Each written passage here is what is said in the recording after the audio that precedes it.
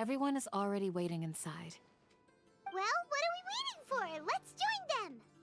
Please, wait a moment. What's the matter? Before attending the meeting, I hope you can promise me one thing. What do you need? Promise me that you won't commit to anything too reckless. I won't do anything reckless. What do you think? Sure, I'll try not to. Okay. Akasha pulses, the Kalpa flame rises. So welcome back again to Genshin Impact. This is an Archon quest. We're gonna save Nahida. Wait, the volume is so loud. Okay, not much better. We're gonna save Nahida, and there's a new boss. Weekly boss, I mean.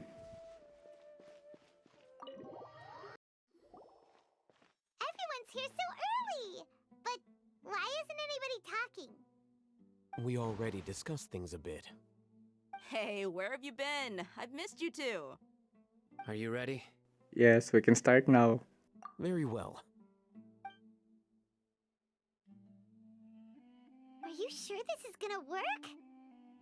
I gotta admit, it's bold. Color me impressed. It's worth a try. The point of discussion is to arrive at a solution. Let's cut the small talk and move to the next point. You're making Paimon nervous. Why does Al-Haytham do the strategy? Is he a military something?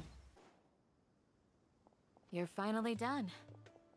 I have some other stuff to take care of. Catch you all later. Come on, don't give me that face. I know what you're going to say. I'll be careful. That's what I wanted to hear. Take care. Well, traveler, Paimon, judging from your expressions, the meeting must have been quite productive. You can tell? I'm not that good at scheming or strategy, but I can sense people's emotions. And based on your reaction, things must have gone quite well. Paimon's a little worried. Hopefully nothing will go wrong. To be honest, I feel the same. But you're already some of the most capable people I know. So you have my trust. Candace gave us a compliment. Your deeds speak for themselves. Candace, we stayed behind to tell you that, although you won't be coming with us, we'll be sure to remember your words. I'm very glad to hear that. I've said the same thing to everyone here today as I said to you when you arrived. Your safety is the most important thing. Only when you're safe can the plan be successful. So please, take care. You're welcome. And thank you for taking my advice. Good luck with everything. I'll be here in the village praying for you. Can I give a hug? Meet up with Al-Haytham.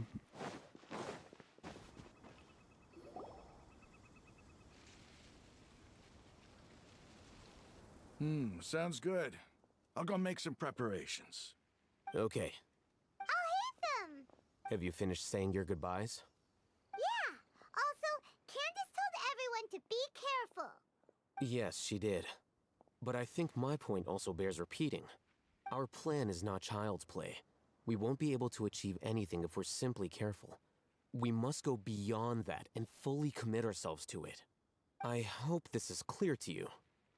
I understand and accept. Huh? Shouldn't you be saying something more cheerful to boost our morale right now? Didn't we already do that during the meeting? You can never have enough words of encouragement. In that case, Candace can cuddle you to your heart's content while I continue to remind you of the seriousness of our situation. We all have our jobs to do after all. It's like how some people can be put in charge of logistics while others will fight on the front lines. Speaking of the front lines, you don't look anything like a soldier. Of course. Compared to the mercenaries, I'm merely a feeble scholar. But the advantage of not being a mercenary is that I get to stay in a safer place and offer my strategic insight. Just think about that mercenary who lost his mind. Mercenary groups are facing constant danger every single day. Well, being a scholar is also a high-risk occupation, and you are a scholar. I'm not like the rest of them. Even among members of the same species, some will exhibit far more potential than others. This guy. Paimon still remembers when those mercenaries in Port Ormos called you a lunatic. All intellectuals are lunatics in the eyes of fools. I'll take that as a compliment. That reminds me. Do you remember the record we saw in the King Deshret ruins? It mentioned forbidden knowledge. Yes, I remember. You have a good memory. Forbidden knowledge has the power to drive people insane, but this fact has never been shared with the public. Even I, who has worked in the academia for some time, was never once informed of this. I think those mad scholars and mercenaries we encountered may have all fallen victim to the corrupting qualities of forbidden knowledge. But the academia has always held a different view. They have always believed that symptoms of madness are a side effect of human contact with divine knowledge as mere mortals. Come to think of it, perhaps the academia has also never understood the true nature of forbidden knowledge, and thus always approached the issue from the wrong direction. The Withering, Elazar, and the Sandstorms. Don't you think what is happening right now across Sumeru is rather similar to the forbidden knowledge pollution that occurred in the desert thousands of years ago? But Paimon thought that Irminsul's disease is what caused the withering in the sandstorms. At least, that's what Tighnari told us. Wait a second. Could it be that? Ah, you've connected the dots. The cause of Irminsul's illness may precisely be the pollution from forbidden knowledge. But if that's the case, what should we do? This is huge! We must tell Nahida about this. Wait. Why do you think Lesser Lord Kusanali would have a solution to this situation? You mean, it's related to the scene you saw when you passed out in the Avidia forest? That whole, the world forget me thing? In that case, it's imperative that we rescue Lesser Lord Kusanali. Only by working with her to save Irminsul can we completely resolve the problems Sumeru currently faces.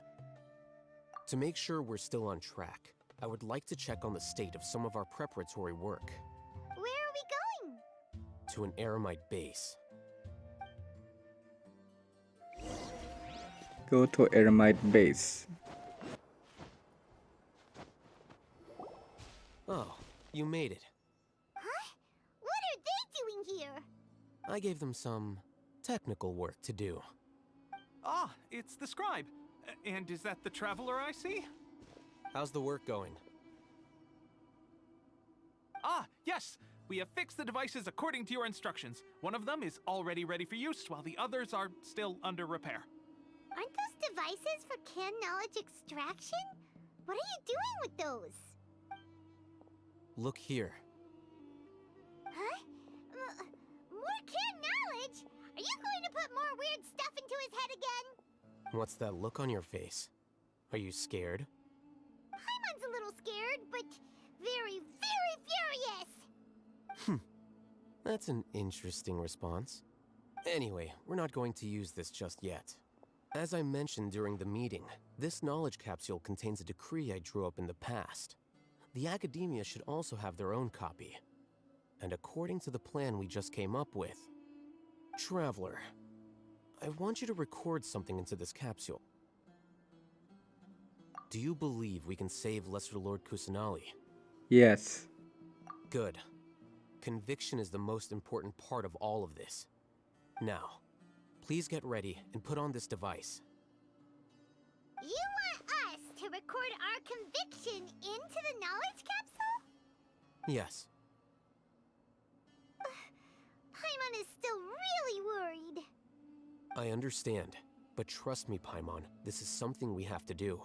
It's best if you can do as I say. Because, to achieve this impossible task, it sounds like you'll need to fool your own heart first. Although it may feel like a trick, self-encouragement may be the most important tool we have. Paimon can see the point you're trying to make. I'm ready.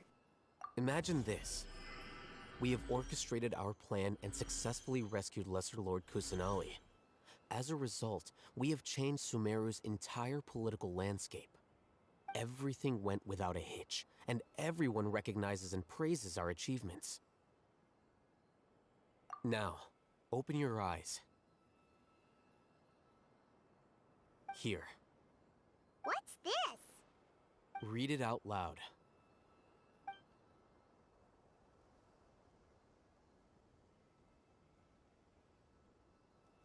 It's done. Is your head okay? Does anything hurt? I'm fine, It's Paimon. just a recording. There should be no negative effects. But what was the point of doing this? Paimon doesn't get it. And that's perfectly fine. In any case, these capsules aren't meant to be used by you. Huh? What do you mean? Have you forgotten? Our plan needs to account for those who have long relied on the Akasha. You may find it hard to believe, but for those people, everything the Akasha transmits to them is nothing short of absolute truth.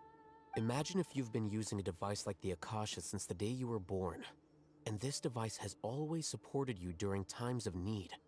After all that time, what do you think you'd become? A fool?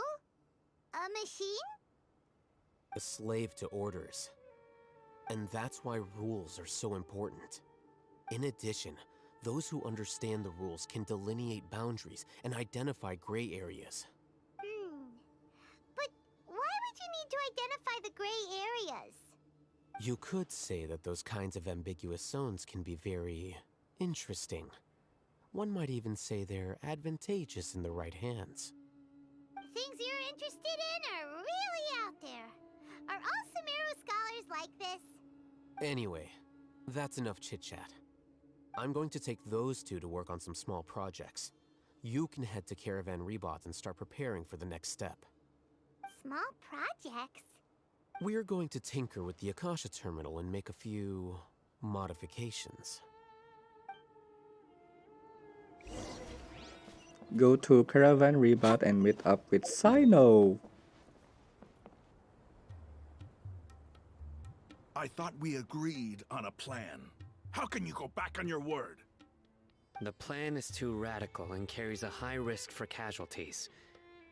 I've given it a lot of thought. And in the end, I still can't agree to it. But it's still the best plan we have. As a former Matra, you of all people should be able to see the bigger picture and recognize the innate advantages of our plan. I did. And that's how I saw the danger behind these so-called advantages. Hatham's plan is even more radical than I imagined. Huh? Why are you guys arguing? My friend, you're just in time. Why don't you help me persuade Sino? He's turned against our plan. We agreed to work out a plan at the meeting. As mercenaries, you're familiar with the local environment, so you'll take care of the specifics. But then, you went to Hatham for suggestions. Had I known Hatham would give you those kinds of suggestions, I would not have agreed to the plan. Look, you already know that we're all on the same side here, don't you? Mercenaries place a lot of importance on their bonds of friendship, but also will not hesitate to make sacrifices if they deem the situation to be sufficiently dire. I'm sorry, but as things stand, I can't accept your principles. Seems you really do understand the ways of the desert. Traveler, Paimon, this is also something you should know. Rahman's plan is to have me work with the Caravan Rebot guards in my capacity as a Matra. We will arrest the mercenaries and escort them into Sumeru City. Wait, how can we work with the guards? We can't get through that wall easily, remember? Caravan Rebot would never let so many unregistered members of the Eremites enter Sumeru City. My plan will clear us of any possible suspicion, and also let us enter the city as a big group. There is no better way. That also sounds like something Hatham told you. Am I right? Doesn't Hatham know how Of course he does. He told me, there is no perfect plan, but this can get the job done. He also said that with the help of Sino and the Traveler, our chance of success would increase significantly. I never blindly trust anyone, and I've always had a good eye for people. I think he made a number of valid points. It's my own choice to trust you. If I make the arrests alone, I can control myself and prevent you from getting hurt. But I can't guarantee that kind of discipline from the guards. To make the whole thing more convincing, you'll need to resist to some degree. Casualties are inevitable once push comes to shove. I'm okay with the deaths of enemies. But now that we're allies, I'm against the meaningless loss of our own. I can't believe a Matra would actually care about us. I've lived a hard life, and I can say that people like you are hard to come by. I've always treated my allies with honesty and respect. They have the right to know important things like this. Now you're making this hard for me. Hey, is there something we can do to help? I can help. I know what I'm doing. I knew you would say that. We can help fight some of the mercenaries, which should reduce the number of times you'll have to struggle directly with the guards. That should help at least a little bit. Sino, on behalf of my people, I thank you for your kindness. But this is a mission we cannot turn our backs on. We strongly value the lives of our friends, but the goal we are about to achieve is even more important. We have no fear of casualties, because we crave the spoils of victory. So please, lend us your support. We will show you the determination of us desert dwellers. Well, now that you've put it that way, I can no longer refuse. But remember, you need to follow the plan and not do anything reckless. Candace made it very clear that we can only achieve our goals if we can ensure our safety.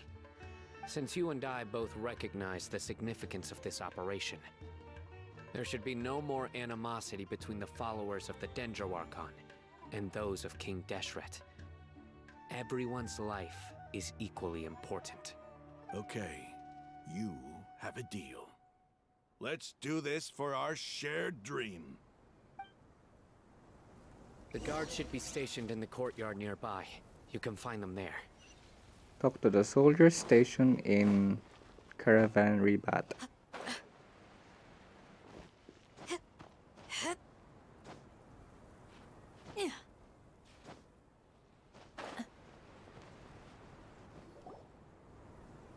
Guards! General Mahamatra! To what do we owe the honor? Keep your voice down. This is a secret operation. I'm going to arrest a large criminal gang near this location. According to the Academia's Guide and Regulations on Secret Operations, I have the right to ask for the cooperation of Caravan Rebat. Ah, of course, of course. Mahamatra Sino's order is the Academia's order. Just let us know what you need. But who exactly are you planning to arrest, and how many people are you expecting? Depending on the scale of this operation, we may need to report it to our superiors. They're a squad of Eremites whose number is comparable to Ain el Akhmar in Port Ormos. They're involved in the theft and resale of supplies from the Academia. As many as Ain al Akhmar? This should definitely be classified as a joint operation. Then I suggest that you report this to your superiors as soon as possible, and treat it as a top priority desert operation. I will need personnel. Got it. Please wait a moment. I'll contact them immediately. You look so commanding when you're working. Because this is work. You're much more friendly to us. Because I trust you. Paimon can't believe you're still in the mood to chat. This whole thing has Paimon scared stiff. Aren't you even a little worried? What if these guards already know that you have betrayed the Academia and are no longer their General Mahamatra? Even if that guard doesn't know, their superiors might, right? We discussed this, remember? The caravan rebot operation is of great importance. But don't worry, the guards there shouldn't know that Sino has stepped down. How can you be so sure? First, the other Matra still don't know why Sino has left, which proves that the Academia has been covering up the matter. Second, this is a crucial moment for the Academia's God creation plan. If something were to happen to the General Mahamatra, it's bound to attract a lot of unwanted attention. No matter how you look at it, they don't seem interested in sharing the news of Sino's departure. A reasonable inference. I agree. Which brings us to our next issue. I'm sure some of you have been wondering if the prediction function of the Akasha will affect our operation. The Akasha is still in operation, so I must remain on high alert. Actually, considering the power of the Akasha, it's quite strange that it hasn't already tried to interfere with my actions. I've given that a lot of thought. For now, I don't think you'll need to worry. If you remember, when you first came to Aru Village, all your actions and routes were predicted by the Akasha. It even gave that information to those who kidnapped the village keepers. But things like that never happened again after we met up with the Traveler. That's true. But why? Look at it from a different angle. Why do you think the Akasha will predict your actions? Because my personal data has been entered into the Akasha. That's true, but the key to this question is, how well can the Akasha make predictions about a person? Haven't you ever thought about it? Just how can it do this in the first place? Because the Akasha controls the entirety of Sumeru. The Academia firmly believes that all human actions can be explained through logic. By sorting and analyzing entered data, the Akasha can derive behavioral logic and predict the actions of those who fit an existing logic model. However, at the risk of sounding like an advocate for fallacies, can everyone truly be considered logical at all times? Emotions are part of our behavioral logic, but can you guarantee that every experience of the same joy or pain would be equally intense? How can our feelings and opinions be predictable down to the letter in every single instance? Sino, in the past, you've always worked alone.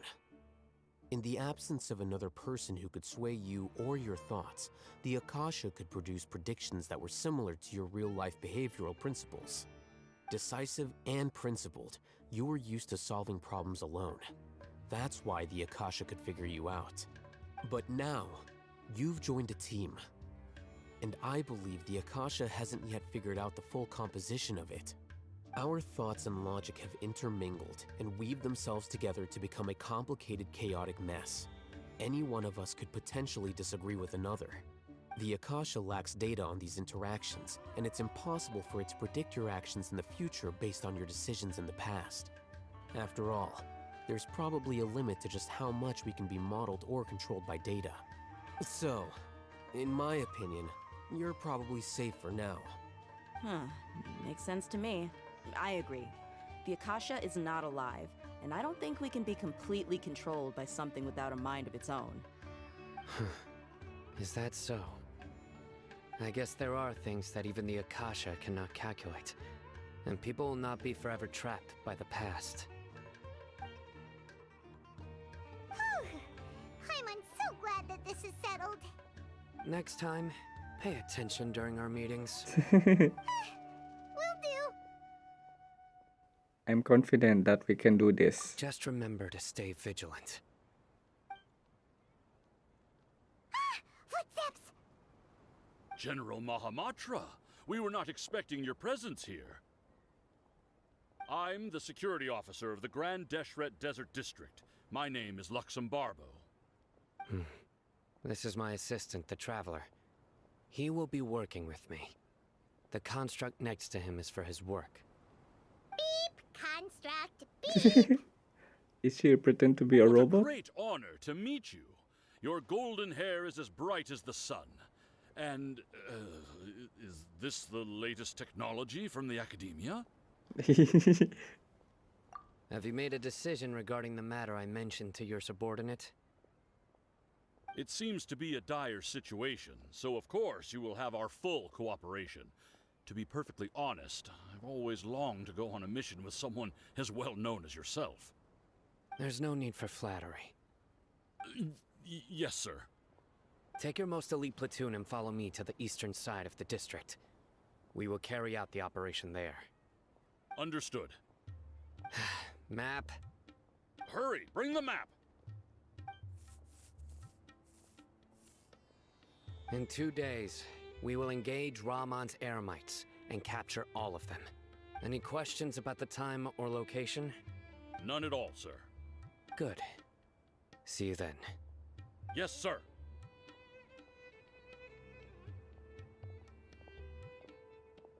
Maybe hanging around the General Mahamatra isn't so bad after all. Everyone's so respectful towards us. Yeah, it does feel pretty good. This is all due to the absolute authority of the Academia. And now, we're going to strike back against that massive pillar of power. Get ready. We will move out in 2 days. Wait until appointed time, 2 days later, the day after tomorrow.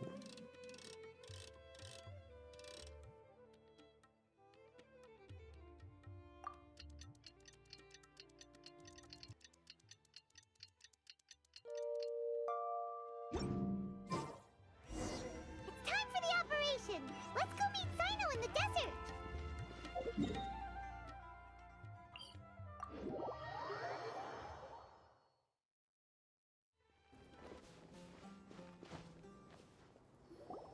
Look!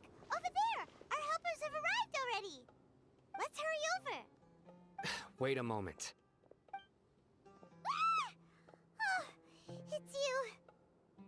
You're my assistant, remember? Yes, so? Being my assistant, you must stay with me. Oh, okay. let's head over Roger there. that. It's General Mahamatra and his assistants. We meet again. You're here early. It's to show how important we think the operation is. Since this is a big case for the Academia, we are prepared to give it our best. I'm glad to hear your sense of resolve. Remember, we must capture them alive. They are our only leads for the case. If they die, we will be unable to continue the investigation. Understood. Everyone! The Eremites are approaching from the west! Make preparations and be ready for combat. Halt! Oh? What a warm welcome! What do you want? Judging from those shiny weapons in your hands, it seems like you're not interested in a deal. Ramon, the Academia has caught wind of your smuggling and illicit sales. If you value your life, I advise you to surrender. Who are you supposed to be? A Matra from the Academia? I can't believe you came all this way just to catch us.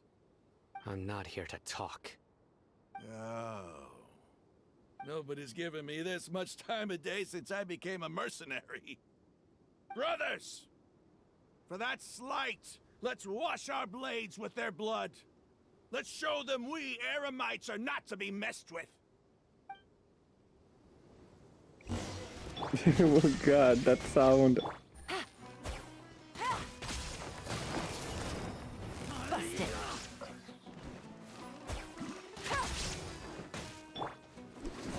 I can't believe there's no grass. I cannot use Candice. Oh my god, where's the crit? I swear. My crit is 55%. Quietly now. Shine down. Off we go.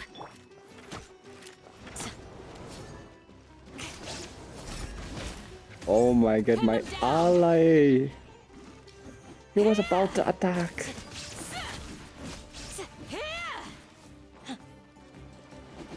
There is no escape. Busted. Get out of here.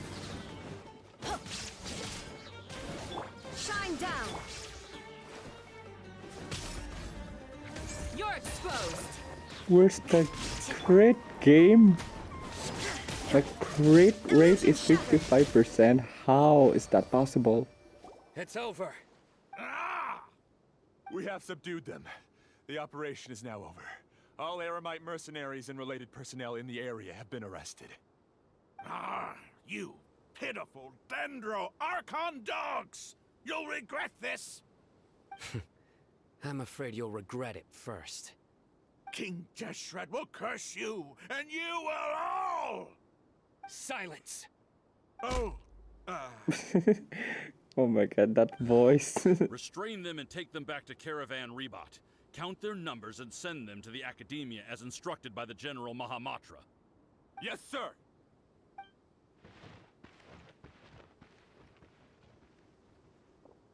Mahamatra Sino, I will now take my leave. If you need further assistance, please come to Caravan Rebot and ask for me. Understood.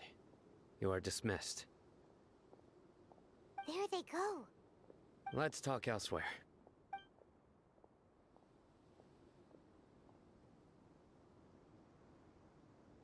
This part of the plan went really well. Yes, things went perfectly.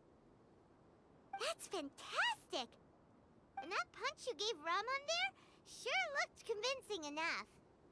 Once we're done here, I'll return to Caravan Rebot and oversee the group's transport. I promise. I'll get everyone into Sumeru City safely.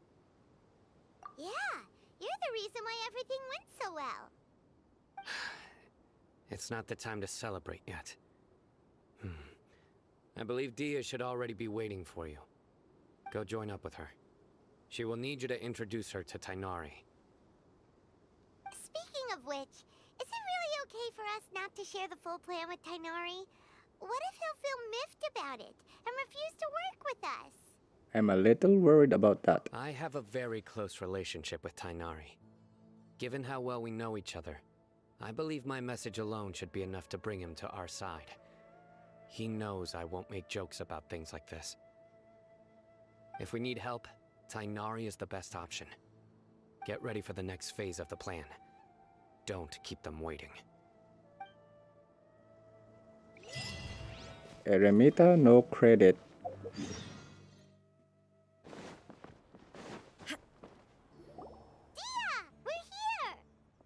It's about time. Didn't you say our part of the plan is the most important of all? And here you come rolling in late. In the time it took you to get here, I already did 5 laps around the place, downed 7 drinks, and even did some clothes shopping. Sorry. We didn't mean to keep you waiting. I just wanted to fix your attitude and rub it in a little. After all, you took your sweet time getting here, and we've got important stuff to take care of. I just like seeing that serious look on your face. Alright, I'll stop. All joking aside, I'm glad you're here. Let's get moving and take care of this as soon as possible. But where should we start? Our responsibility is to get a status update on the Fatui Harbinger known as the Doctor. We need to make sure he won't get in our way when we rescue Lesser Lord Kusanali. Dealing with an institution that controls all of Sumeru is already hard enough. If the Doctor were to crash the party, it would be next to impossible for us to achieve our goals.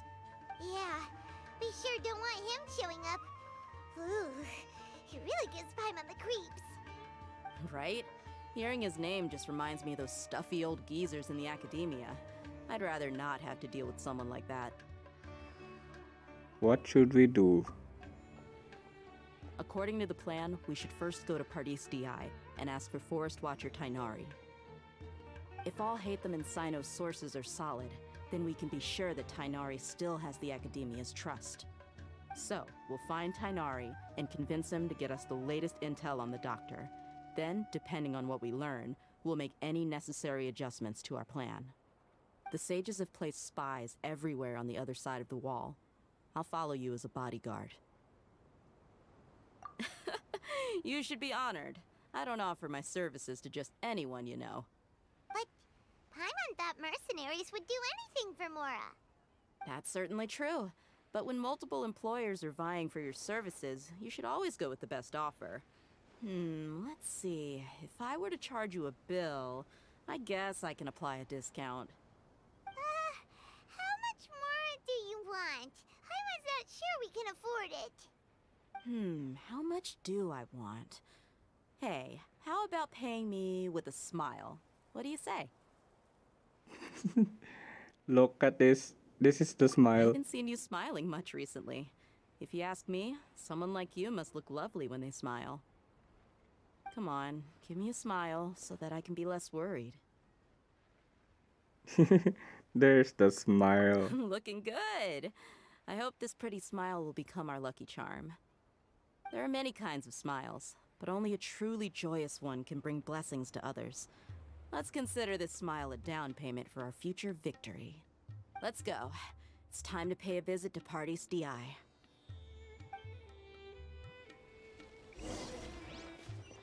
Find Tighnari at Paradise DI. He's over there.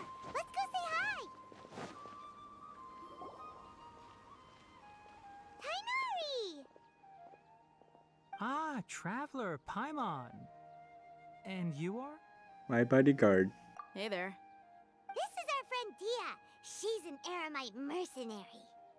A mercenary? You must have some big news for me. It's something really important. Please help us out. All right, then follow me.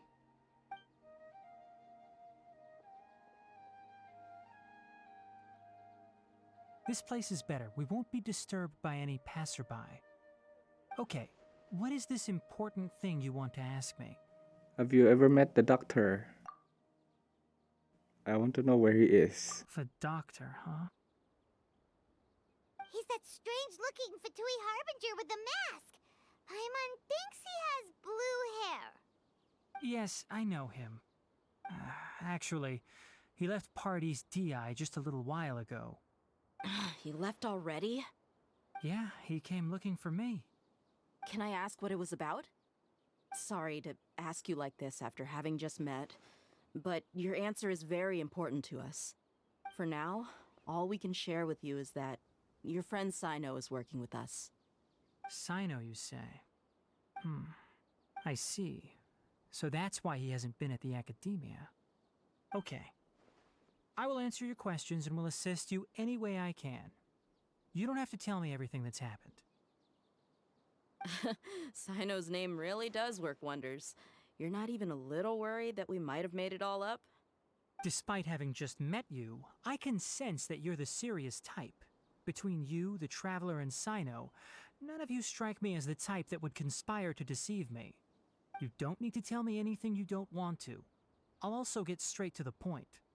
The Harbinger you mentioned came to me because he wanted to take the scholar Hypatia away with him. Hypatia? Why would he want her? What is he after? And what do you mean by take away? Is he planning to leave Sumeru? Yes. He told me his return to Snezhnaya is imminent.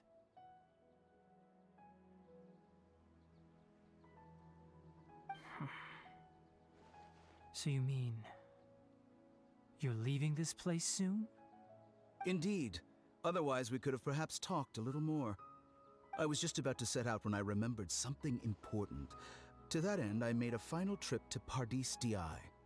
Let me ask, have you been taking care of a scholar by the name of Hypatia? Your sources are accurate. No doubt because you recruited many informants. But you're right. Hypatia has indeed been receiving treatment from me. Forgive me for asking, but how's the treatment coming along? Given the way you're asking, I assume you have something to say. Since you asked, I'll be frank. I would like to take Hypatia to Snezhnaya. It's incredibly difficult to transfer a patient. As a scholar yourself, shouldn't you at least be aware of this? Oh? I can't believe your utter lack of faith in me, to the point of even questioning my general level of knowledge. How unbefitting. Well, you're the only one who's ever made such a request. I have my ways of keeping her safe during the journey. In addition, I can also promise that under my care, Hypatia will receive the most advanced and effective treatment. I will personally supervise her treatment and see to her recovery. Would that be agreeable to you? Hypatia was born in Sumeru and remains a scholar of the Academia. Her situation has not become dire enough to necessitate her transfer to another nation. Transporting her to Snezhnaya is risky, and the potential benefits are unknown. As the person currently responsible for her treatment, I cannot possibly sign off on this transfer. Your suggestion is rude and reckless. I'll pass. I don't know much about the doctor, but after talking with him, I realized that, just like many other scholars, he possesses an aura of arrogance that I've come to detest. It's not so much that he's looking down on others, but more that he's so confident in himself and his abilities, to a point of near insanity. I would never refer a patient to someone like him. Do you think he'll just give up on her? I prepared myself for a protracted battle of wits, and was really surprised to see him just give up on the topic. Still, his reaction really concerned me.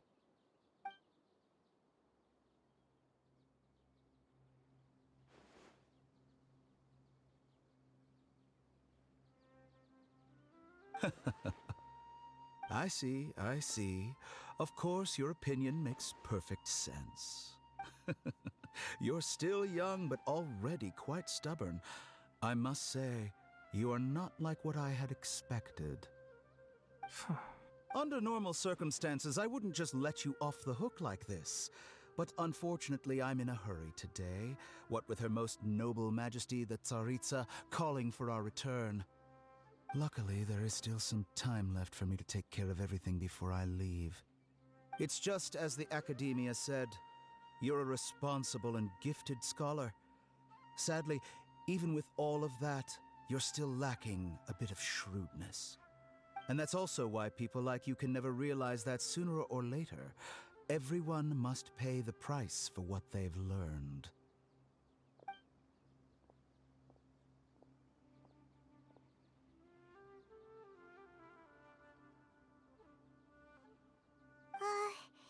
Paimon can't help but feel like he's hinting at something unpleasant.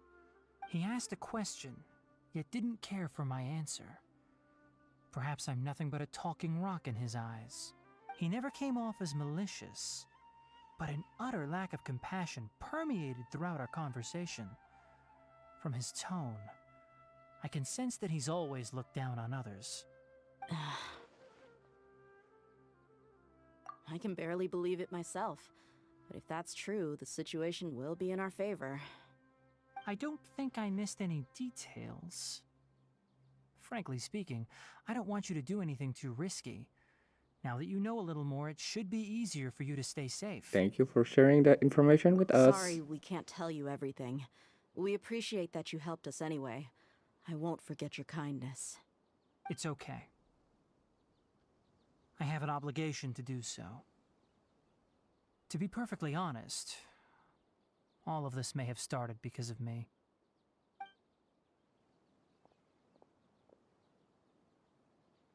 Recently, my master wrote several letters to me, asking me to return to the Academia and assist him with his research.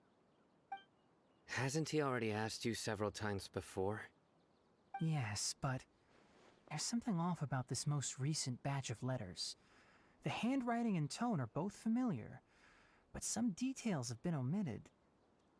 My master will occasionally leave a few dots on the back of the letter. 1 dot means that he wrote the letter on a sunny day, and 3 dots stand for a rainy day. This has been a habit of his for many years, but I didn't find any dots in his recent letters. I believe something may have happened to him. I get it. Since you are always at Gandharvaville, you would like me, someone already working at the Academia, to investigate this matter, right? I'd like to ask you to do that for me. If you can keep yourself safe, please withdraw immediately at the first hint of danger. I can do that, but I have a feeling it won't be that simple. The Academia has been working on a big project. I'm not quite sure what it is, but your master might be involved with it. If the higher-ups really are hiding something, then it will be difficult to remove myself from the situation once the investigation starts. If the situation becomes critical, I'll leave the academia. If you don't see me there for an extended period, that's your cue. All right, we've got a plan. I'll stay at Gandharvaville to support you. If that scenario comes to pass, you must be extra vigilant. And be wary of any messages or direct requests from the academia. I must say, I didn't expect a warning like this from the General Mahamatra. Being loyal to the academia doesn't mean blindly doing whatever the sages say. I know what I'm doing. On that note, aren't you also being quite distrustful of your alma mater? The academia, yes, but my master is a man of integrity. Even when I was a student, I was worried he'd get in trouble for sticking to his beliefs. I suppose he's lucky to have lasted so long. But in the end, it still caught up to him.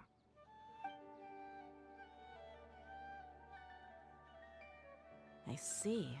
So you noticed something was up with the academia from the very beginning. This may well be how Sino became involved in all this.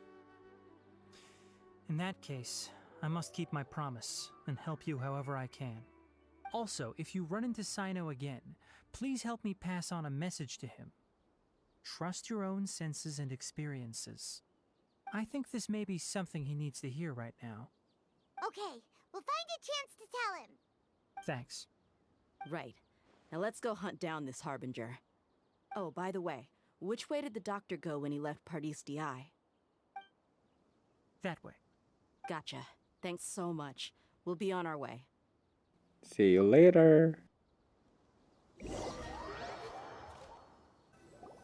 According to Tighnari, the doctor is leaving Sumeru soon. I want to check if the doctor was actually telling the truth. He also said that he'll take care of everything before he leaves. What did he mean by that? We need to be extra careful when dealing with a person like him. Just to be safe, let's chase him and see what we find. But we have no idea where he went! How can we start chasing him? We'll do it the mercenary way. I'll find leads as we go. All you have to do is just follow me. Okay. That Harbinger may have tried to cover his trail, but he still left some traces. Or perhaps he never even thought about concealing his whereabouts. Maybe that's just how arrogant he really is. Yep, we're headed in the right direction. The traces are still fresh, but there's no sign of his entourage. Clearly they're in a hurry. It's just as I thought. Dude, she run fast. What's wrong with you, A? Run. What? We can stop here. I think I know where the doctor went. To the south of here is Port Ormos, which seems to be where they're headed. Port Ormos? They're going to leave by boat? That's right. Let's go to the port and have a look for ourselves. Go to the Port Ormos. Ah, I guess he's leaving.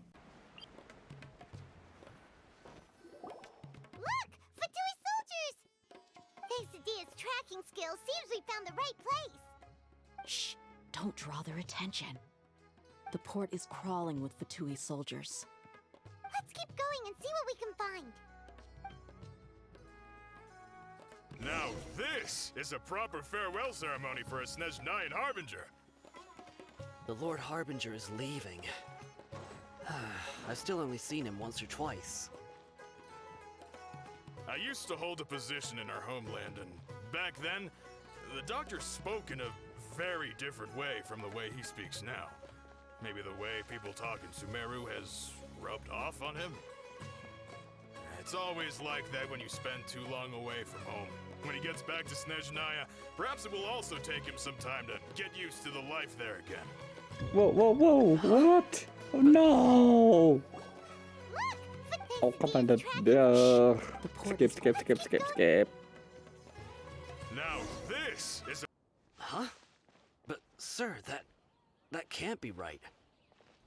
No, I remember it like it was yesterday. Both his expressions and tones are now very different. Also, for some reason, he seems like he's all smiles now. You must be mistaken. Nobody's supposed to look happy when they're on a business trip.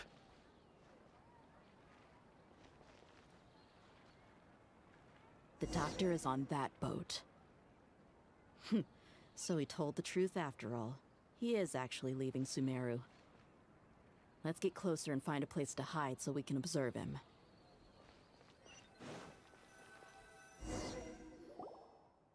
This place will do. We can hide here while we keep an eye on the boat. I think that is not the best hiding spot. Uh-oh. He saw us. See? What I told you, that is not the best hiding spot. Huh? Is he waving at us? It's time to say goodbye. Goodbye. Wait, is he the only person on the boat? You mean there's nobody with him? And where are all the soldiers we saw in the port just now? They were all here just a few minutes ago, but now they vanished. So this was a trap. Wait, don't tell me that. Luckily, there is still some time left for me to take care of everything before I leave. Oh no. They might be after Hypatia. Let's get back to Party's DI. Huh? What do you mean? I'm afraid that she's seen something that she wasn't supposed to see. If I were the Fatui, I would also try to take her away. And if I couldn't... Oh no! Are you saying they're going to kill her? Let's go! Jeez. Return to Party's DI. That is not the best hiding spot. Party's DI is not a place you Fatui can just show up and do as you please. I believe we've already made ourselves quite clear. Our superior gave us permission to search for and collect medicinal herbs in Party's DI for research purposes. But you've been in Sumeru for some time already. I find it coincidental that you chose to only come here today. Even the Grand Sage himself may not have the right to question our research, much less an ordinary scholar like yourself. I've done my duty to inform you. Don't make things difficult for yourself. It would seem that my words have fallen on deaf ears. You can keep trying to deny it, but coming to Party's DI now? I'm pretty sure you're not just looking for herbs. With all due respect, your baseless speculations will only lead to unnecessary trouble. Well, you only have your Harbinger to blame. He knows nothing about keeping a low profile. I may be staying at Party's DI as a scholar, but that doesn't mean I'm no longer a forest watcher. It is still my duty to protect the peace and safety of the scholars who have contributed so much to Sumeru. Then it seems our conversation has hit an impasse. No one will lay a hand on you, Hypatia. Not on my watch. Tighnari, are you alright? I'm fine. These Fatui have really crossed the line. Time to teach them a lesson.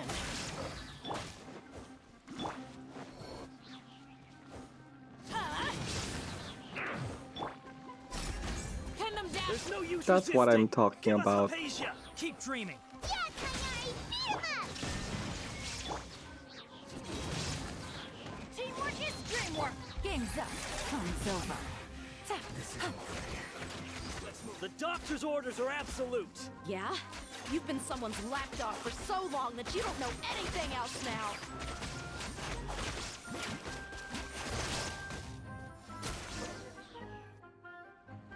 We're not getting anywhere. Traveler, Paimon, please go to Hypatia. We need to make sure they don't try to sneak around and attack from behind. Got it! Hypatia's still here. Doesn't look like anyone's broken in.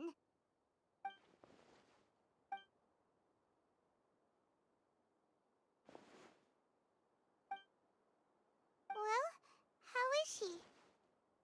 Everything's fine. She sounds asleep. That's good. What do you mean, sound asleep? So, you think this is over? Hey, Belly dear.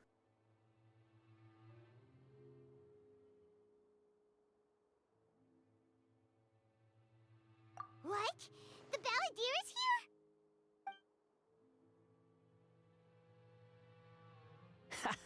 here? I've missed that look of abject horror. You've given me that look every time we meet. But, where is he?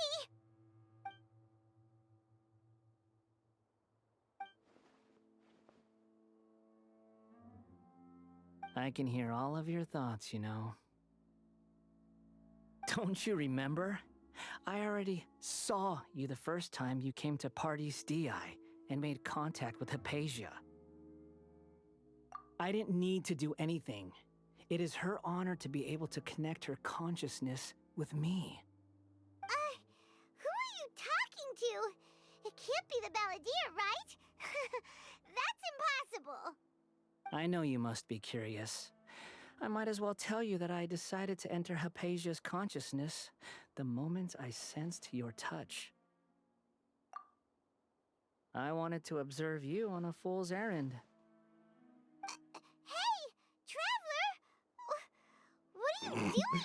Piper, please stay quiet. My deification is nearly complete. All that's left now are just some final details. Do you understand? Even if you manage to rescue Lesser Lord Kusanali, it will be impossible for you to defeat a bona fide god like me. Is it wise to force that childlike god into a divine battle against me? Scholars consider the God of Wisdom to be the sum total of their faith. It's how they can justify reverence for a god as they construct it. But this also shows that humanity's worship of gods is a combination of blasphemy and exaltation. It's truly laughable. Yes. What is it? Yeah, I'm in a good mood, which is why I'm talking to you like this. What do you mean?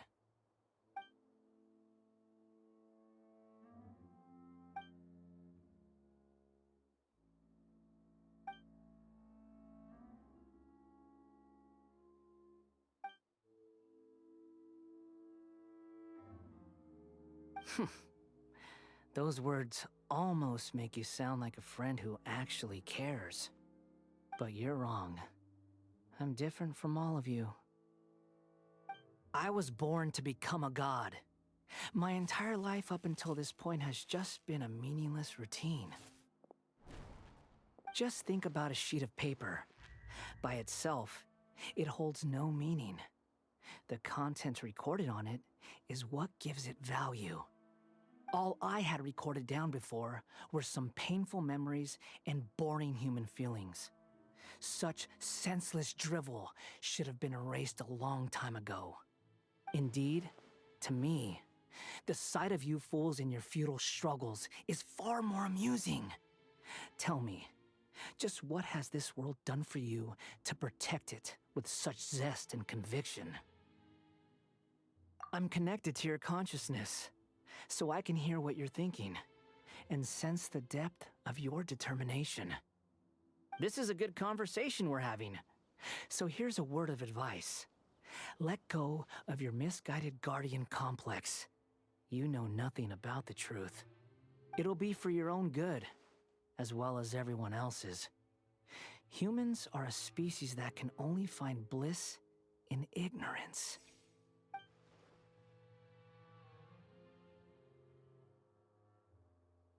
Ah, you've seen my affection for her. If you were in my position, I think you'd feel the same way. She peered into my consciousness and saw my past. Someone like that is qualified to become my first follower.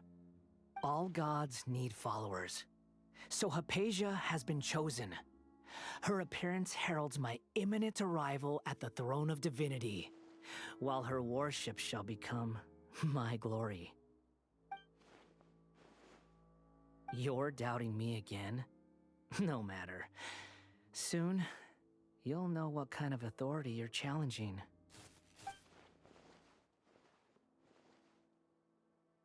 Who wants to hurt my devout follower?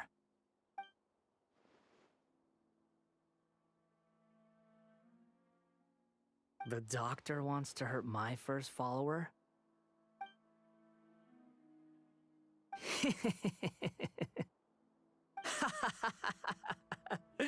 How very amusing. Has anyone ever told you that you're not good at sowing discord? You have Discord? The doctor has never known his place. Even now, the puny human thinks himself capable of interfering in the business of the new god. You're still too naive if you think a few words will be enough to convince me to destroy the doctor. But I'm willing to give you a gift, just like my expression of affection towards Hypatia. It is an honor for you to be able to stand here and speak with me. As my listener, you will be rewarded.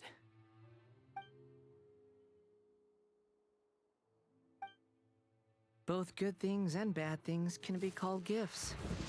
After all, gods have never needed to be reasonable. Paimon hears thunder! That person Paimon couldn't see was the Balladeer? Oh, he sure chatted with you for a while.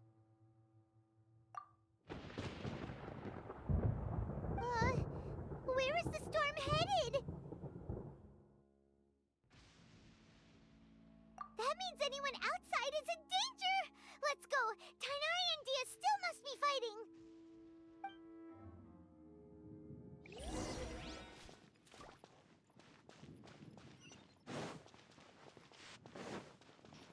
What? It's raining? I thought the city won't never rain. Oh! Have the Fatui retreated? Oh, Tighnari got hit by a lightning. Hey! What happened to you? He's hurt. I'm fine. Don't move. I've seen eremites get struck by lightning before. You need to rest. Struck by lightning? We were fighting, and just as things started looking grim, the weather suddenly became extremely strange. Lightning started attacking everyone, almost as if it were alive. Luckily, there were only two of us, and both of us were nimble enough to dodge most of the strikes. There were a lot of Fatui, though, and they were being torn to shreds by the bolts of lightning. With that, all the Fatui soldiers were forced to retreat. Why are you sorry? It's all right. I'm sure you also never expected this to happen. Don't blame yourself. My wound aside, you look like you've seen something unpleasant. Is Hypatia all right? She's okay for now. Hey, didn't I tell you not to move? Just in case. Let's go to Hypatia's place and talk about things there.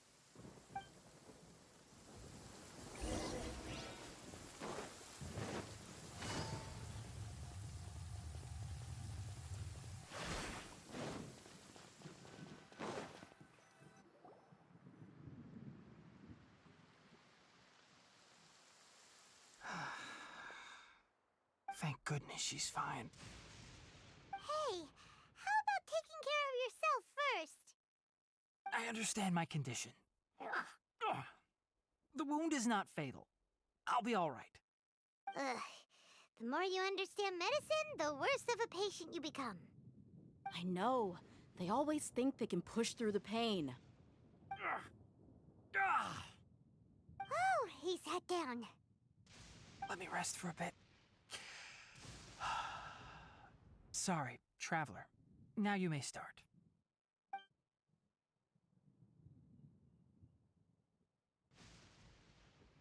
So that's what you were talking to the Balladeer about? Oh, Paimon can't believe what he's thinking. The Academia's God creation plan.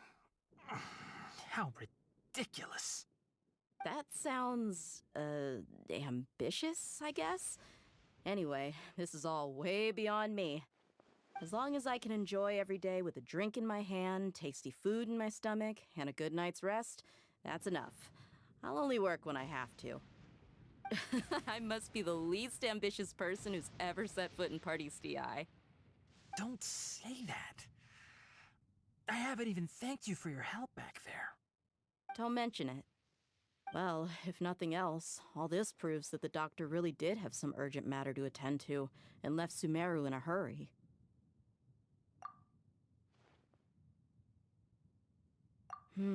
Maybe the Fatui want to cover up some secret of the Balladeer. Is that why they tried to seize Hypatia? You said the Balladeer claimed that Hypatia has seen his past. So, what could be there? For now, I'm still not really Have sure. you noticed? The Balladeer is not happy with the doctor's actions. He thinks the doctor has no right to consider himself as his equal. So, if the doctor was to show up again, would the Balladeer zap him with lightning? Based on what the Traveler has said, I think he would. Having the doctor gone benefits him as well as us. In other words, we've successfully completed this stage of the plan. The doctor is out of the picture now. Yay! That's a big accomplishment! I'm also happy for you. Thank you for the help, Tainari. Make sure you rest up for now. Yes, please do get some rest. Yeah. All right. Okay, that wraps things up for us here at Party's DI. Traveler, it's about time we rendezvous with the others at the Grand Bazaar. Let's continue to keep a low profile. You can head there once you're ready.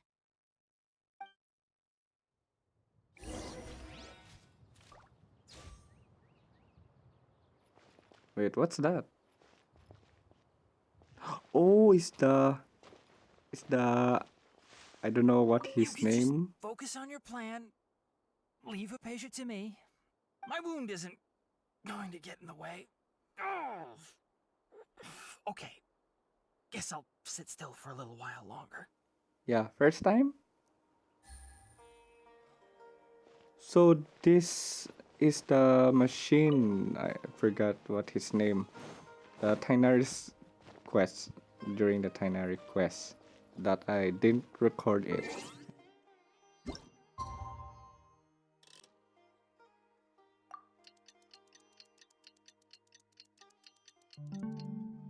Okay, what's next?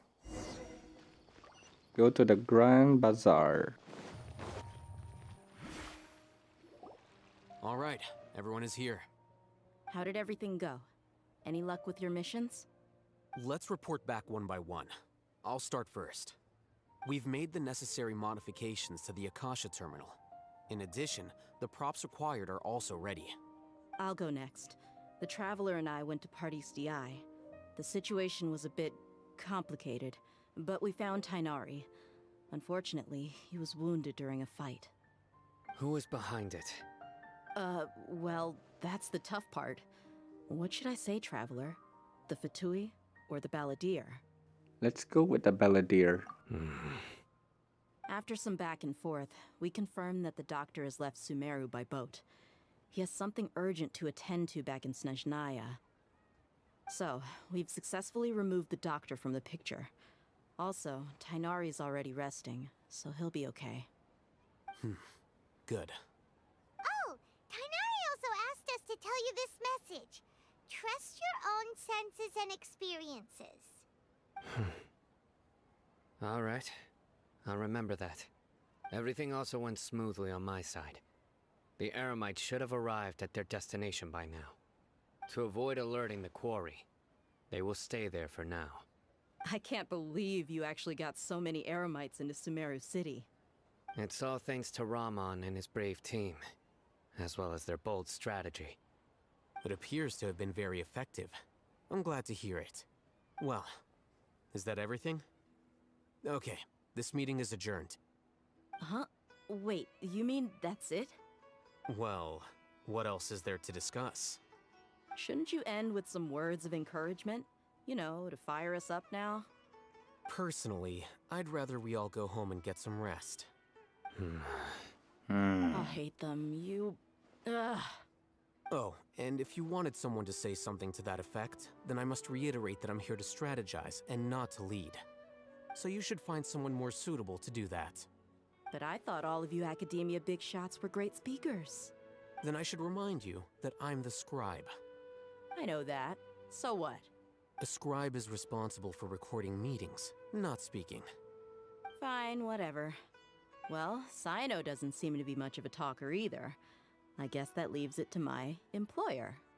Employer? Yep, the Traveler hired me. She asked for a smile as her payment. That's right. So come on, boss. What do you have to say for the team? Yeah, say something to boost morale. Huh? What are you all doing here? Oh, it's Nilu. Oh, it's Nilu! Hey, everyone. I'm not disturbing you, am I? Not at all. I was actually just about to go find you. Judging from the group and all your serious faces, you were discussing something important, weren't you? But you also look like you're up to no good. Seems pretty interesting.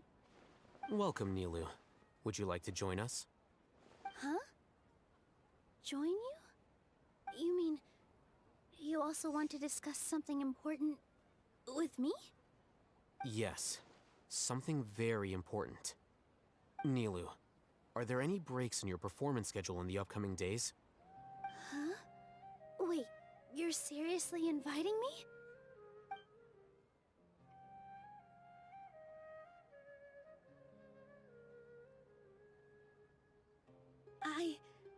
I can't believe my ears.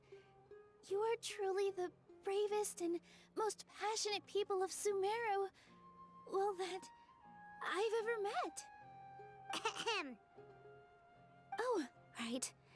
The Traveler and Paimon are not from Sumeru, but you are awesome as well. That's right! I must admit that I'm a little scared. But I'll try my best for Lesser Lord Kusanali. If I can somehow use my abilities to help you, then count me in. Remember, believe in yourself. Okay. I'll get my friends at the Grand Bazaar to help us tomorrow. Just remember not to say too much. Be discreet. Yep, you got it. All the preparations are done. Now, can we finally conclude this meeting? Yeah, tomorrow we're going to save a god. So, have you thought up what you'd like to say, boss? Yep. It's a grand plan and we're all super awesome! That's right.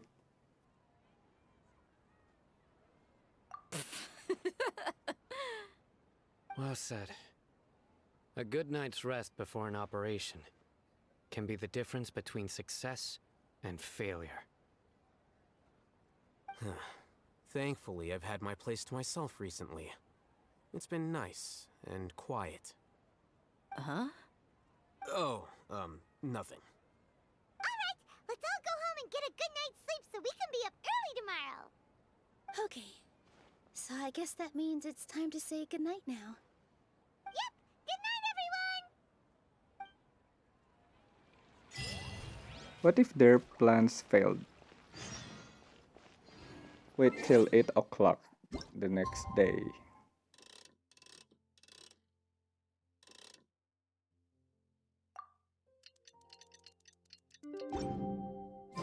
Today is the Academia's Nia Garbaha Day. We can finally put our plan into action.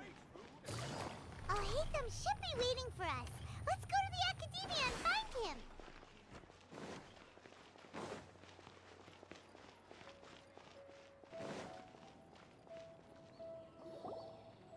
Hello, you two. Sleep well? Not really.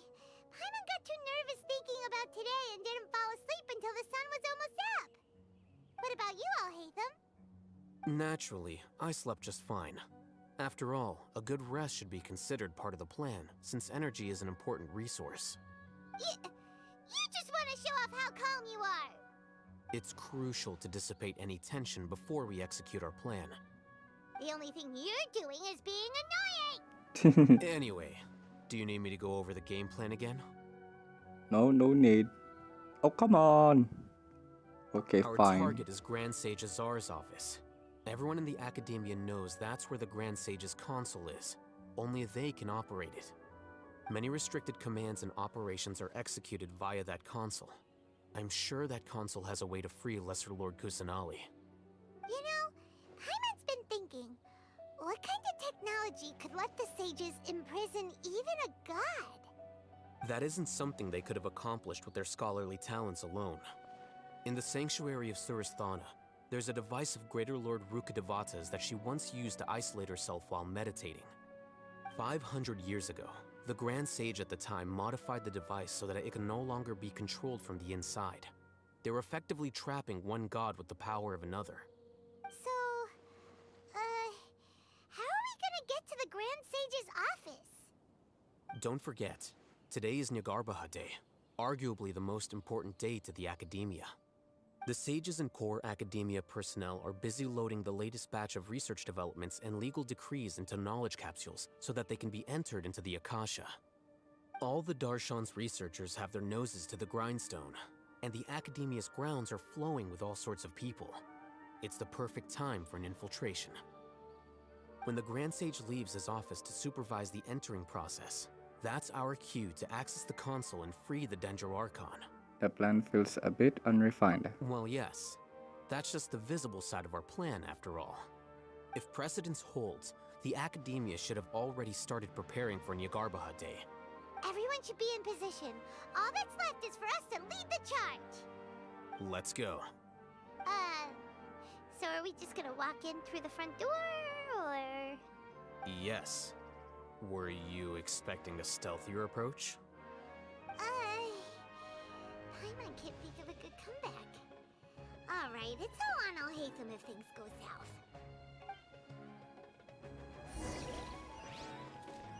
Enter the Academia together with Alhaitham. I'm really curious about Alhaitham. Is he a 4-star or a 5-star? Scribe?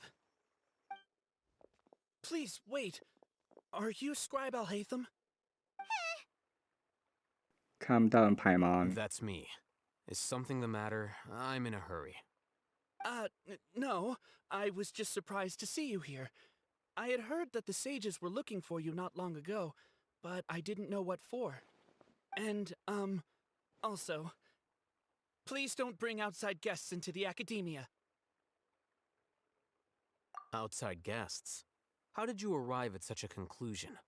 Your groundless inference shames the Haravatat Darshan. What did you say? I'm the top student in Haravatat, and I earned 3rd place at the last Inter-Darshan debate. Don't look down on me. Nerd. That wasn't my intention. As your Haravatat senior, I just assumed that you possessed a greater aptitude for critical thinking. Look, based on what you already know, the purpose of my return and the reason they're here should be obvious. Is that so? Wait a moment. Let me think. Don't tell me the answer. The sages search for you. A blonde-haired traveler. Outside guests. So, from the start, the sages weren't looking for you, but this traveler? And you were gone from the Academia for so long because... Hey, shh. Yes, you've proven yourself as the top student in Haravatat. I surmise you've arrived at the correct conclusion. As I expected. Please, forgive me. I wasn't thinking clearly just now. Thank you for getting me back on track. It's nothing. We'll be on our way then. All right. Thank you for your contributions to the Academia, Scribe.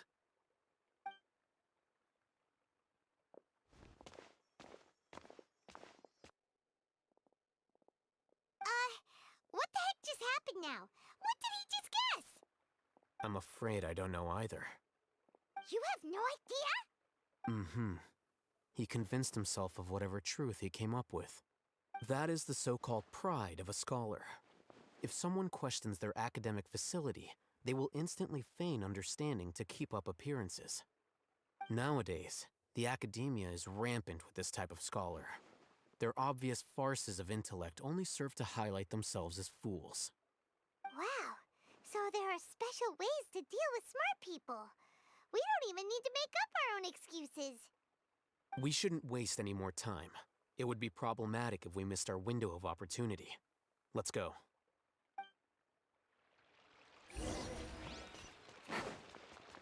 Enter the house of Dana. Dana? Daena?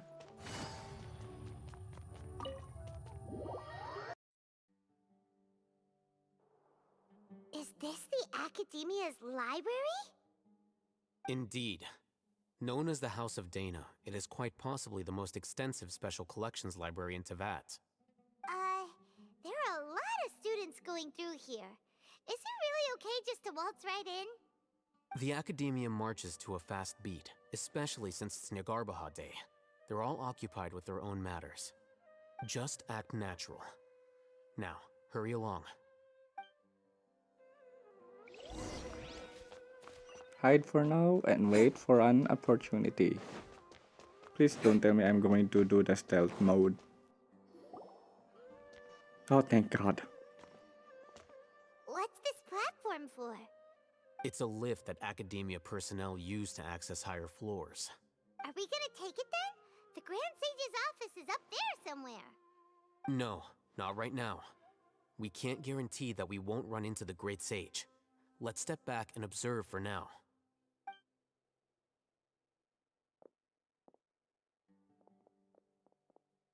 You think the Grand Sage will exit from there? And after he does, we'd sneak past him? Oh, Paimon thinks that's really dangerous. Who knows? However, if we can confirm Azar's current location, our operation will be much safer if we... Allow me to offer you a hint. If you wish to know his location, look behind you. Busted. What's Grand Sage Azar doing here?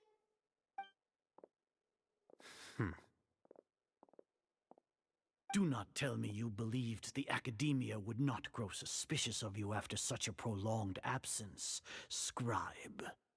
An eyewitness had informed me of your whereabouts, so I came to personally welcome you. Great Sage, I didn't expect you to care so much about me. I'm truly flattered.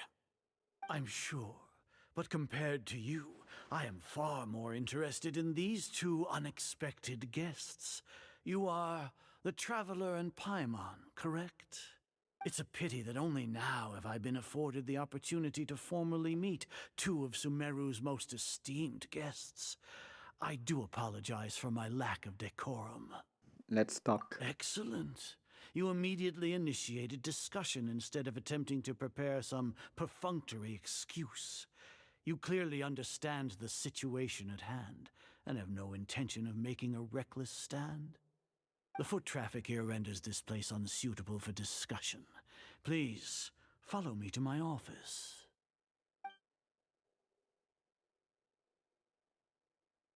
This place is crawling with guards. There's no way out for us. All right then, Traveler. What did you wish to discuss with me?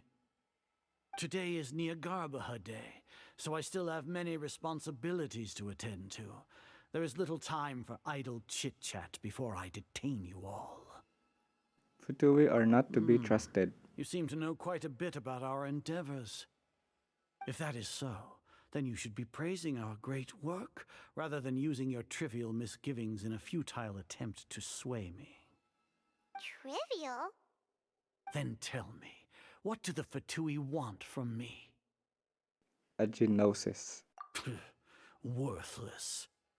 Those are all completely worthless. Benefits, divine power. These materialistic words do nothing but debase our great work. Creating a god. Yes, we are using human wisdom to create a god.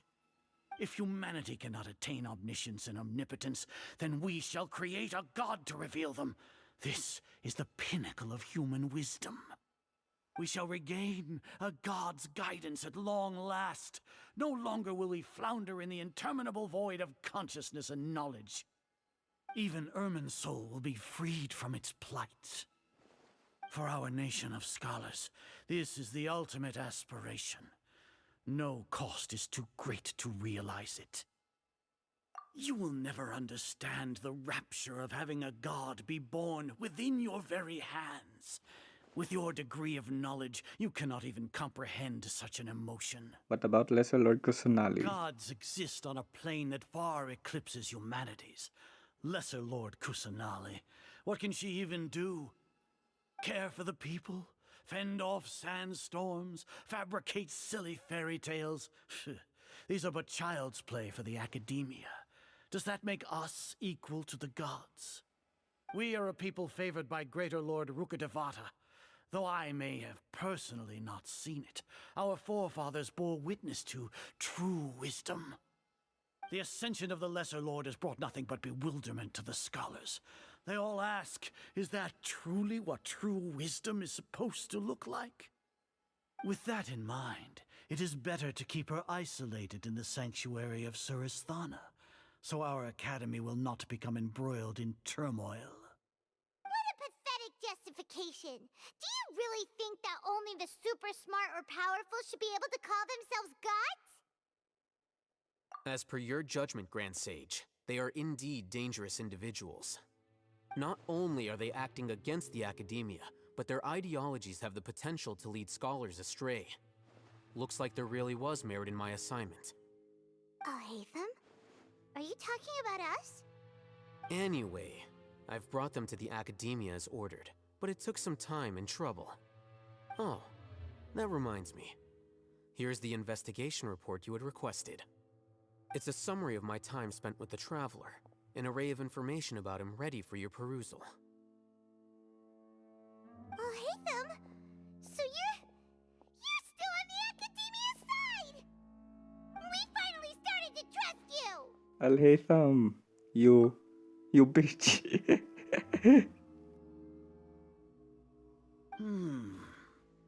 Excellent. Detailed contents with no errors. I would expect nothing less than an immaculate report from the scribe. As it is Niagarbha Day, I'll enter the information on you into the Akasha. Surely you know what that means. We'll be monitored, just like Sino. With the Akasha's calculation prowess, all of your actions will be predicted with an accuracy of at least 98%. Furthermore, your data will be updated in real time whenever new information presents itself. To put it into words you can understand, wherever you go, you will be walking under an invisible leash. This is Sumeru's greatest penalty for dishonest persons. When you say dishonest persons. Are you not familiar with the concept that great responsibility begets an equally great suspicion? In any case, you are Sumeru's most concerning external variable. Locking you down will greatly decrease the chance of any undesirable outcomes coming to pass. You're despicable! Despicable? Perhaps from your perspective, but I suppose you had mentally prepared yourselves for this, no? Your ploy was to sacrifice the Traveler here, was it not? Lord Azar, I know what you're trying to say, but I've been following your plan this entire time. Why are you doubting me at this juncture? Must I delineate your entire plan? Very well, I will spell things out. First off, I received an eyewitness report that you were spotted with the Traveler at Caravan Rebat. However, you immediately departed for the desert and escaped surveillance range. Judging by the time, you all likely encountered the truant General Mahamatra in the desert. Am I correct? Maybe Paimon shouldn't have mentioned Sino just now. The Academia had not received correspondence from its scribe for a prolonged time. You were also in the company of the Traveler, a close associate of Lesser Lord Kusanali and General Mahamatra Sino, who had defected from the Academia. With their instigation, what was the probability that you would betray the Academia? Rationally speaking, 50%? 70%? What do you think? Regardless, that's only a guess. The facts are that I've brought the Traveler right before you, and I gave you my report. Indeed, your boldness deserves praise. To think that despite status as an outlander, the Traveler is still willing to sacrifice for the sake of your plan. If I'm correct, you have a contingency plan to save Lesser Lord Kusanali and ruin our great work. Sneak into the Academia on Nia Garbaha Day, using Alhaitham's status as the scribe, for there is a good chance that an opportunity to save the Lesser Lord will arise. Should your intentions be discovered, Alhaitham will turn traitor and sacrifice the Traveler, thus proving his innocence. He can then stay inside the Academia and continue searching for a way to proceed forward. As for Sino, according to the Akasha's calculations, he will soon return to the Academia and confront me in person. I suppose this is also a part of your plan? You'll see me as a traitor regardless of what I say, no? Even if you impugn me, it would have little effect on you all. You misunderstand. Losing our scribe would irreparably damage the Academia's regular operations and the development of Sumeru's future academic systems. However, under the current circumstances, even that is trivial compared to what we stand to gain from our great work. You said that I betrayed the Academia, but you, Azar, you've betrayed all of Sumeru, betrayed its Archon. So flight is turned to fight at long last. Guards!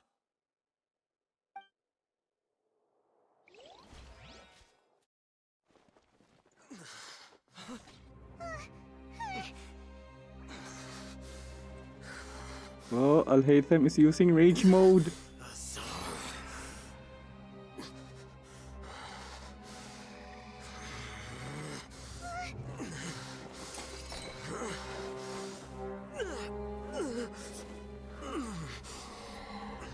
Well, what do we have here?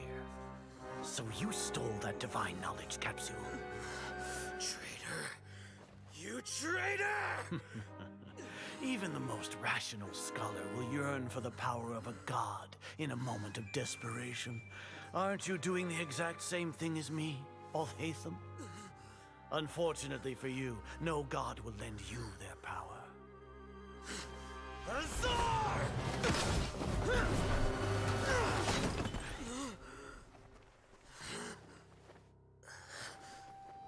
Use your vision, Alhaitham. He has gone completely insane.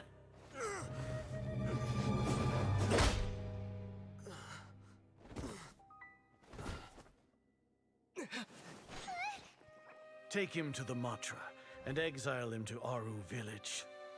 Then find someone to take these two to the confinement room. I'll deal with them later. Grand Sage, we've finished all required preparations for Nyargarbaha Day. We may begin to enter the capsules now. Excellent. You may begin.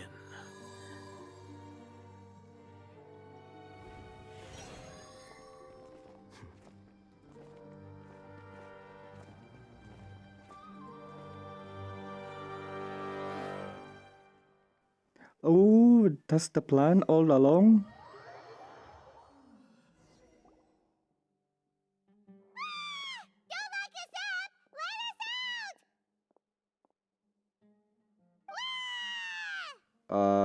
Does not make any sense. Paimon can fit through that door. Paimon got a bit carried away there.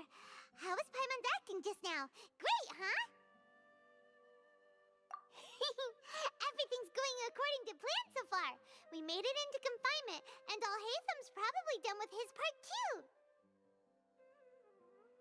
We even managed to trick Grand Sage Azar. Alhaitham sure knows how to cook up a plan. What are we doing next? Paimon has trouble remembering things when she's worked up. Let's review what we discussed. Right! Paimon thinks it went something like this. Apart from that, we still have yet another goal in the first stage of our operation, which is to send the Traveler to the confinement room.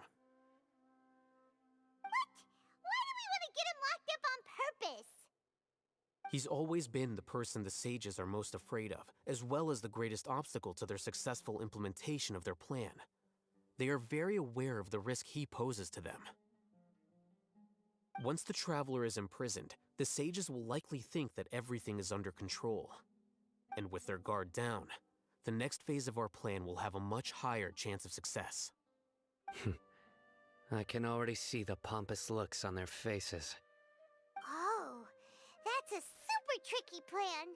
But Paimon still thinks it's not really worth it. That isn't the only reason, of course. He has a more important task once he's in confinement. According to the Academia scholars in Ramon's custody, Lesser Lord Kusanali has sealed off her consciousness in the Akasha ever since she was captured by the Doctor. That way, they can't pry any more information from her. Even if we break into the sanctuary of Surasthana, it will take time to awaken Lesser Lord Kusanali's consciousness. We need to do that in advance. So our job is to wake up Nahida! Okay, totally worth getting thrown and jailed for. The confinement room is inside the Academia, close to the sanctuary of Surasthana. It's a completely enclosed space, and you won't be receiving any visitors. I'll work with Ramon's scholars to make some modifications to your Akasha terminal. Once you're in, get as close as you can to Lesser Lord Kusanali and try to connect to her consciousness. However, as for whether she'll actually wake up, that will depend on our luck.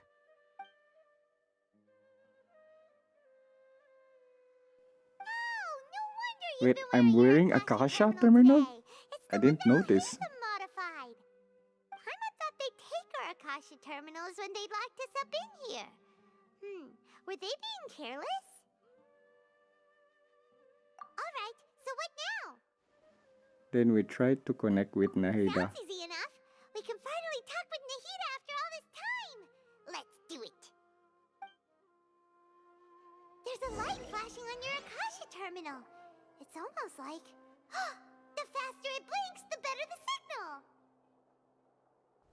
signal. Okay, find a place with the best signal.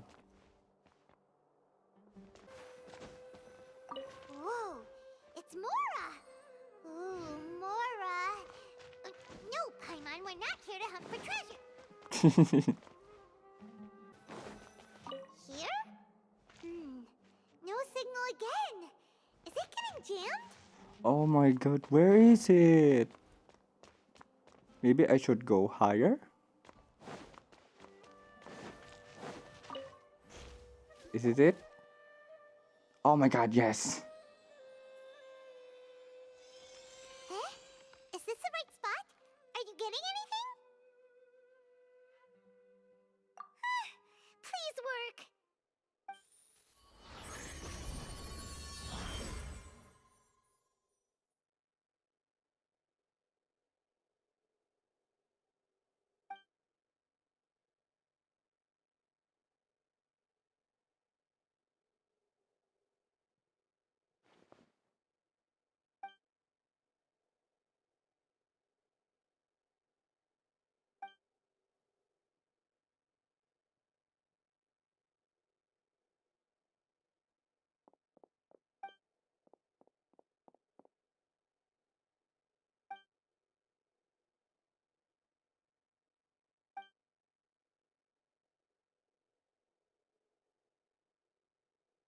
Nahida! Ooh, Traveler can talk! Hey, Nahida!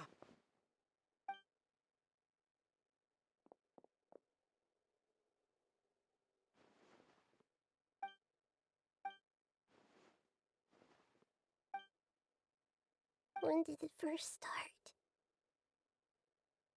Oh, right. It started from the moment I was born. I want to become a worthy Archon. So I've kept studying. Kept listening to my people and their hearts. Kept looking for a way to save Irminsul. So I can catch up. Catch up to Greater Lord Rukkhadevata. But I'm stuck in the sanctuary of Surasthana. The sages are creating a god to replace me. And I'm forced to lock my consciousness in this boundless darkness. Nahida! Okay. He can't talk most of his sentence, but he always saying Nahida. Nahida! Why he always said Nahida over again?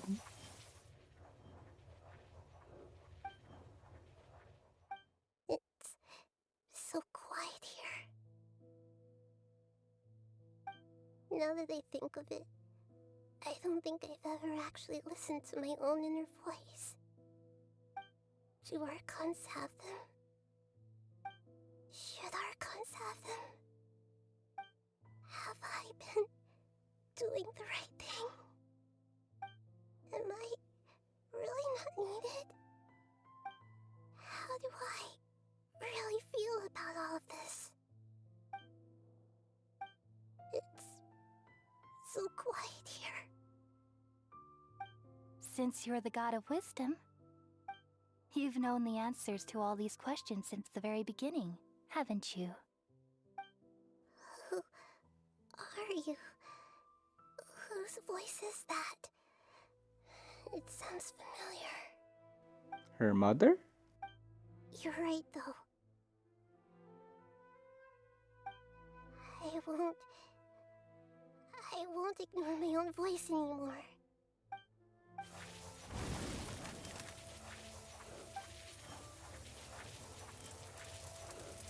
Nahida! Ah, there it is again.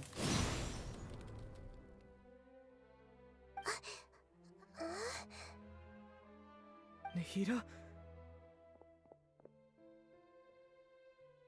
Did you wake me up? Thank you. Why are you here? We're here to rescue you. Are you alright? Now he said in a I'm sentence. fine. It's just...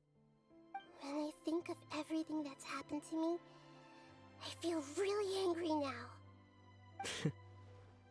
You should have been angry ages ago.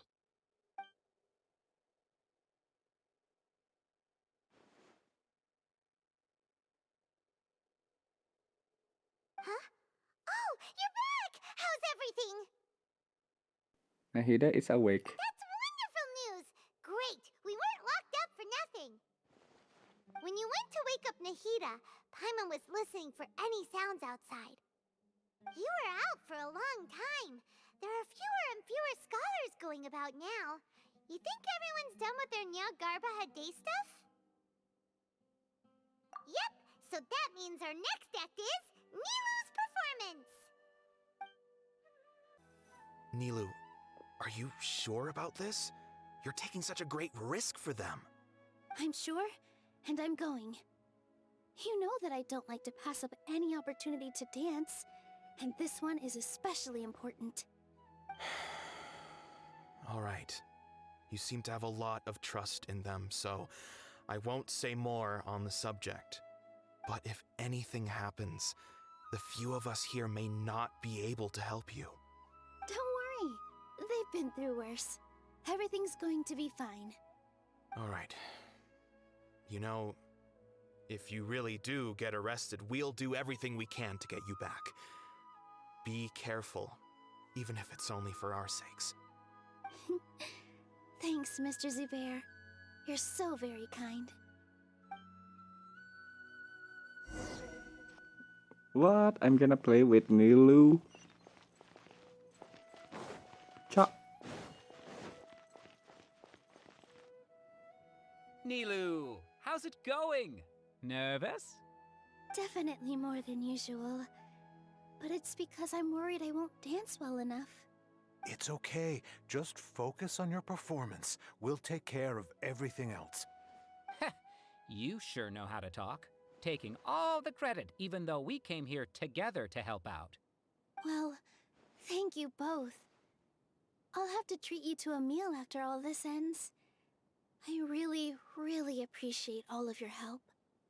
Ooh, that sounds great. Ha! How can we say no to that? All right, let's get back to business. Nilu, we'll be here to keep people from going to the academia so they don't interrupt your performance.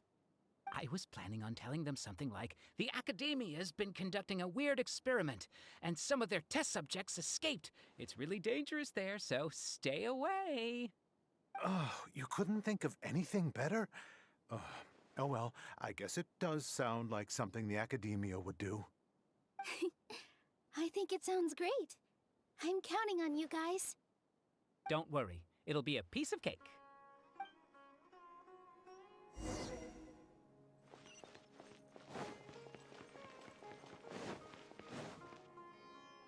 Hey, Nilu! Sorry, it's great to see you, but I'm really busy right now. Our bait people away with Yalda Candy's plan is working beautifully. Hey, it's the Want some Candyman. candy? We have more than we can give out. Vihar, thank you so much for doing all of this. And even dressed up as the Knight of Flowers, no less. I'll pass on the candy, though. I cut back on sweets in the period leading up to a performance, and I'm about to start one. You have a point. The stage is cleared and everything's ready, so you can start your performance at any time. Yeah, thanks to you.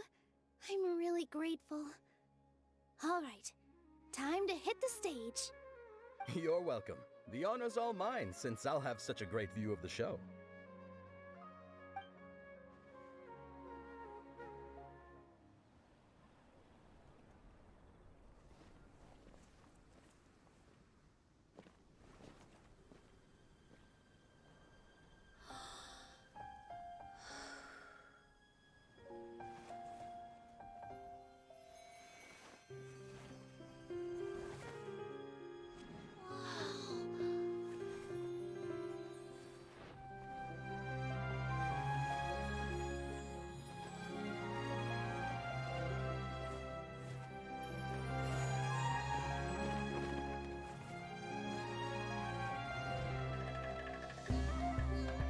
I've never seen a performance like this.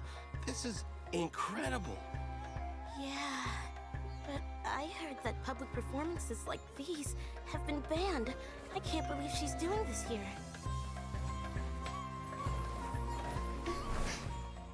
Grand Sage, there's some commotion outside. How uninteresting. Issue the new Prohibition Act from the Akasha to the guards. They'll know what to do. Do you think we should, like, stop her? Let's just watch for a little bit longer. Lesser Lord Kusanali has escaped? So Nahida managed to break that barrier, the ball barrier thing.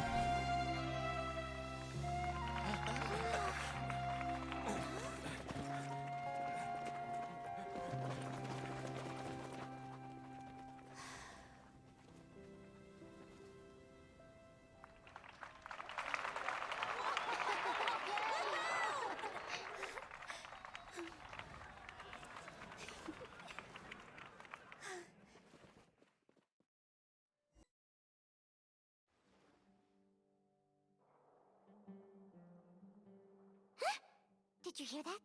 It sounds like a lot of guards just ran by. Does this mean the plan has moved on to the next stage? Yep. It's great that everything seems to be going well.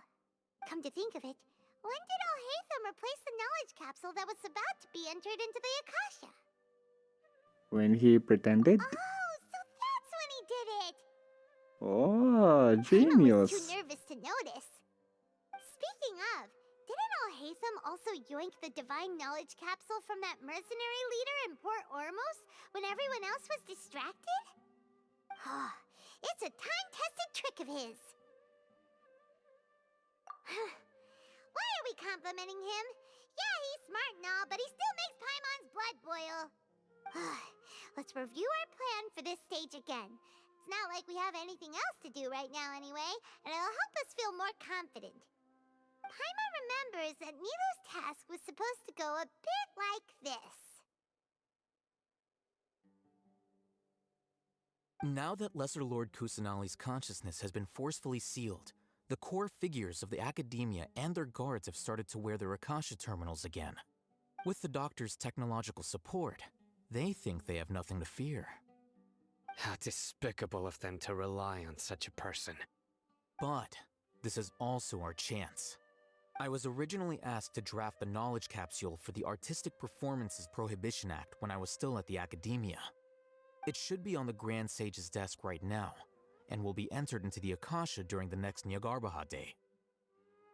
Are they really going to stop all artistic performances?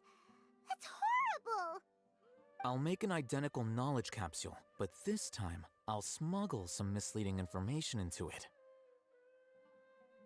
We only need to find an opportunity to switch the capsules. Once it's been entered into the Akasha on Nyagarbha Day, if someone were to be seen performing in public, the sages would definitely use that opportunity to announce the ban, and so the misleading information will be disseminated amongst the guards.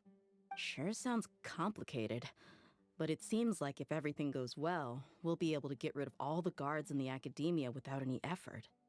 That's pretty clever, getting right into their heads.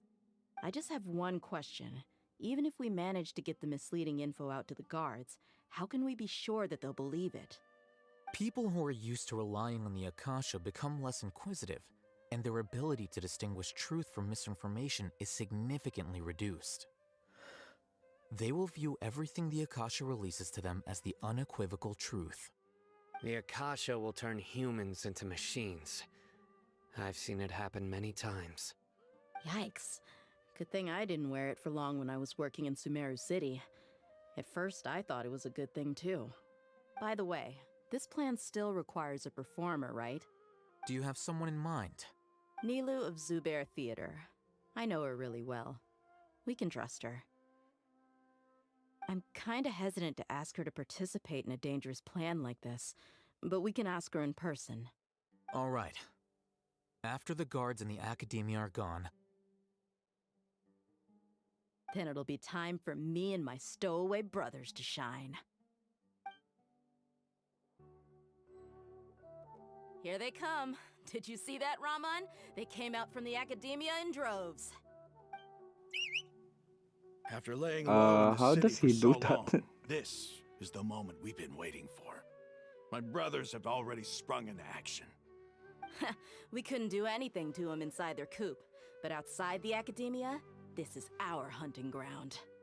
With a lioness like you, the prey sure won't be able to run far. We still need to eliminate the guards as soon as possible. If we give the sages enough time to realize what's happening, the plan's doomed. Yeah, all they've done is to sit on their cushy salaries and twiddle their thumbs all day while we fought and struggled every day in the desert. The only advantage they might have is their numbers. Speaking of which, most of the guards who report directly to the 6 sages belong to the Corps of 30, but they have a completely different reputation. Following those blasted sages every whim, throwing away all the principles of being a mercenary. As someone in the same profession, I'm obligated to teach them a good lesson today. Indeed, the trap has been set. All we need to do is lead them there. All right, let's each take a road and herd those scattered guards back into one place. Make sure to attract their attention. Isak will be the key. You gave such an important task to that child. Will he be okay? It'll be fine. Isak was so determined to help, so let's put our faith in him. Besides, even if he's caught, the guards would be too scared to do anything to him. They've never seen Lesser Lord Kusanali in person, after all. You've got a point. Anyway, I think I see them coming. Let's head out. Good luck.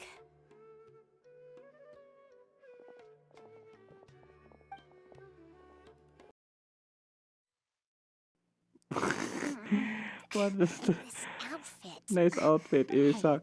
Do you remember what you need to do, Isak? When the guards get here, you'll pretend to be Lesser Lord Kusanali and run away from them. Oh, so yeah, that's the I remember. plan. Of course I do. I'm just a little nervous. Relax. Don't think about getting caught. Even if that happens, we won't leave you behind. You only need to think about getting the guards' attention and leading them to the Grand Bazaar. Leave the rest to us. Okay, got it. I'm here to pay back Lesser Lord Kusanali for helping Grandpa. I won't get cold feet. Hey, they're here. I can see the academia guards. All right, it's time, Isak.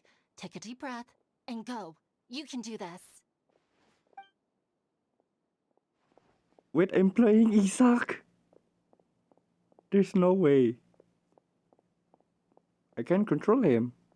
I thought the real Nahida managed to escape. Why is there a guard over there? Did he already run ahead of me?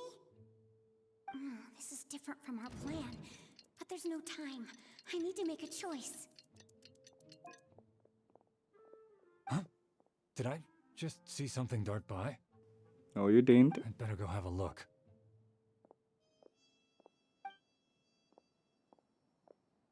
Were my eyes playing tricks on me? I should go check to see if someone's hiding over there.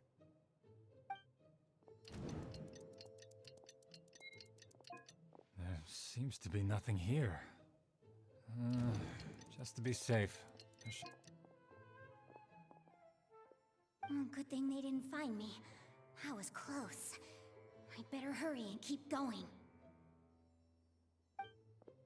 I have a question. How does they know what the Dendro Archon look like? They know what her dress looks like.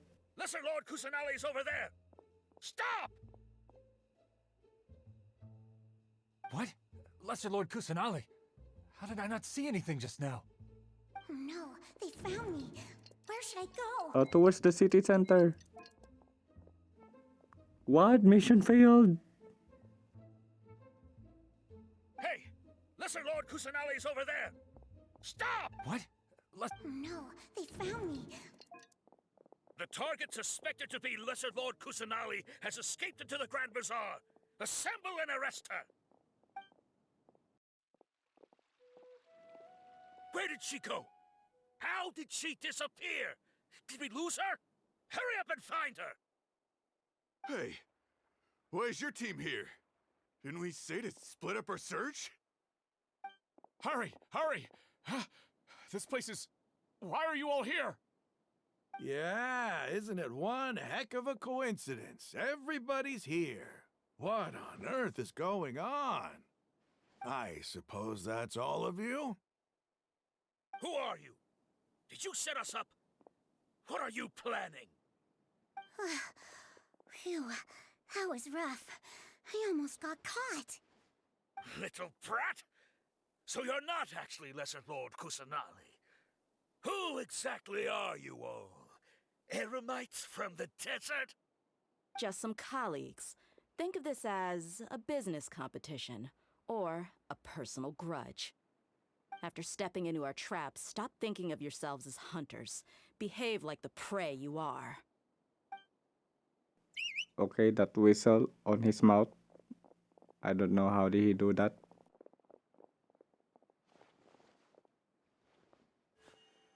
An ambush? How's that possible?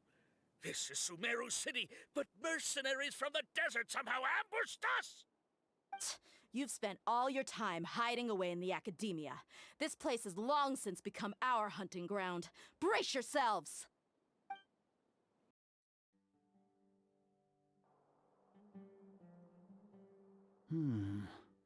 This is odd. The academia has quieted down after the conclusion of the Nyagarbha Day ceremonies, but it's much quieter than usual. Where are the guards? Why have I not seen a single one? Guards? Guards! Grand Sage, how may I be of assistance? I called for the guards. Why did you come? Oh my god, he's so stupid. My apologies, Grand Sage. Right now, all Academia guards have entered the city to perform the ordered arrest. I thought you knew. Arrest? Who is there to arrest? I have an ominous feeling. Arrest Lesser Lord Kusanali, right? Is that not what the order was? Lesser Lord Kusanali? You mean she has disappeared? Yes. I wouldn't dare make up something like that. Right now, everyone is in a panic, and many are saying that Lesser Lord Kusanali will take revenge on us. What happened? Just what is going on? Lesser Lord Kusanali somehow escaped? Was it Alhaitham and his party that freed her? That's impossible. The Academia is heavily guarded today, and any order to release Lesser Lord Kusanali would be strictly confidential. Besides, Alhaitham and the Traveler are already in our hands. What manner of trickery did they employ? How could Lesser Lord Kusanali disappear into thin air? disappear. Wait. How was the arrest order distributed to the guards? It was issued by the Akasha earlier today. Only you have the authority to send messages like that, so I thought it was your order. Let me check.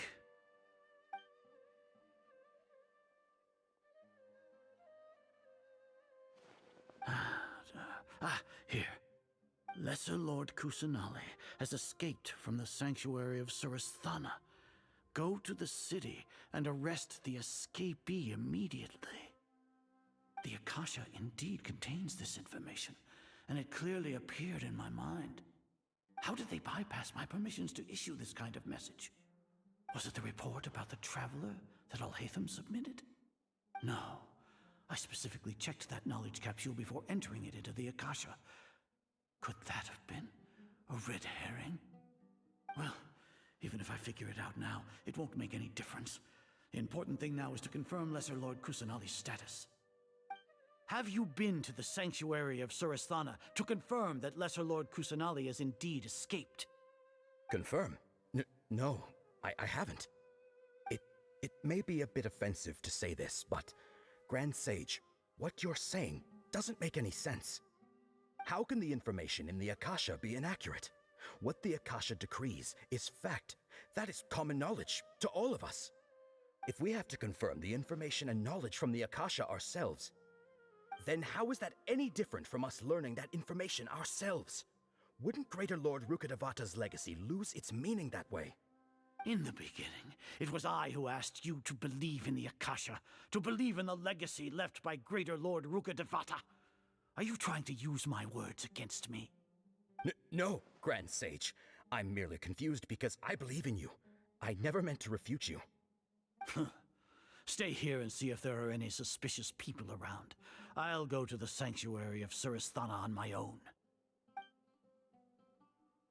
Yes, Grand Sage.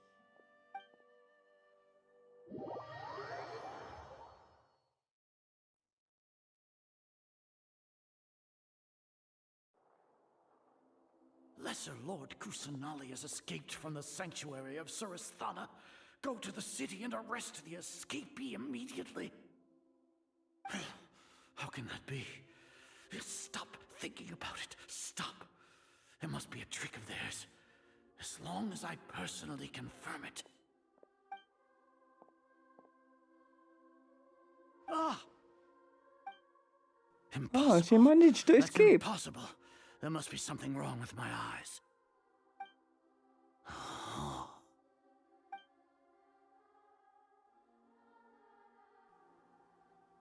Bro, I think you need a new glasses. You need eyeglass for two eyes instead of one. Once the Akasha has put certain thoughts into your head, even the Grand Sage can no longer see what's right in front of him. You all can only see the world in your mind, the one you think you know. And precisely because of this, you disregarded Lesser Lord Kusanali's existence. She has been a wise and worthy Archon. Sino, have you been waiting for a chance like this? The Akasha predicted that you would return to the Academia to confront me, but I didn't expect it to turn out like this. I was careless. No, you were blinded. Your faults stem from your reliance on the Akasha. You're still the same as always. I truly did not expect a proud person like you to cooperate with Alhaitham and the Traveler. People change, Azar. Admit it. The Akasha can't predict my actions anymore. Then tell me, what have you found during your investigation? You want to buy time? This is the sanctuary of Surasthana. Under your own regulations, even Academia staff are forbidden to come here. No one will come to save you. As for the investigation, I've at least confirmed that you are guilty of insurgency against the Archon. A serious crime. So what? Did you do all of this so I would plead guilty in front of you, General Mahamatra? No. I want you to plead guilty in front of the Archon herself. You once said that I had no standing to judge you. So now, how about judgment in the name of a god?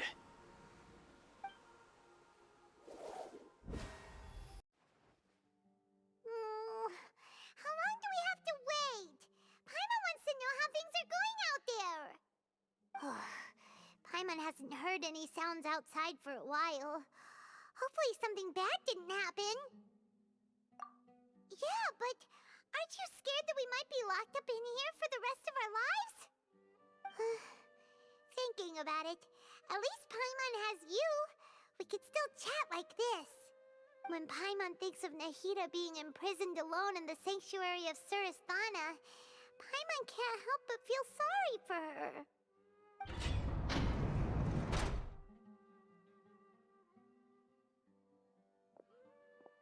Here comes your savior. Dia! Paimon just knew you would come to rescue us!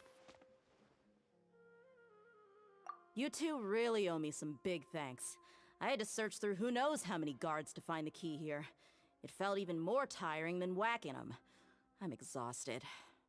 Thanks a lot. Need Paimon to rub your shoulders?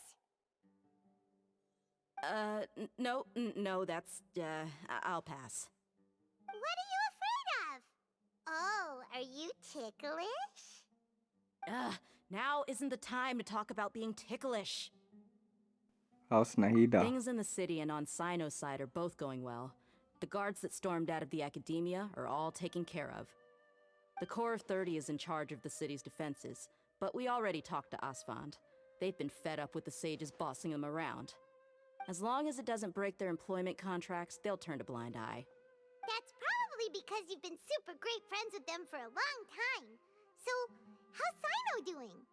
The Grand Sage is in his custody.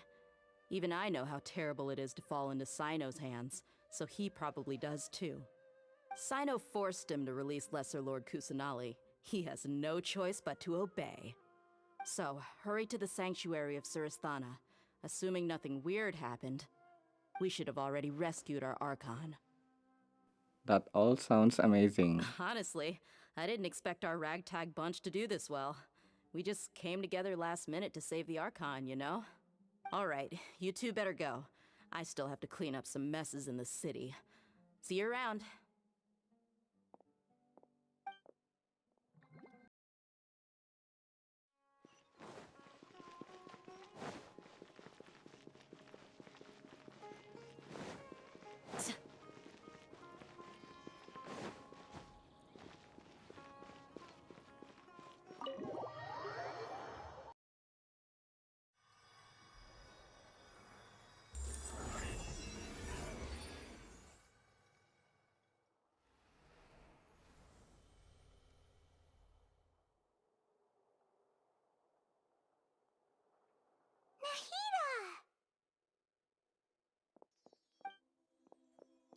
Should I say it's nice to meet you?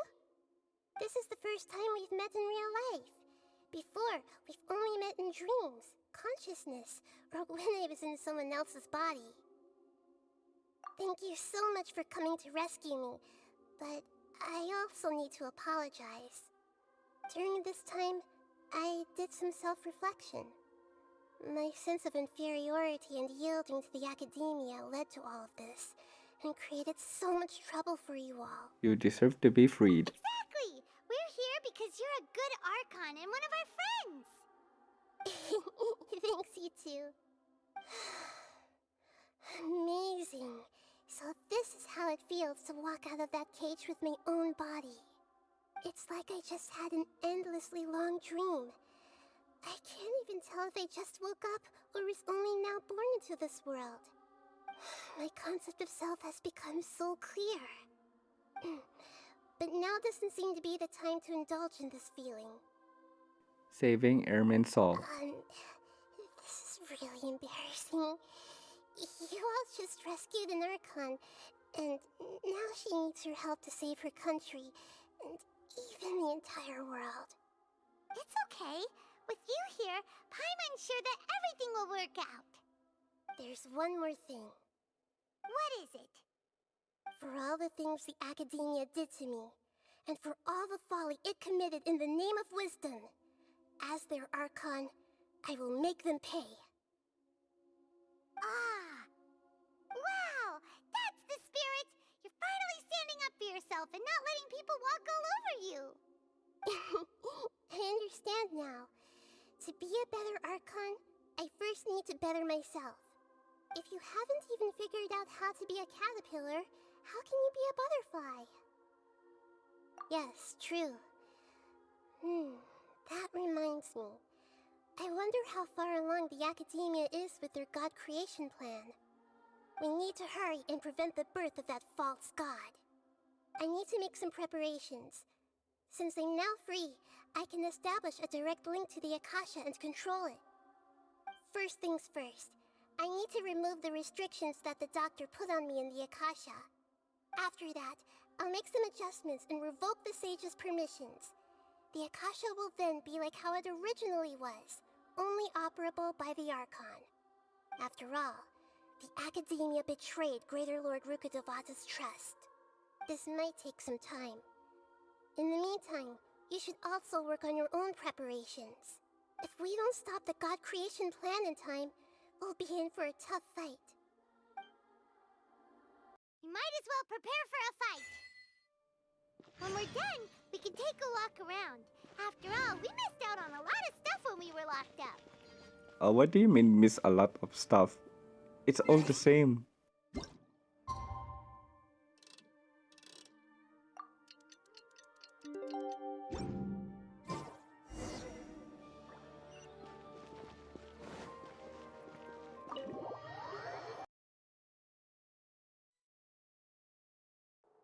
How's it going, Nahida?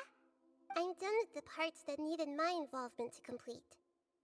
Although it's my first time working with the Akasha like this, its internal structure and operation procedures are easy for me to understand. Greater Lord Rukkhadevata's design is truly brilliant. Oh, also, this is for you. What's that? Huh? What's this little floaty thingy? It's a small device I put together just now. You can think of it as an upgraded Akasha terminal. You may not need it right now, but it should be helpful in certain situations. Wait! This thing has the same characteristics as Paimon! We're both small things that float! All the things that make Paimon special got copied! When Paimon appears with the Traveler from now on, people won't remember Paimon because she isn't unique anymore! It's alright, Paimon. It can't replace you. Actually, I won't replace It's only a Paimon. flying device, but you're the Traveler's irreplaceable friend. You're so good at comforting people, Nahida. If only the Traveler was as smart as you. I was simply telling you what I feel to be the truth. I wasn't trying to comfort you. Nahida, you're natural at this. What you just said made Paimon even happier. By the way, there's something I need to confess. Even though I'm the Archon and in control of myself again, I'm not very good at fighting. You may have heard that an Archon's power is derived from their people's faith. However, I'm not as well loved as Greater Lord Rukkhadevata. If we get into a situation where combat is our only option, I'll have to count on you, and I'll do my best to provide support. Fighting is my forte. I'm glad I can rely on you. So the God of Wisdom isn't good at fighting? That actually sounds about right. I've located where the false god is. Time is of the essence, so let's skip to it. Who's the false god again? Go through the passage, reach the Balidir. Oh, that's the false god. Sheesh. Damn, I'm excited. I'm so excited. Oh, this is it, guys. We're gonna fight the Balidir, the new weekly boss.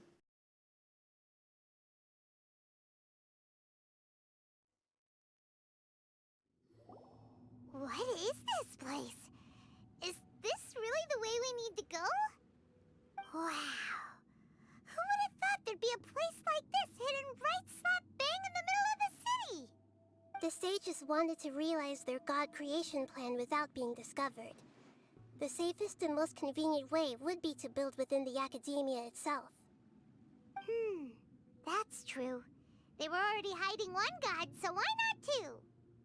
Judging from the structure here, the project is a huge undertaking. The sages really saw the god creation plan as their ultimate goal. But this place doesn't look like it could have been constructed by the academia alone.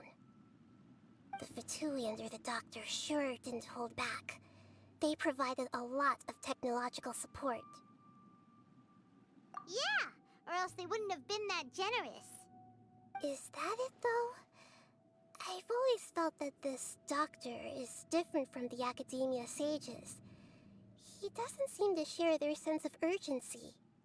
Instead of being interested in the end product, it's like he's enjoying the experimental process. The Fatui Harbingers are all such weirdos. So, the Doctor being weird is actually normal. So, this Fatui that they're trying to turn into a god is called the Balladeer? We had previously come into contact with his consciousness. He harbors particularly strong obsessions. One is the desire for a gnosis, since he was created to be the vessel for one. The other obsession is probably related to his past. I can't quite explain it.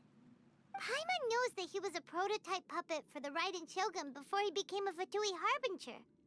That's why he wants a gnosis so badly. There's no way he'd willingly be a test subject. Now with that temper and ego of his. It sounds like you know the Balladeer quite well. I see.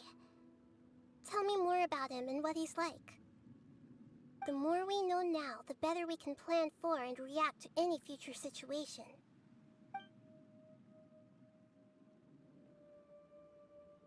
I see. How fascinating. Alright, time to go. Let's get through here and meet him in person.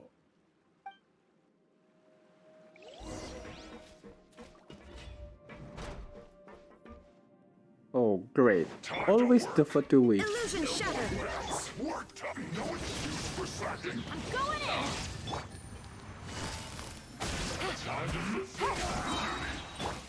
It isn't time for a fight here. Too easy. I will end you.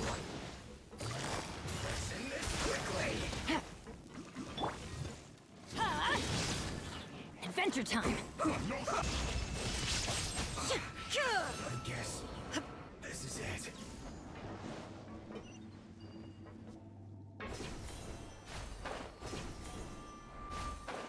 It looks like we can climb up these pipes.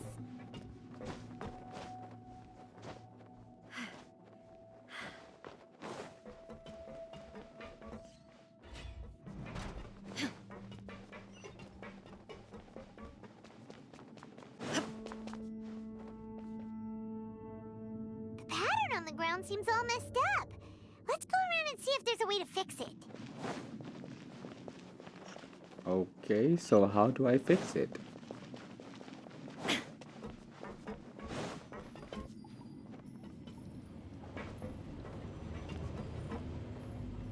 It seems to have stopped. Oh my god, no! I thought that thing keeps going. And I spawned here. That's a long way back. Okay, patient.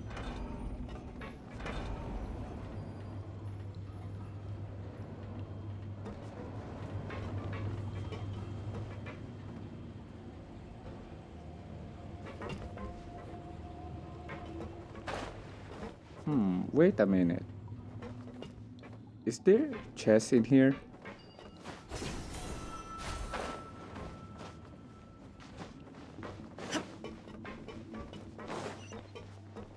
Shine down. No more words. Quietly now.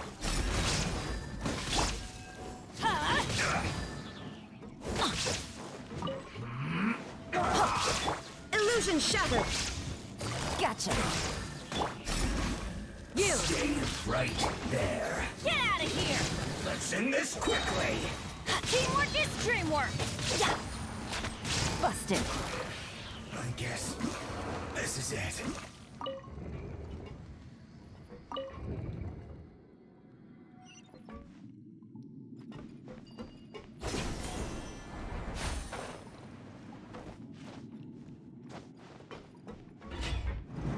Take it easy. You'll get frostbite. Frozen. There is no escape! Crisp.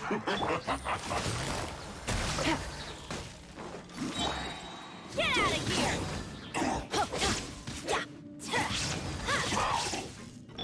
Shine down! Precious preserved. Chill to the bone. Going in!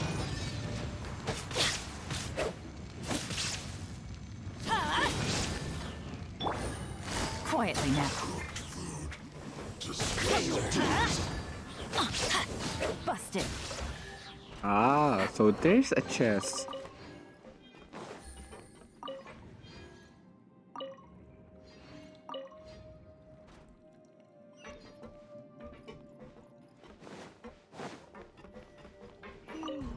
The cart is stuck.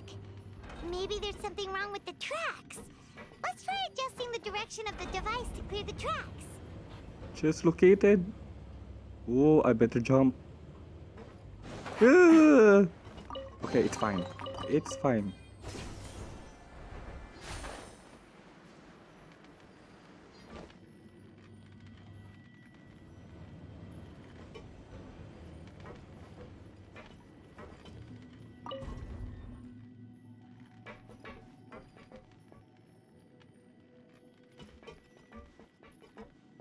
Come on, hurry up.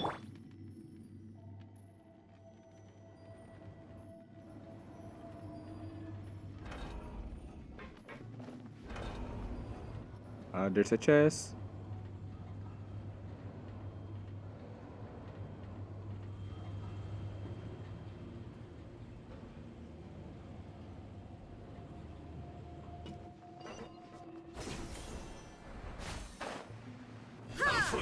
There is no escape! Gotcha!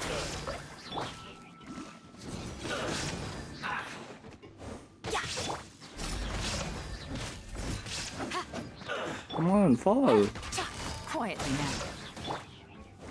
Why won't you fall? Illusion shattered!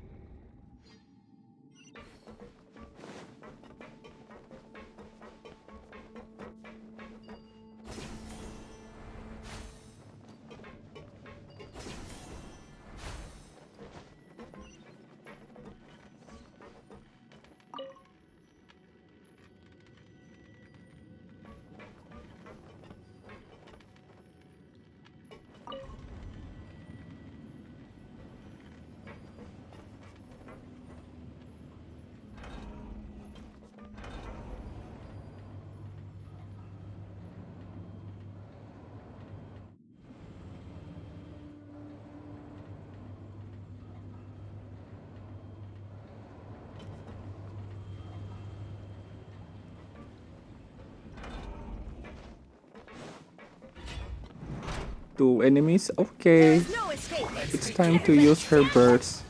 Torn to oblivion!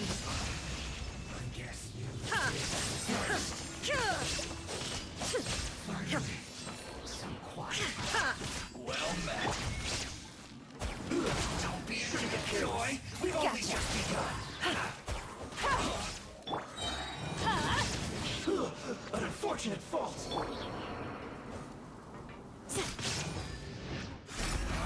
You can't run. Oh my god, this cryo CC mage. I don't like her. Get out of here! Now you shall perish! Oh, don't you dare teleport.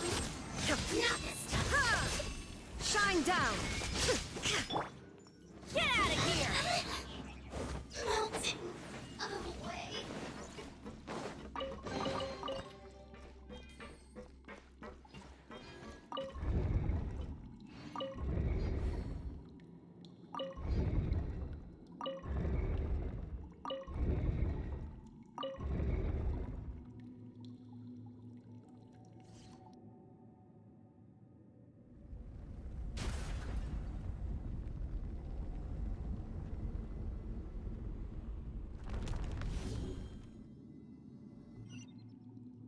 Ooh, the elevator. Of course. Scaramucci, here we go!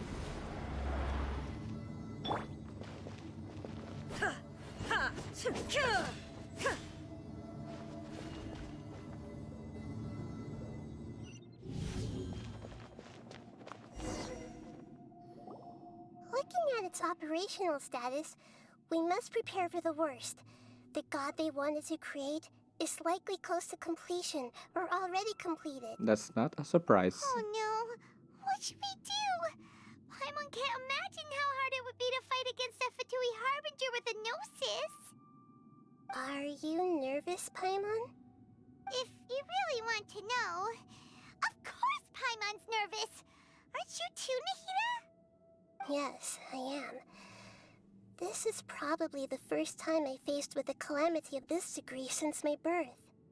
I feel not just nervous, but curious as well. Curious? Curious about what? Curious about our fate. To me, everything we perceive in this world, everything we learn, and everything that happens to us is considered knowledge. And if it's a form of knowledge, then it can be understood. However, only fate is about that which has yet to occur, so it has always drawn my curiosity. So to me, fate is the ultimate knowledge. That's also why I love observing humans and all the things that happen to them.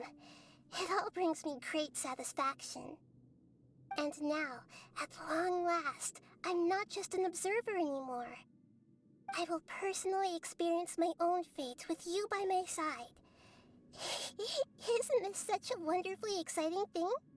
Ah, so that's what you mean. Paimon thinks she understands what you're feeling. Agreed. Okay, let's continue on.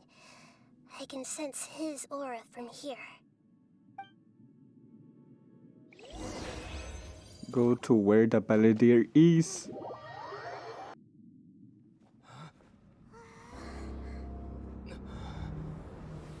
Woohoo! He's got a mech.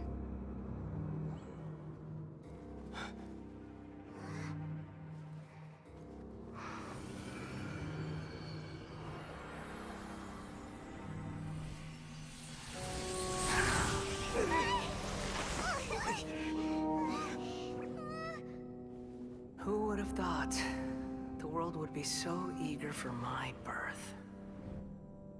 I remember you, Boor, the god of wisdom. Boor? And standing beside you, the traveler. Is he all-knowing and powerful now like Greater Lord Rukkhadevata? No, I can't feel the same kind of divinity I felt from the Greater Lord. It seems that the sages didn't get the chance to infuse the divine knowledge capsules into him. But even still, he has undoubtedly become a true god now. So we're too late? The Balladeer has already become a god? The Balladeer. A long bygone title. When my spirit ascended to divinity, I felt as if I had existed for the same number of epochs as heaven and earth. Looking back, the existence of what once called itself Kunikazushi appears infinitely small and ugly.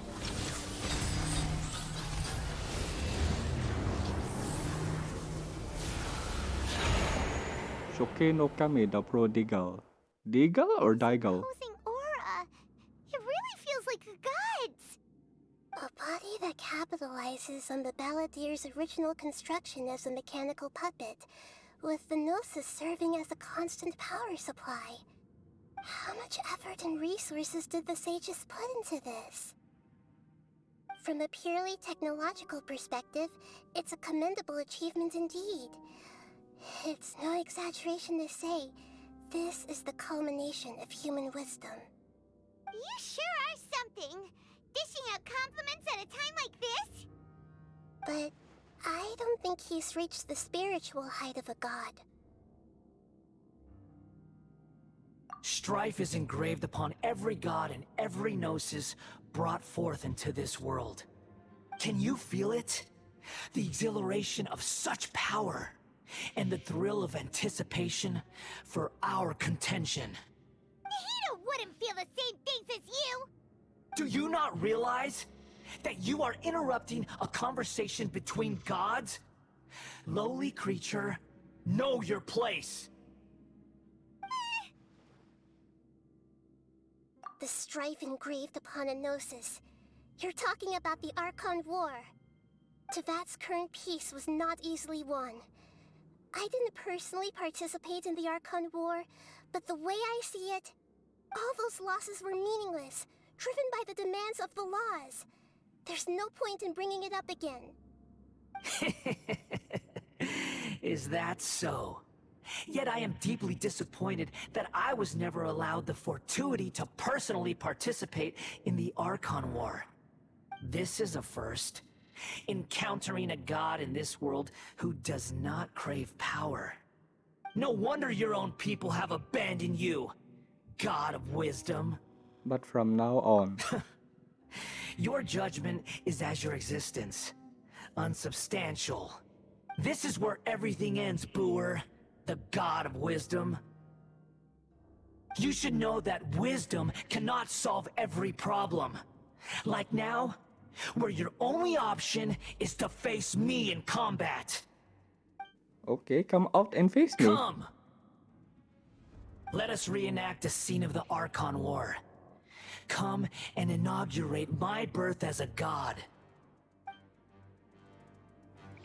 Oh shit! Churn! Illusion shattered! This attack is so difficult. Feeble you!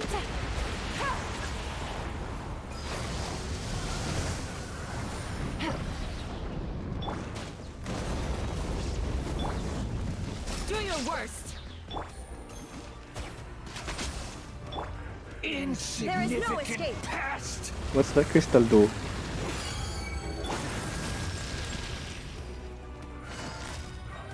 Quietly now.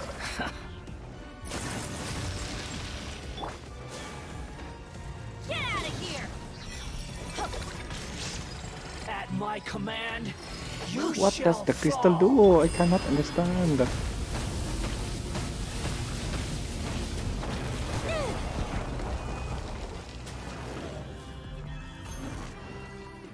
Feeble human. Gotcha.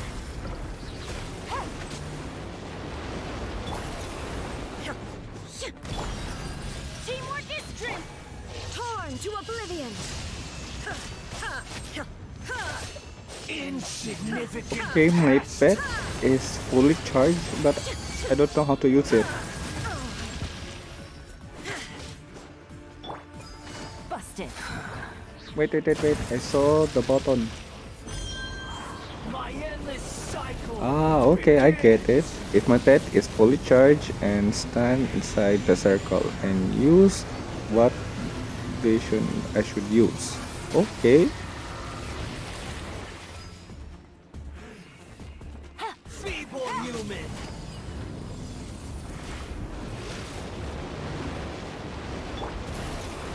Yield.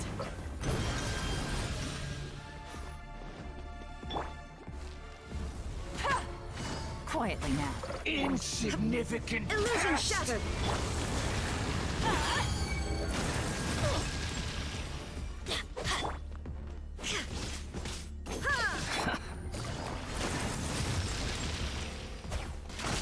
Okay, wow.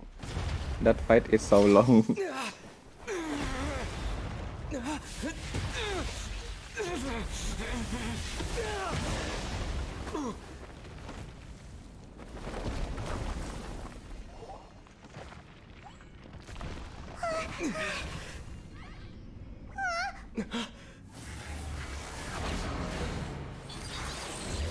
Okay, I think this is supposed to be round 2. Damn, his puppet is huge.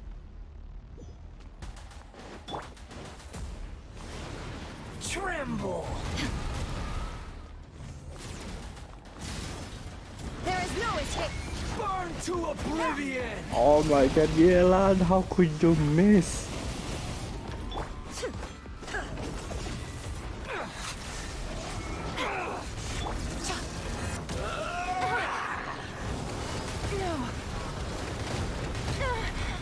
Okay, I should never get close to that thing.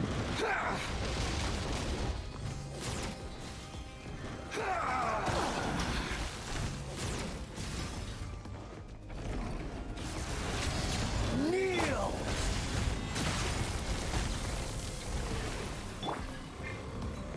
Get out of here! Illusion shattered! Reality is pain!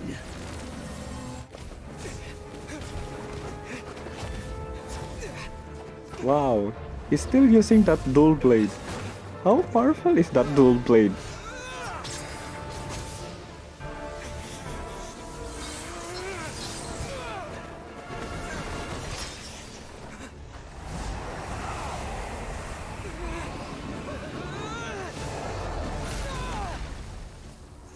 Okay, got knocked out again.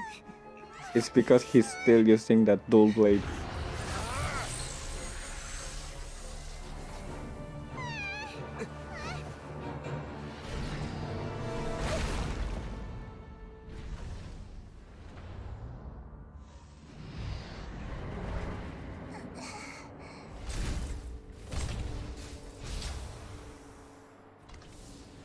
This is supposed to be a battle between gods, yet you choose to hide behind a mortal.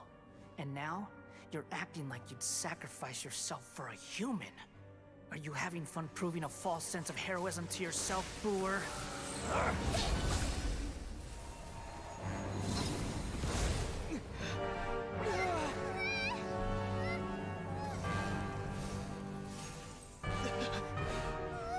The data collection is almost complete. Do you even know how many times you've tried to take my gnosis from me?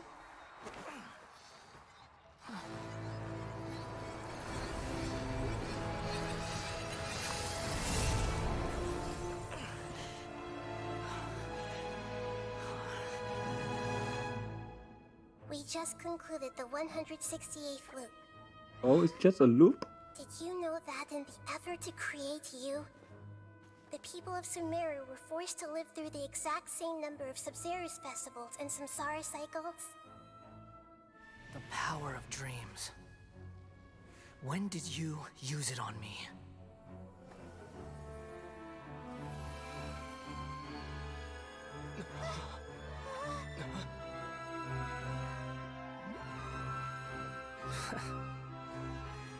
You can't even defeat me in a dream. What do you hope to achieve with this little trick? Come, traveler. Just like before. Allow me to awaken the memories in your dreams. All that battle experience! It's more than that. Compile everyone's wisdom in the name of the Archon. That is the original function of the Akasha. I've sent everything that happened just now to the people of Sumeru in the form of knowledge. I've asked them to help you find a way to defeat the false god.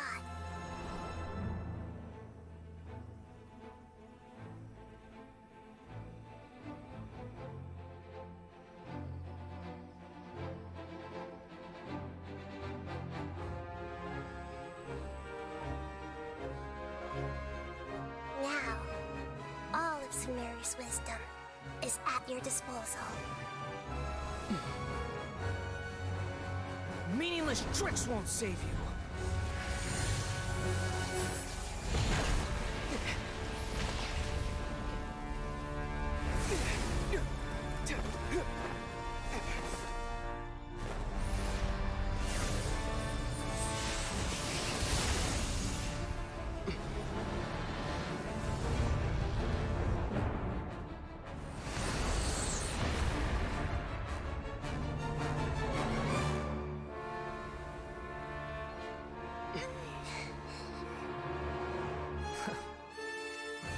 Are you done with your tricks? Can I finally take this as a real battle between gods? I'll leave this to you, the first sage of Boor. So, Boor, is that her real name or just a nickname? 1,000 eons. Oh, that thing is mine firing. to dominate. That one, it's useful. I want to replace Paimon. My machine gun. To oblivion. Make yourselves at home. Kneel. Everybody stand back! Things are about to get dicey. Inazuma shines eternal! Oh my god. Why every time I use burst, the enemy teleport? Busted!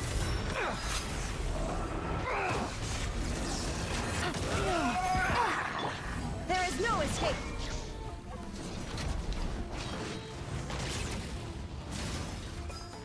I still don't know what that crystal do. Is pain.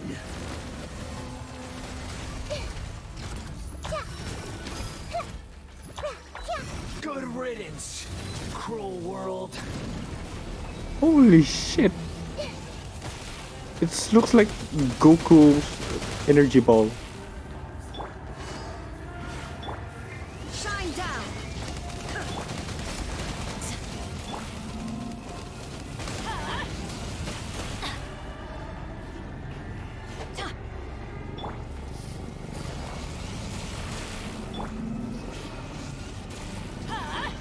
I cannot hit it!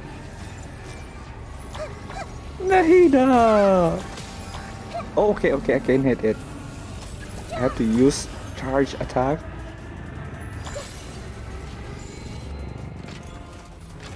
Your new god awakens. Holy shit! Now, What damage? your eyes have been opened.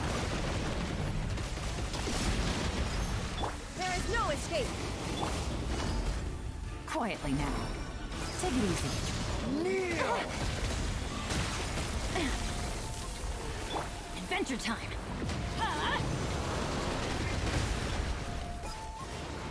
Tremble.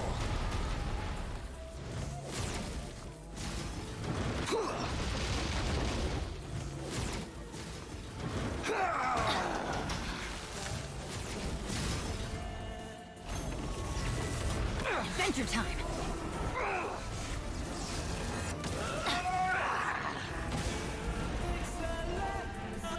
Oh my god, that music. It looks like Attack on Titan Season 2. The opening. Is pain. Do not go inside. Oh my god, my stamina. Oh, I'm dead. I'm dead. Take it easy.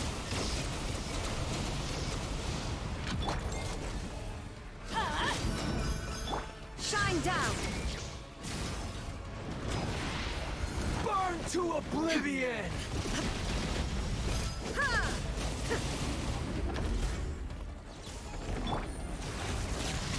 Kneel.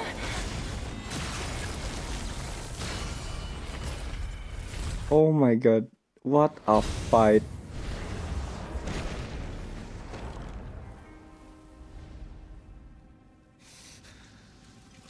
Humans. Filthy humans.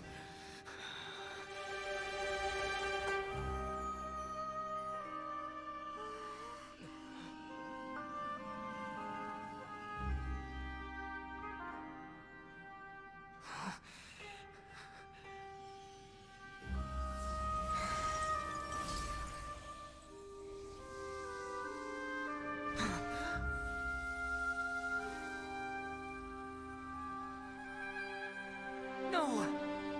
Wait! Please! Anything but the gnosis!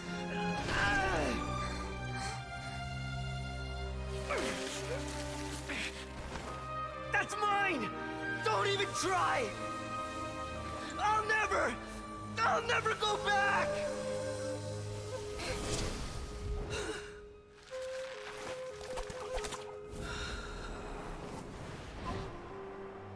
That face when you lose 50-50. I know what it feels like when you lose 50-50. I'm a free to play, by the way. If I lose 50-50, I skip character banner and wait. We haven't yet found the answer to the most important mystery. Irminsul is still waiting to be saved. With the power of another Gnosis, we may now finally understand the last memory of Greater Lord Rukkhadevata.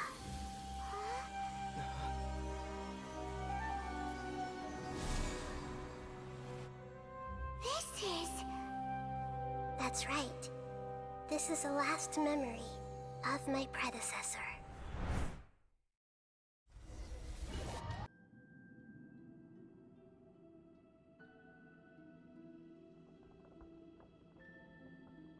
Huh. This sure seems very different from what Paimon imagined. Shouldn't Irminsul be in this realm of consciousness? Yes, that is our destination. But I didn't expect the remaining consciousness of Greater Lord Rukkhadevata to be as polluted as this. Polluted. Surely not. Forbidden knowledge? It seems you know about a concept that even I don't completely understand. Could you tell me what you know?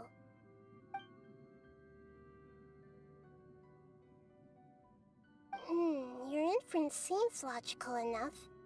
Forbidden knowledge once polluted the desert thousands of years ago, but was successfully repelled thanks to King Deshret's self-sacrifice, and Greater Lord Rukkhadevata nearly exhausting her power.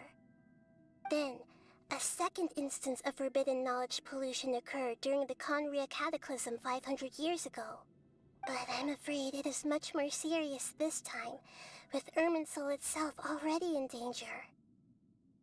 So, if we're in the remaining consciousness of Greater Lord Rukkhadevata, and it's also been affected by forbidden knowledge pollution, then does that mean, in order to save us, Greater Lord Rukkhadevata? Yes. It's very possible that she sacrificed her life in the fight against forbidden knowledge.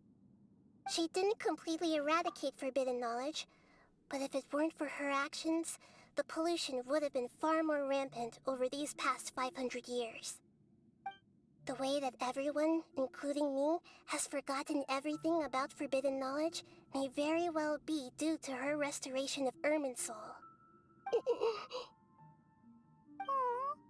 Do you feel sad, Nahida? I'm just sharing her pain. The pollution of her consciousness here is severe. There is madness, chaos, and pain all around us.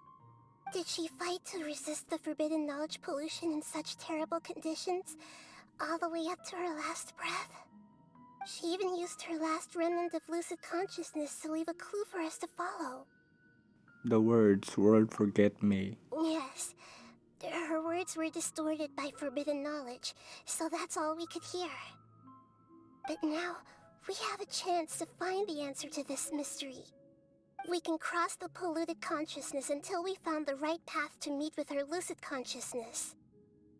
And then, we'll let Greater Lord Rukkhadevata tell us the truth in person. Each of us need to be mindful of the state of our own consciousness while we are here. Even with the Gnosis' protection, we must always keep a clear mind. Otherwise, we could go mad at any moment. That's so scary. Don't worry. It should be easy enough for you to keep that mind of yours clear, Paimon. Let's go. Leave this place using the boat? What? Are we? Oh, that boat. That makes sense. That's the boat of consciousness, which symbolizes reason here. Its course is the direction our consciousness is traveling towards. If we lose control over our consciousness, we will fall into madness. So let's make sure the boat stays on course. Wow. What are these? The monsters seem to have been affected by them.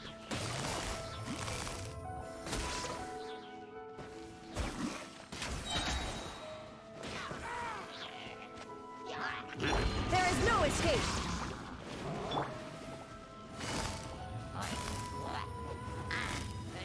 Quietly now.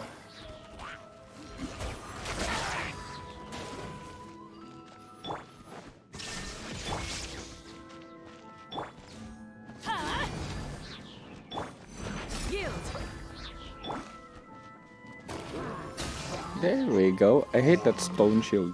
I didn't bring Zhongli.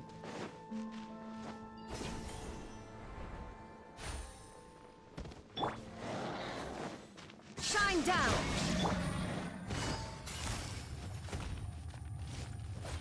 Busted. I'm going in. Now you shall perish.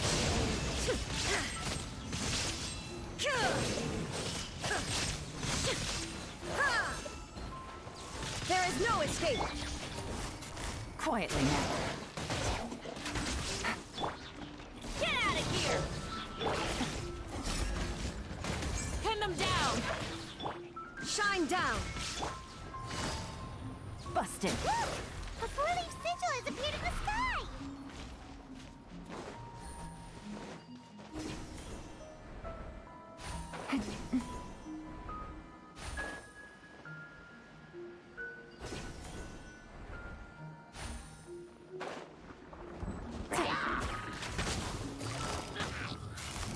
Gotcha.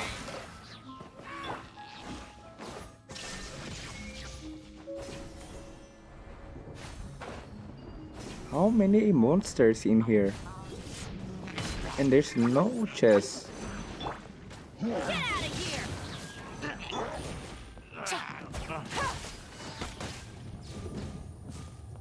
Busted. There is no escape.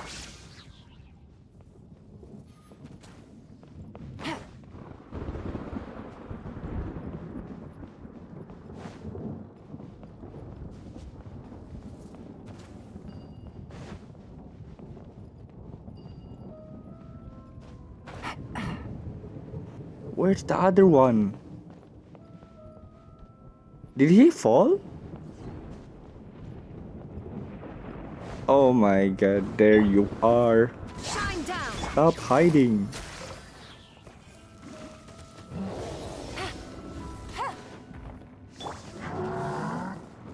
Teamwork is dreamwork. Let's light it up. Illusion shut. Do your worst.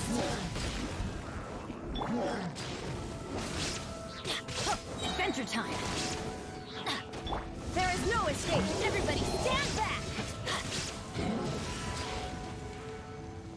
Let's light it. That's gonna hurt in the morning. Quietly now.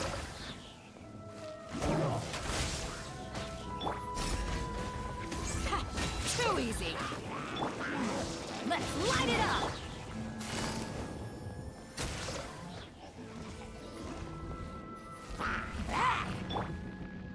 Get out of here. Shine down. Busted. To control the boat of consciousness, we need to find the helm first.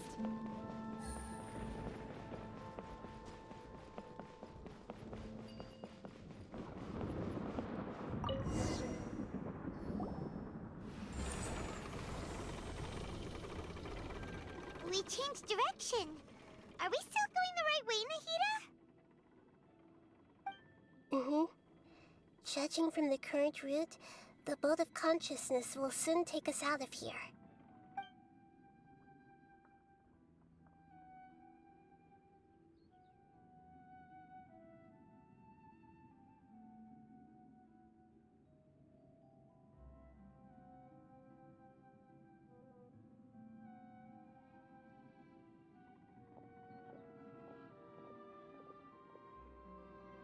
We'll be arriving at our destination soon. How are you feeling? Are your minds still intact? Huh? But everything's been completely normal for Paimon. Hopefully there won't be any more interruptions. This time, we should be able to meet Greater Lord Rukkhadevata. Are you saying you've never met Greater Lord Rukkhadevata before? No. It seems that my birth and her death took place at the same time. Otherwise, I think she would have given me a little more guidance, and I could have done a better job. Hey, you've done a great job, Nahida. Let's get out of this creepy place and go meet her. Wait, She still exists?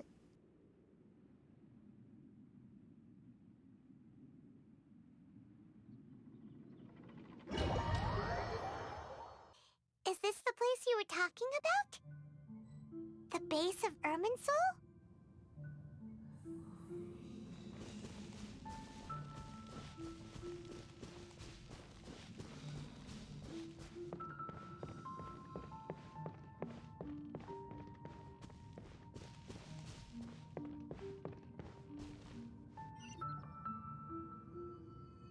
Well, this is the place. It's the same place from my memories. We're here to find Greater Lord Rukkhadevata, right? But the one standing over there is... Is that me? She looks exactly like me. Are you Greater Lord Rukkhadevata? Yes, that's me. Are you surprised by my appearance? So that's her voice we heard before. Irminsul and the surrounding lands have been reproduced here as they were years ago. But this is just a realm of consciousness. We are manifestations of the same nature. Hence why we would appear exactly the same. We're of the same nature? Why? Because you are me, and I am you. You are me in the new samsara. The new samsara? As Greater Lord Rukkhadevata, I'm the avatar of Irminsul. And you are the purest branch snapped from Irminsul. Imagine it this way. Even if a tree dies, its branches will eventually take root and grow, continuing the tree's life in another form. I'm merely the remaining consciousness of Greater Lord Rukkhadevata. The real me has presumably died a long time ago.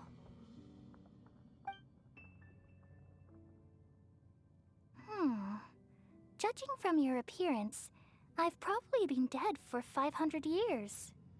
But you're finally here. My new self in the samsara. If this is true, then am I going to be a great Archon like you someday? Though we share the same nature, our fates are bound to be different. All things have their own fate. When a branch grows into a mature tree, it won't be the same as the original tree. That's why fate is the ultimate knowledge, isn't it? That's a great insight. Yes, very good. It's also precisely why you won't become like me. Really? But perhaps you may become an even greater Archon than I. I already see a determination in you that I didn't possess in my time, and the future that it leads you to will be yours alone. Along with the blessings from your past experiences. Don't worry. The growth of wisdom is like that of a plant. You only need to wait quietly for the flower to bloom. Come to think of it, the sages never had the faintest inkling of the meaning of wisdom. Thank you. Nothing makes me happier than discovering that the Archon I always admired was in fact myself in another fate. It's so nice to speak with you, Greater Lord Rukkhadevata. I've always wanted to meet you.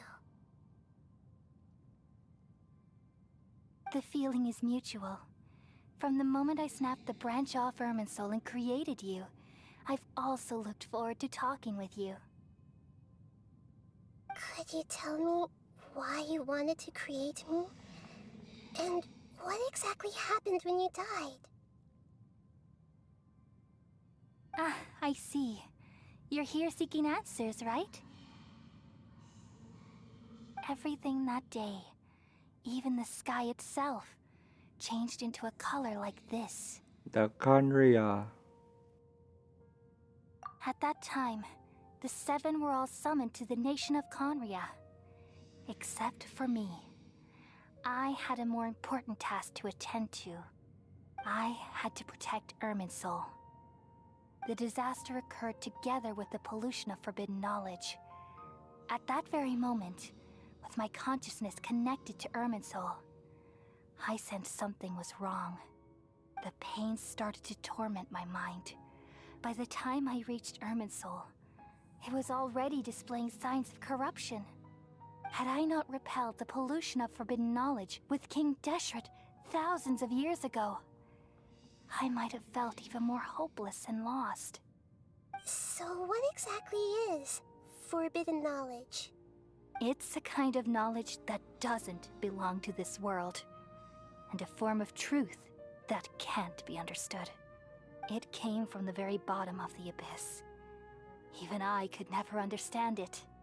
The world is constantly rejecting it, leading to all kinds of bad phenomena. If we allow forbidden knowledge to pollute Irminsul, I'm afraid the entirety of Teyvat could fall apart. So, there's knowledge that even the God of Wisdom can't understand? At that time, I knew I couldn't repel the forbidden knowledge with my strength alone, which is why I created a device that compiled human wisdom and named it the Akasha. It's truly the world's most amazing invention. Thank you. For a long time, I thought dreams were the fruit of human wisdom. Though it was selfish to do so, I borrowed people's dreams using the Akasha. Then I compiled their wisdom and all of my own power. Well, did it work? Thanks to the wisdom of the people of Sumeru, almost all the forbidden knowledge was cleared from Irminsul. But things didn't go as smoothly as I thought. I had a terrible headache, which gave me an uneasy feeling. And then I remembered that my consciousness was also connected with Irminsul. It brought me knowledge and wisdom, but vile corruption as well. From the very beginning, my existence had been polluted by the forbidden knowledge. Oh no! How could that happen? I've experienced that pain in your consciousness. It must have been a horrible experience. Yes, but my feelings weren't important. The important thing was that even if I died, my existence and everything related to me would continue to exist in Irminsul as memories and knowledge, meaning that the forbidden knowledge couldn't ever be permanently eradicated. And there's no way for me to eliminate myself. It would be a sort of paradox. So, I took the purest branch of Irminsul as my incarnation in the next samsara, and left a trail of clues, all in hopes that you would come here and remove me and my pollution from Irminsul forever. Wait, no, I can't. So you realize what that implies? You are very smart indeed. Irminsul has all the knowledge and memories of this world.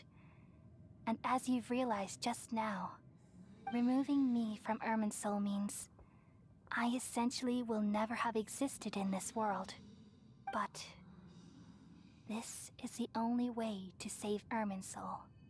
People love you so much, and they've missed you so much over the past 500 years. I am exactly the same. So how can we just forget you like this? Is there really no other way? There must be something else I can do. You're the god of wisdom, Boer. You should know that there is no other way. But this is so cruel. I don't want to forget you. No need to feel so sad, Boer. As someone who delights in wisdom, you should feel joy at finally finding the answer. These are the words in their entirety. The answer you've been seeking all along. Let the world completely forget me.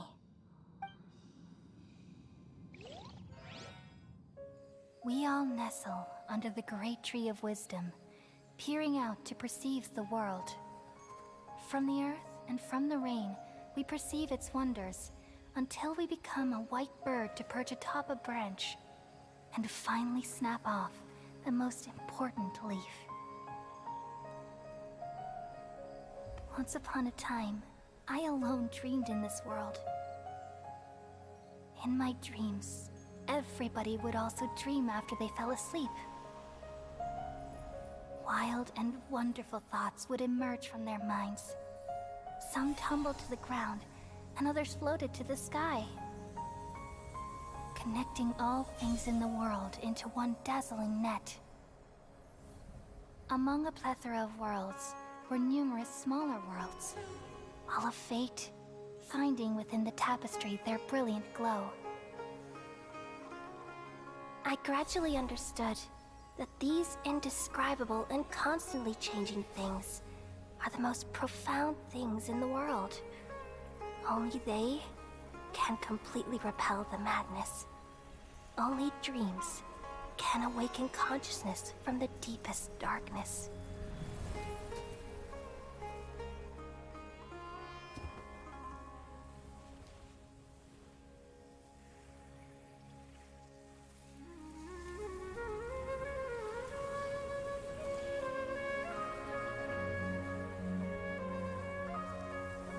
I'm the one who posed this question, yet also the one who sought a solution. Saving the world with the dreams of the people used to be my answer.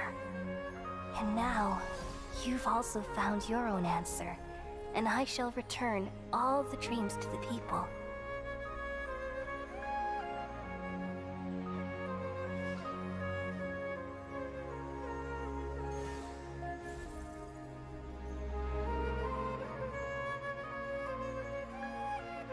Goodbye, people of Sumeru. May you be blessed tonight with the sweetest of dreams.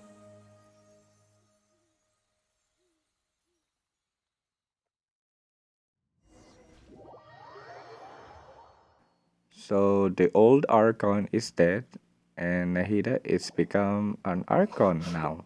The new Archon. I'm alright. I'm just a little confused.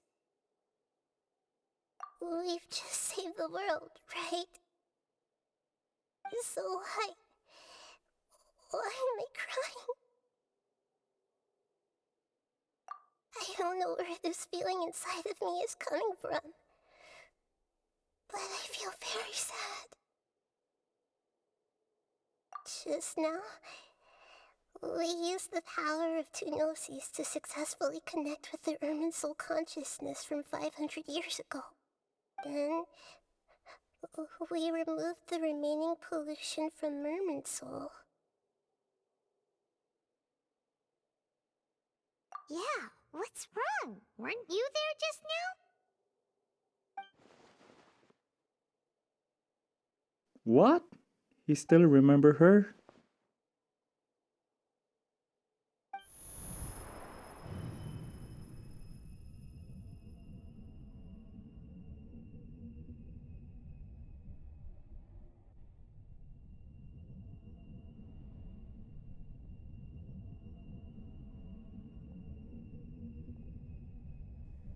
Oh, great. It's the mysterious person.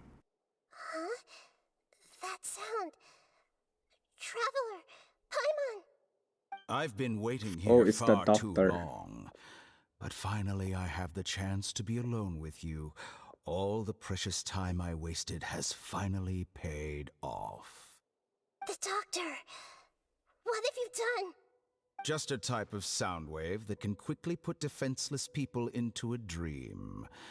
As I expected, it doesn't have any effect on gods. This is the only thing of interest I found among the sage's research. I thought I'd take it for a little spin. Don't worry. I know you would never forgive me if I actually killed them. I'm here to negotiate with you. Naturally, I won't do anything dangerous that could potentially damage our relationship. Negotiate with me? I heard you had already left Sumeru. Why are you here again now? I left Sumeru, but I also stayed in Sumeru. Even the God of Wisdom is restricted by the habits of cognition. How disappointing. You mean there are many different versions of you in this world? An astute guess.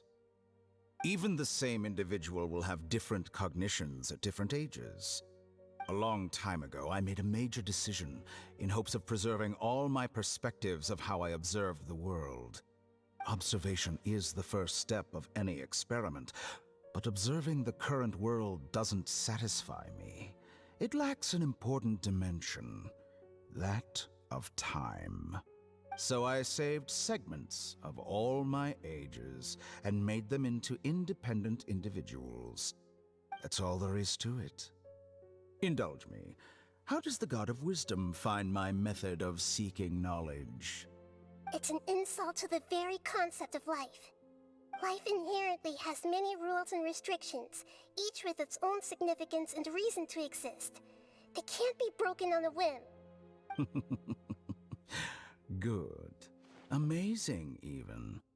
Indeed, it's difficult for humans to make peace with themselves, not to mention oneself from a different period. Since you're in the academia, why wait until now to show up? You could very well have stopped us and helped that fake god. Simple. Let me ask you this. Would any staff member ever help the subject in the middle of an experiment?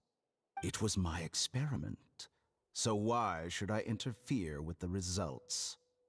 The academia saw the plan to create a god as their ultimate goal, yet you only saw it as an ordinary experiment. You really are crazy. If the experiment succeeded, you would have had a new god on your hands. How would you have faced your own god then? Would you still take the same stance? Would you still hold the same view of yourself? I'm first and foremost a scholar. These results should be left to the judgment of the hypothetical me confronted with that outcome. But you're right. And that's exactly why I'm disappointed with the conclusion of this experiment.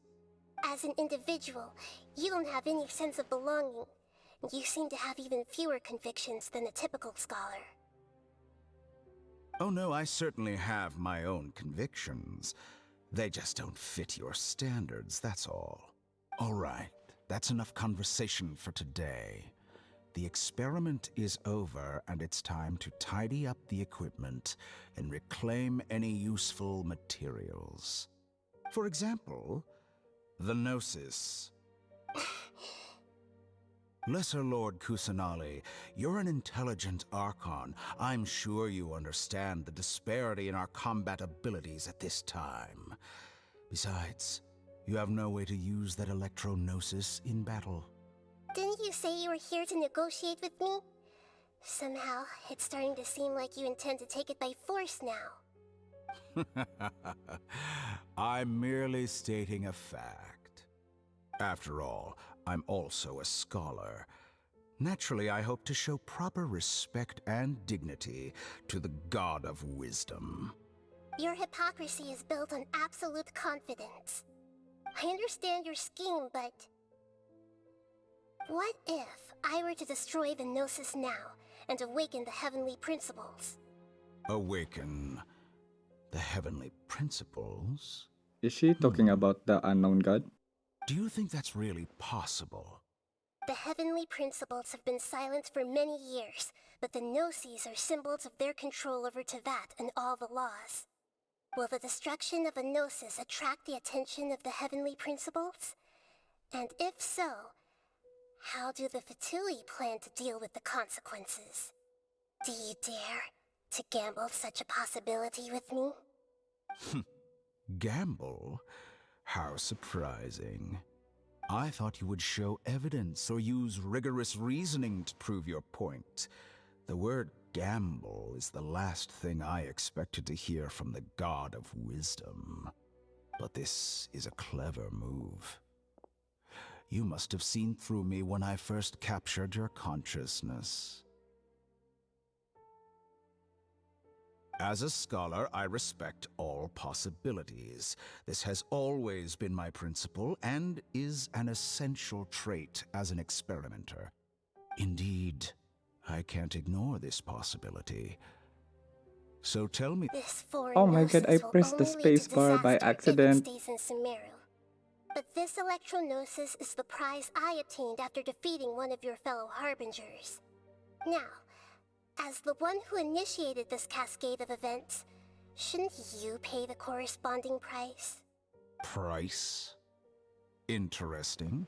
What price would you have me pay? How about erasing all your other segments?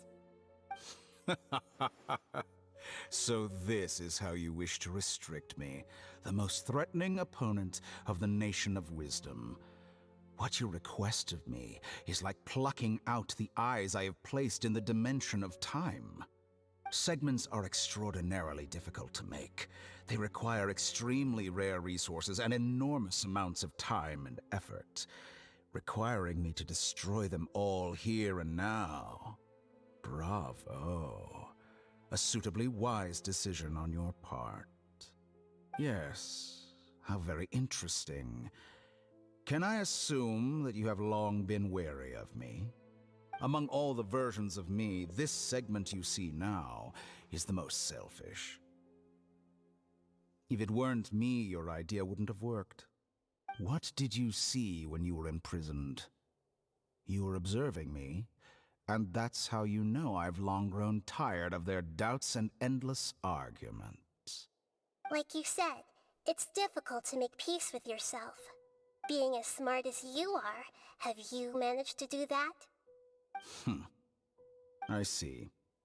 If you think all those versions of me are worth a gnosis, then deal. You sure didn't hesitate much.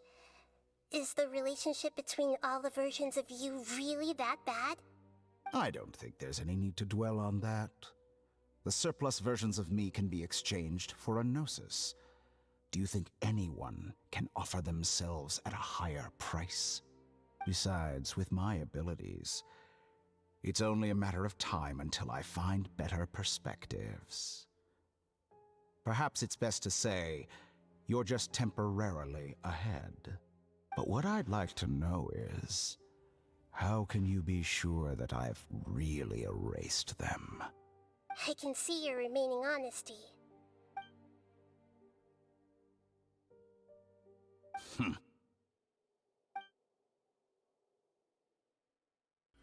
What a ridiculous decision! You can't be serious! How could I have been so short-sighted? You think this is the end? Wait, I'll have my revenge. You'll make this moment count. You will regret this! Well, have you confirmed that it's complete? Here, take it. The future of Sumeru City will be in my hands alone. I will shut down the Akasha and let curiosity and the thirst for knowledge drive the realm of academics once again.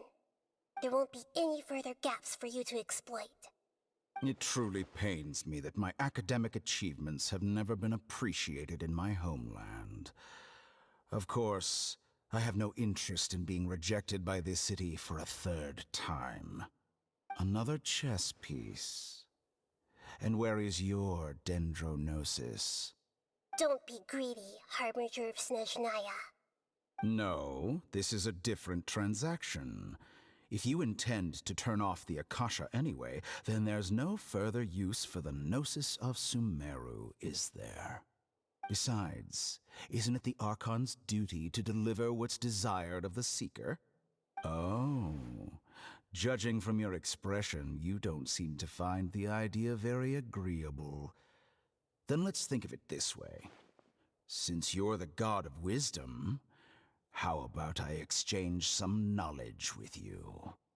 People exchanging knowledge with the God of Wisdom is the stuff of legends. Yet here you wish to exchange knowledge for the God of Wisdom's property. Arrogant as that is, it has piqued my interest. Let me ask you, have you in all your mighty knowledge ever heard the rumor that the skies of Tevat are fake. Wait, what? That's the secret hidden by Ermin's soul concerning the truth of this world.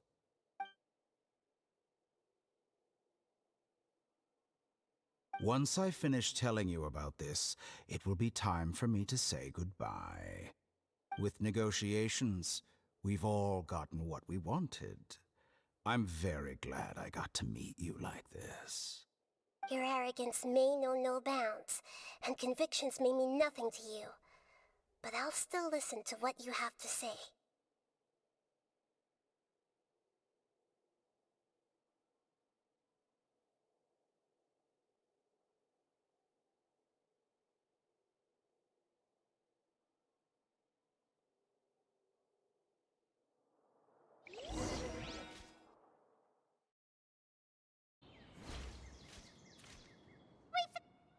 Together!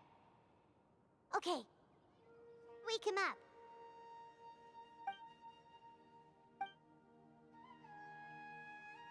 Are you awake? Kali says it's time for breakfast. Come on, get up! Good morning, Paimon. Good morning! How are you feeling today? Pretty good. Good to hear. It looks like we've recovered pretty well. Not even Tainari could stop us from going out now, right? That's right.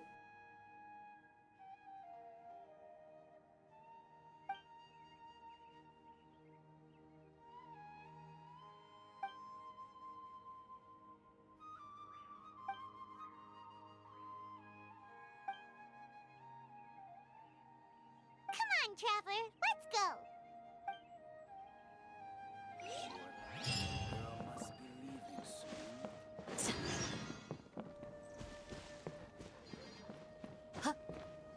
Good morning.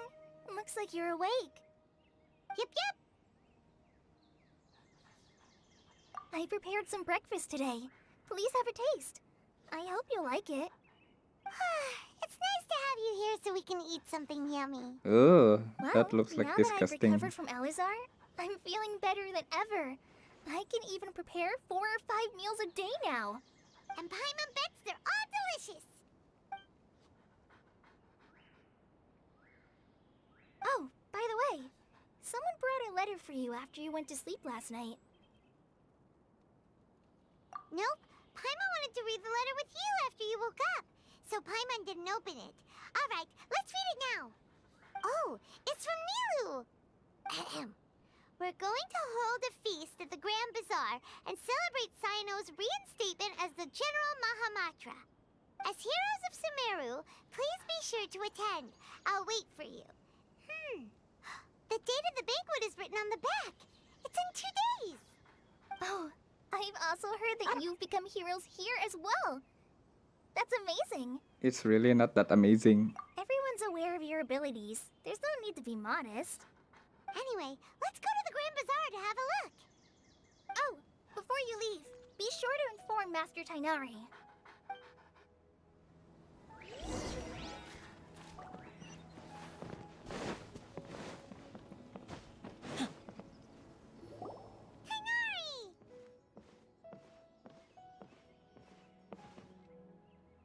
Good morning. How do you feel today? We feel much better. How about you? I'm recovering well. Thanks for asking. But from the looks of it, you seem to be already busy with work again. It's fine. I'm not that busy, really. The Elazar patients have recovered, as well as Hypatia. For now, I only need to tend to my Forest Watcher duties.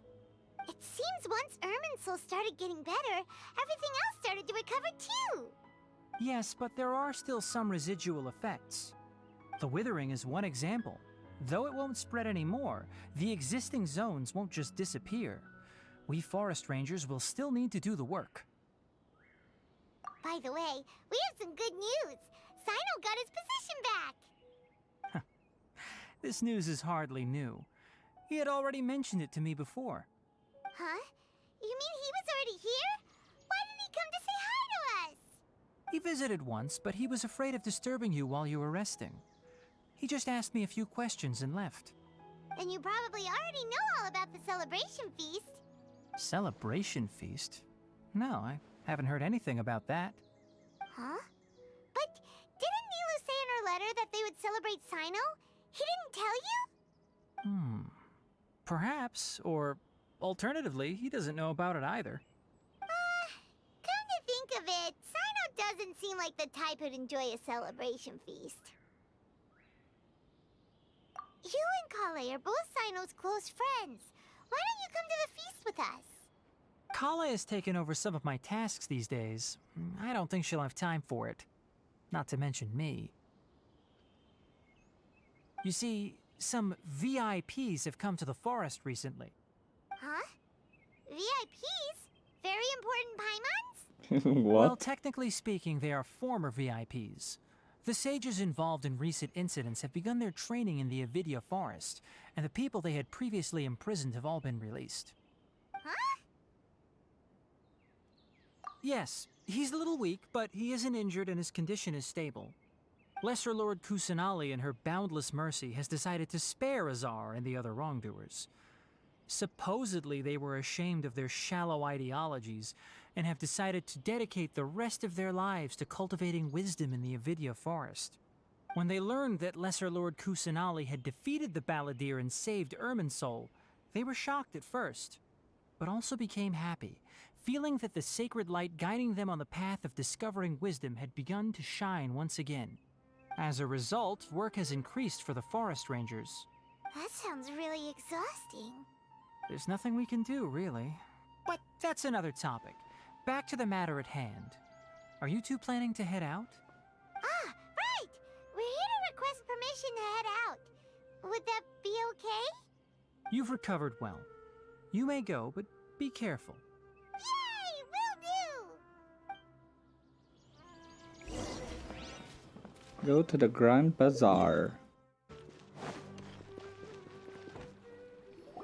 Well, there won't be any problems if the feast starts at that time. Everything has already been prepared. Mr. Zubair, I finished telling things up here. Well, except for the guests. Is a simple reply really that much to ask of our guests? It's affecting our arrangements. Oh, it'll be fine. Besides, it never hurts to get things ready in advance. I was thinking the same thing. The feast will be held sooner or later, right? Hey, Nilu! Traveler, Paimon! We got your letter, so here we are! You're the best! The other guests haven't even replied yet. Huh? Are we the only ones that have arrived? Yeah, I had someone deliver letters to all of our guests. But maybe everyone is still busy with other things. Look, I get it. Sumeru is in an extremely important period of transition right now, but even if your friends are important figures, they shouldn't just ignore your request like this. Nilu is Sumeru's #1 celebrity after all. I don't think so. She's #1. You have no idea how happy I am to talk to people with good taste.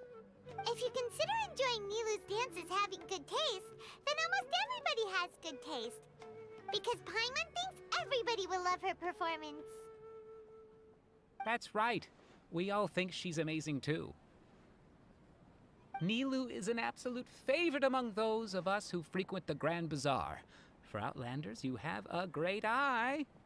Master Zubair, let's have a vote for the most outstanding audience members next time. I think these two may win. Nonsense! It is not for us to determine the value of an audience. But indeed, we could try giving gifts to people with particularly good taste. I heard there's a device in Fontaine called a camera that can record people's appearances as pictures. Such pictures would make superb gifts. Ooh, good idea. I wonder where we can find one. I don't want you giving pictures of me to everyone. I'm satisfied just being able to perform here. There's always a lot going on at the Grand Bazaar. Yeah, and that's why I love it here. Traveler and Paimon, could you help confirm if the letters were actually delivered? Oh my god. If for some reason they didn't receive the letters, then please tell everyone that there will be a feast here. Okay, we'll go around and check. We can also check out how everything in Sumeru is going now.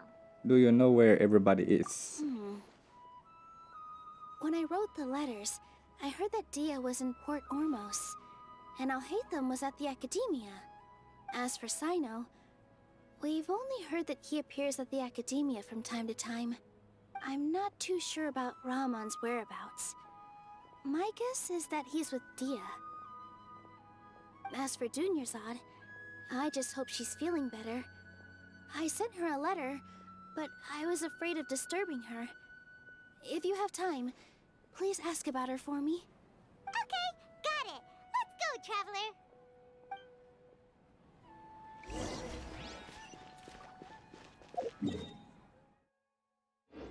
Traveler. Why I need to confirm they're going? They should replace Akasha into a mobile phone.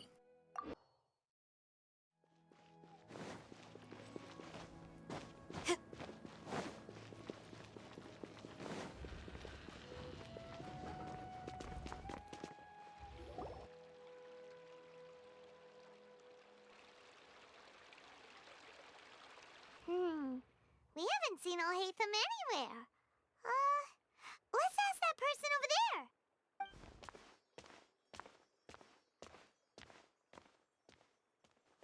Hey there, have you seen Alhaitham around? Yes, it seems Scribe Alhaitham has gone to the House of Dana. You should be able to find him there. But you're already the second group of people I've seen looking for him today. He must be quite the busy man. Oh? Who else was looking for him? Mr. Cave was just here asking about him. You wouldn't believe how terrible their relationship is. And now you two are here. Don't tell me everyone's here looking for gossip about the sages. No, not at all. No way. We're strictly here on business.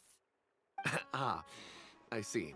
Sorry, I thought maybe everyone's as interested in rumors about the sages as I am.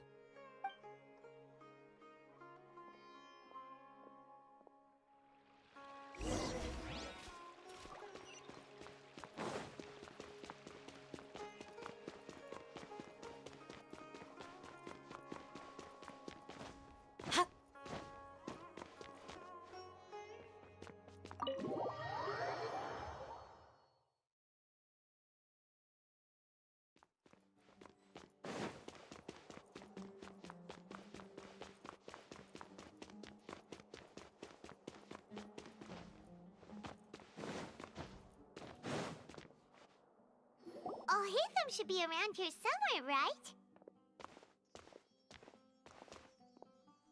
Oh, he's over there!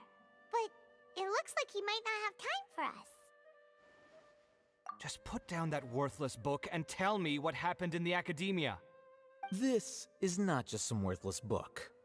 Do you have any idea how difficult it is to find a physical book like this in Sumeru? It doesn't matter. It's probably just another thing that you used your authority to get your hands on anyway. Just put it aside. Listen, I came back today only to hear that the sages have disappeared. Okay, wait, I saw something. You sound surprised. I thought you would already know the inside story. Would I be here asking you if I knew? You're the scribe, not me. So just tell me what you know already. Well, I almost became a sage. Huh? Oh, don't sound too surprised now. You're the renowned Kaveh, light of the Ksharawar.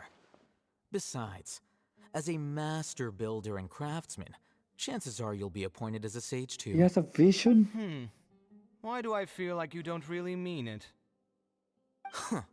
What makes you say that? Why would you question my heartfelt sincerity? Maybe it's because you've never said anything good about me before. Yeah, well, I share a similar sentiment, and anyone who knows you as well as I do would surely do the same. Oh, you... See? This is why I hate discussing anything with you. Your ridiculous and arrogant attitude always gets in the way. It seems that you really can't stand my personality. Ha! What was your first clue? Well, then you might as well move out of my house. Are you threatening me? Stooping to a new low, I see. Ugh, and don't change the subject. You, a sage? What a joke.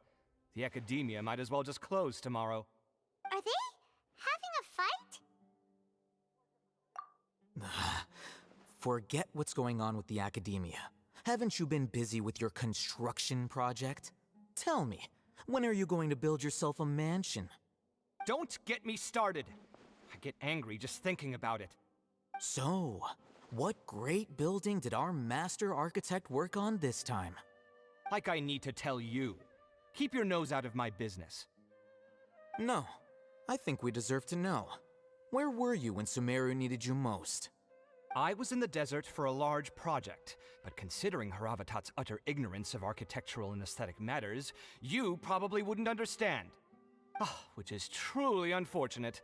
I can only pity the man who doesn't understand the first thing about beauty and romance. Unlike a true... hold on, wait a second. What do you mean by when Sumeru needed me most? Well, while you were out fiddling around in the desert, many people came together to save Sumeru from a crisis. Ha! And you think I'd believe that? Look, all you really need to know is that Azar and all his accomplices have all been overthrown. Huh? What nonsense are you talking about? It's no skin off my nose if you don't believe me. It's not like my Darshan was the one trying to apply for funding from the Grand Sage. Yours, though, on the other hand... You know what? I'll ask around.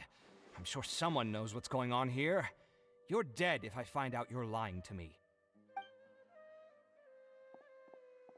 Ladies and gentlemen, Kaveh, the Dendro character, weapon unknown.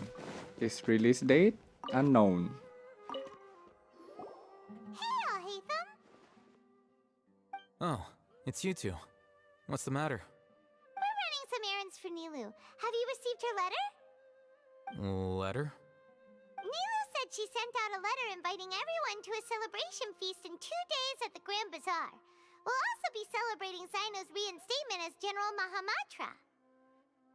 If she addressed the letter to Alhaitham of the Academia, then the letter should have gone to my office. I've been busy these days, so I haven't had time to check for any new mail at my office. I only now have some free time to attend to personal matters. Have you always been so busy with your work? Of course not. I'm only busy these days because several sages have been dismissed recently and the whole Academia was practically turned upside down. Tighnari told us they all went to train in the Avidia Forest. Apparently they will spend the rest of their lives there. That is already the best possible ending for the likes of them. 4 of the 6 great sages were possessed by their desire for power and attempted to create a new god. In order to pull it off, they even imprisoned the other 2 rational sages. To imagine such things could take place in the Academia. I don't know where to begin. Yeah, you're right. Feels kind of strange to hear them called that after all this time.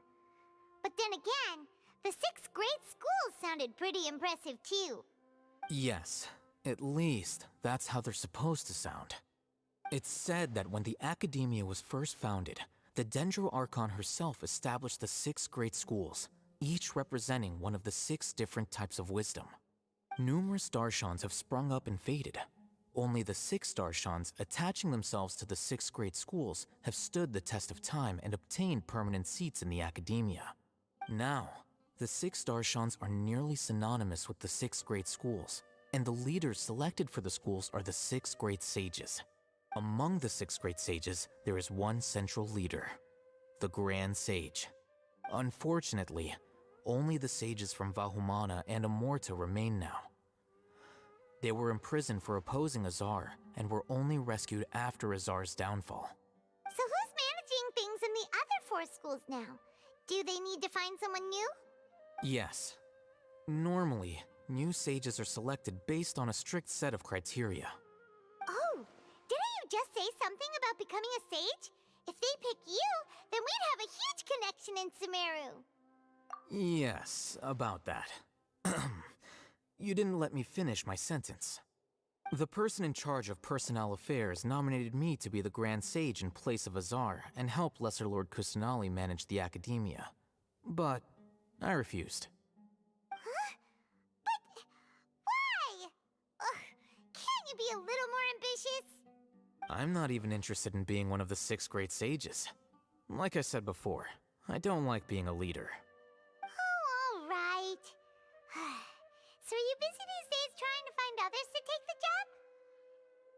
That's not my job either.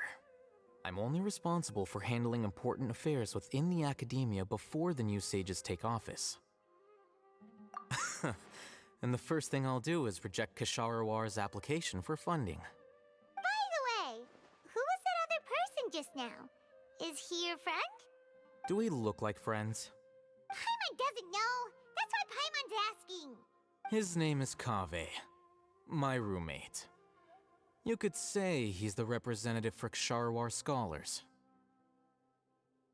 Which is exactly why he always has so many problems. So everything that's happened recently must be a huge change for the people of Sumeru. Thanks for your hard work these days. Such is the work of the Academia Scribe. Well, anyway, no matter how busy you are, since you are our planner, remember to attend the celebration feast in 2 days. Alright, I'll see you there. Go to Port Ormos.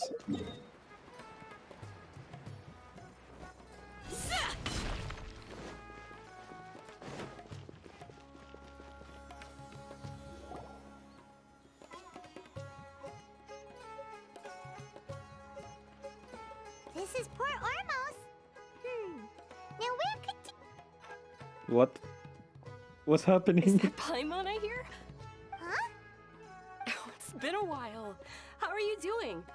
Dinyarzad! It's been so long since we've seen you! Very good. How about you? I'm doing well. I can go as far as saying I have never been happier in my entire life. I don't know if you've heard, but Alizar has completely disappeared, and all the patients have recovered. You kidding? Knowing them and the connections they've got, I'm sure they've heard about it. Didn't expect to see you here. That's right. My lady is feeling better now, so I'm accompanying her for a walk. Why do you still call me that, Dia? You've already informed my father of your resignation. I guess I'm just used to calling you my lady. Old habits die hard. Resignation? You mean you're quitting? Yeah, I might start losing my edge if I keep being a bodyguard for the Homayanis. You know that my parents and I are fond of you, and that we appreciate you very much. It wouldn't be a problem if you wish to continue to be our bodyguard. I'm not a woman that's easily persuaded. You should know that by now, my lady. When I took this job, I had already decided that I'd quit as soon as you'd recovered. It's time for me to get back out there and chase that horizon. So what are you gonna do now if you're not gonna be a bodyguard anymore? I want to take a risky job and put my body to the test again. Huh? But we literally just finished one of the most dangerous jobs ever! Are you getting bored already? I know. If I hadn't joined in that plan with you, I wouldn't have come up with this idea. I guess I still get fired up by that feeling of going all out in a fight. It made me realize that I'm still a mercenary through and through. Life is short, and I'm happy that I got to be a part of that operation. But the whole thing also made me realize that there are still many problems in Sumeru. And as a desert dweller, I'm still not completely ready to settle down on this side of the wall. Well, I remember a friend had someone bring you a message. You mean I'll hate them? I didn't expect him to still remember that. I thought he was joking. We just came from talking with Alhaitham at the Academia. Did he tell you that he suggested that I come work at the Academia? What? We didn't hear anything about that. I heard that Azar and his cronies fell from power, and Alhaitham told me that now was a good time to find a job in the Academia, but only if I wanted to. Whoa.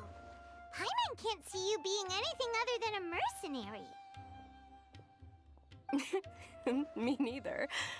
But I think Dia would look great dressed up as a scholar. Ugh, forget about it. I wouldn't last 10 seconds in there.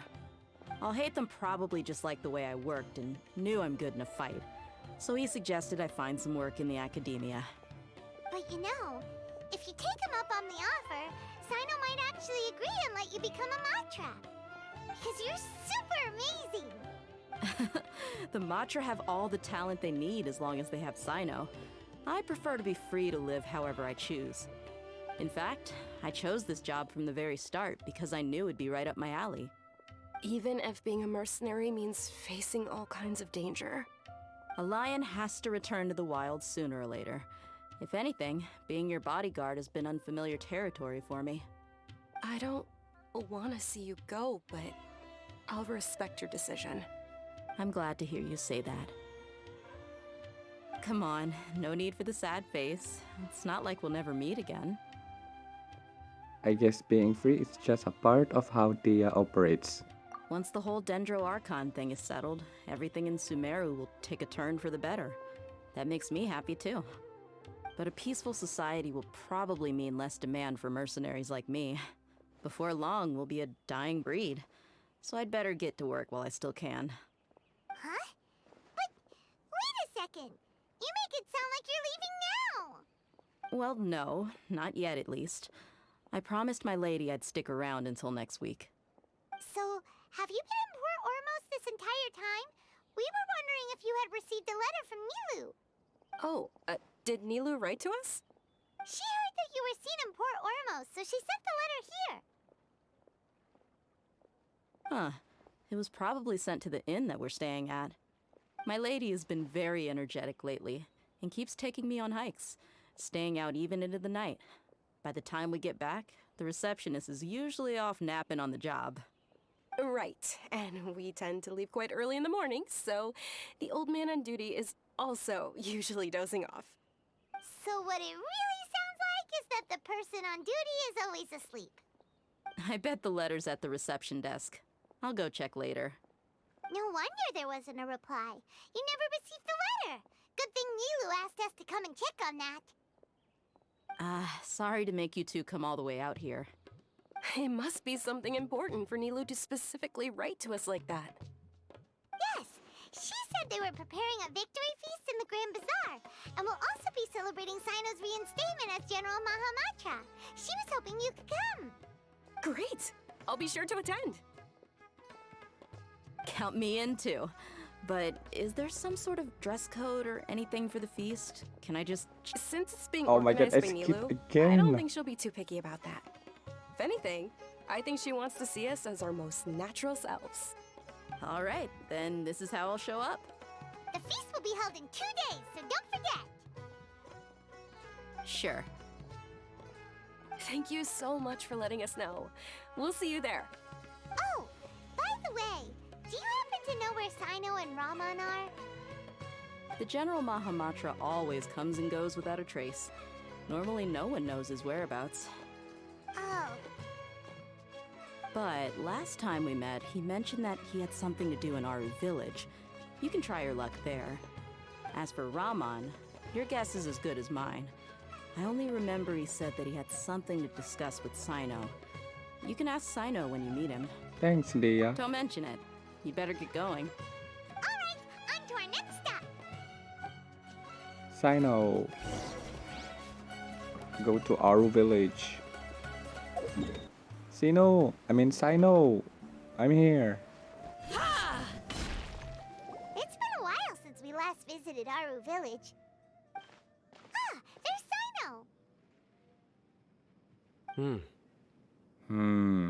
It's been a while. What brings you here? We recovered well, and Tanari agreed to let us leave, so now we're out and about again. It seems Gandharvaville's medical treatment is still as good as ever. And Tanari is recovering well, too. That's good to hear. Thank you for taking us to him. Yeah, you're the one who brought us to him when we lost consciousness, right? Thanks for that. You're welcome. Tainari has excellent medical skills, and Kale is quite attentive. It was the best place for you. But why are you just standing here like a dead tree? I'm meeting some people. Oh, you mean Candace? I've already talked with Candace and the village chief. They're still at the usual place. You can go there if you'd like to see them. But you know one of the people I'm meeting as well. Oh, by King Deshret's blessing, my friend suddenly appears in the desert. Don't tell me you've run into trouble and need us to help now. Raman! And... huh? Sataria? Oh, you know me? Who's she again? Oh, academia. Don't worry, these are our friends. No need to be so guarded. I see. How have you been doing lately? I'm doing well. Many good things have happened recently. Same here. Really, I feel that my whole life has started to shine after suddenly finding a new direction. Oh, tell us everything. Yeah, you go ahead. Alright, well, I suppose I should start by saying I've decided to leave the academia. What? It's not that I've given up on being a scholar. Instead, you could say I've found a new identity. I will no longer pursue research like a typical scholar, but I have not completely given up on my relationship to knowledge either. I can see what you're saying now. What do you mean? I plan to leave the academia and return to teach here in the desert. Wow, so you want to become a teacher? Sataria will return to support education here and teach people from the desert. She can't teach everyone on her own, but there are many of us Eremites all over Sumeru. She came to discuss a collaboration with me and hoped that I could bring her ideas to the Eremites. Yes, it's my hope that the Eremites can help me select a group of smart people with the best aptitude for teaching. I'll teach them, and after they've finished learning from me, they can go educate more people. That is the true meaning of education and the spreading of knowledge. The people of King Deshret suffer from sandstorms, exile, and ignorance. Miss Sataria is more than welcome to come teach here. Her arrival is like a star shining in the desert night. The stars have always guided caravans, thieves, soldiers, and travelers who get lost in the night. They lead those in the dark out of trouble and back to safety. Oh, please. Where's all of this coming from? I'm starting to feel a little embarrassed. You deserve these compliments. Mercenaries are accustomed to danger and don't fear death, which is why we recognize extraordinary actions that common people would easily overlook.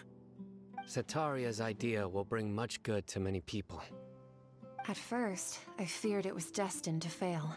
Everyone knows that the academia doesn't allow scholars to teach in the desert without permission.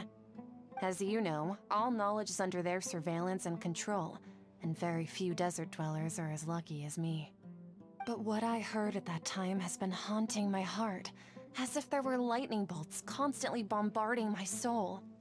Sataria, you tread a treacherous path, and the longer you ignore it, the tighter the academia's grasp on you will become. Sataria, why haven't you gone home?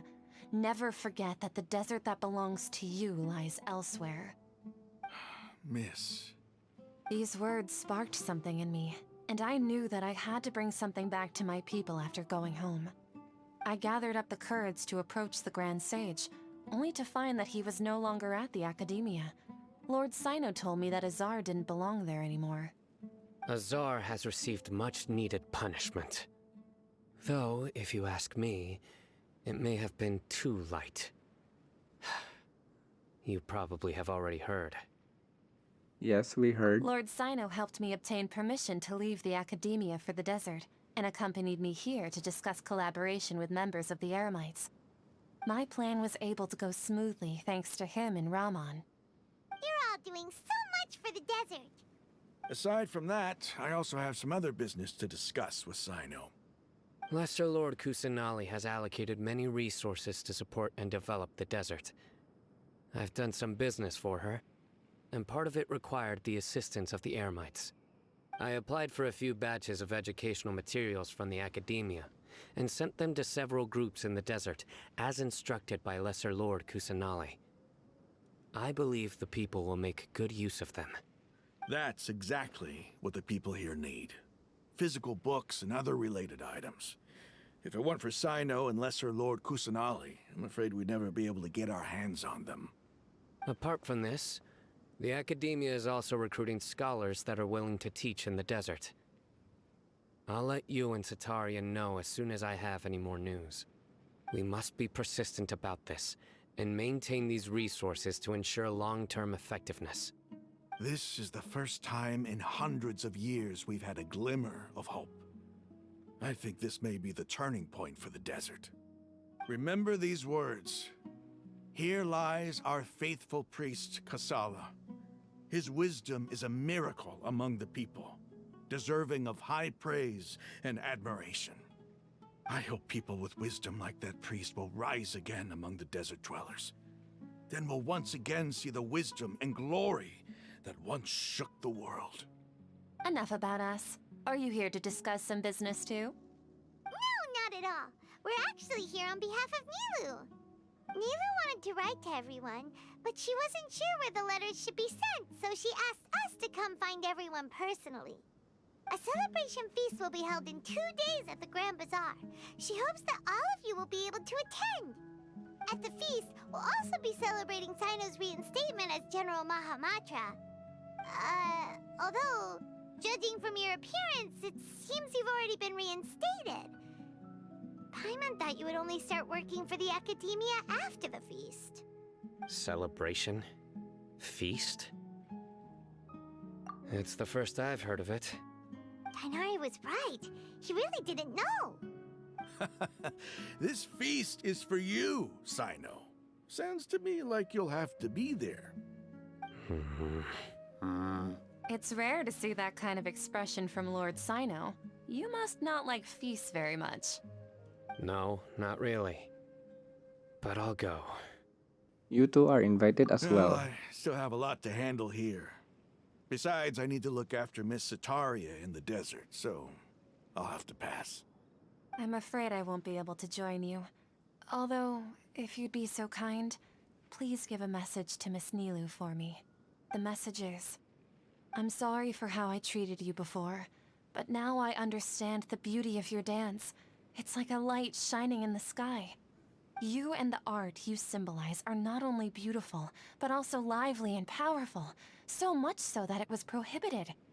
Please keep dancing, and someday, I'll be able to appreciate your art in person. That's a long message. Got all that down. Our job here is complete as well. Oh, Sino, remember, party's in 2 days. Make sure you're there. Got it. That's a long message. If I was a traveler, I'll be forget what she said in a second.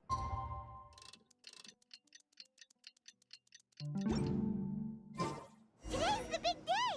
Let's go to the Grand Bazaar and see how the celebration's coming along.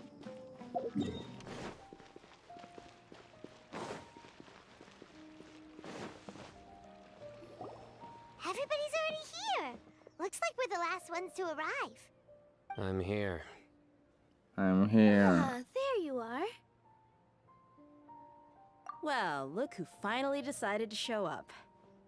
You look like you came here immediately after finishing up some work. I'm very happy to see you here. But we're not late, are we? It's just that everyone else arrived ahead of time. I propose that the last one who arrived be put in charge of today's speeches. Nah, there won't be any speeches today. Oh, really? Well, even better. Come join us over here. Let's share some great food and drinks, and chat about all sorts of fun things. Everything looks quite good. Wow! Paimon can't wait! Traveler, just look at all the delicious food here. Every time there's food, Paimon's react.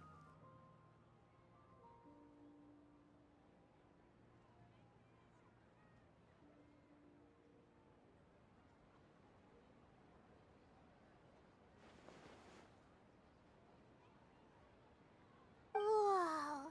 It's so delicious! Oh, this grilled meat tastes amazing! The food was specially prepared for you by everyone in the Grand Bazaar. And we have gifts that were sent by the residents of Sumeru City when they heard we were holding a feast. Everyone that came said that you saved Sumeru, and wanted me to thank you all on their behalf. Ah, feels kinda nice to be seen as a hero. I could get used to this. Being a bodyguard is also a hero's job. You've always been amazing, Dia. My lady sure has a way with words. Thanks. I'm glad to hear it. And I'm happy to meet everyone that participated in the great plan. Don't mention it. Come to think of it, we've really done something impressive together. It's unbelievable. We owe it to our abilities. And luck. Really? Why do I remember everybody thinking that luck was against us and feeling like we hardly had a chance of succeeding? That's how I remember it too. It's luck that brought us together, and it was luck that let us form a team.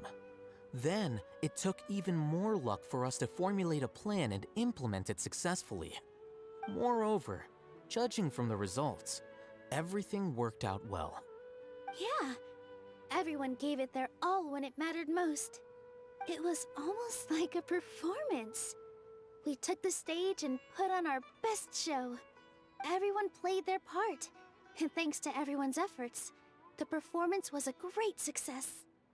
So, would you say we're good actors too? That's one more talent under our belt. It's such a blessing that Lesser Lord Kusanali was able to return to power at the Academia.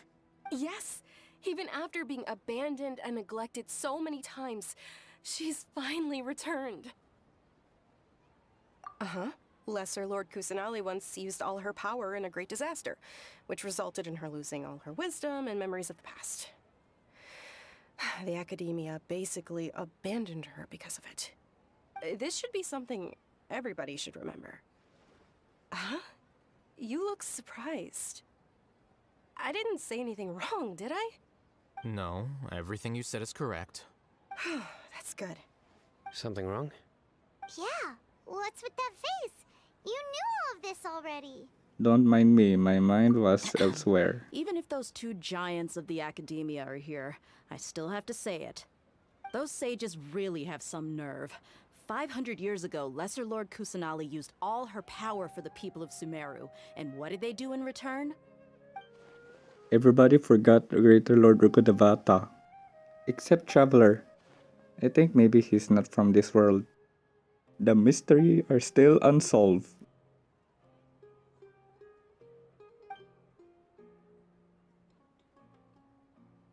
If you bite the hand that feeds you, don't act surprised when it turns into a knuckle sandwich, right, Sino? Perhaps I shouldn't say this, but their treatment of Lesser Lord Kusanali calls for a more severe punishment. You could simply tell Lesser Lord Kusanali that you wish to have Azar and his accomplices severely punished. I respect our deity's decision, and won't interfere in any way. While we're on this topic, why didn't you accept the Academia's invitation to become the Grand Sage? Are you trying to say that I'm fit to be a sage? Not at all. But every person handling the selection process has said that you are the most suitable candidate to lead the Academia right now. Why? Because he dethroned Azar from power? Could you try to put it another way? This is a good thing, yet you're making it sound like I overthrew Azar for my own personal gain. But seriously though, I always wondered if you had some personal motives behind it. I did have my own motive, but it had nothing to do with being a sage. If the rules of our nation were suddenly cast by the wayside, then it wouldn't be long until chaos ensued. I had no intention of letting their dreams disrupt my life. By that, you mean your life working as the Academia's scribe. Precisely. Wait, is that all? So, that's the only reason why you joined us and came up with all those plans? It's reason enough. You've certainly got quite the personality. You flatter me. All right then. How about you? You've already resumed work as the General Mahamatra, right? That's right.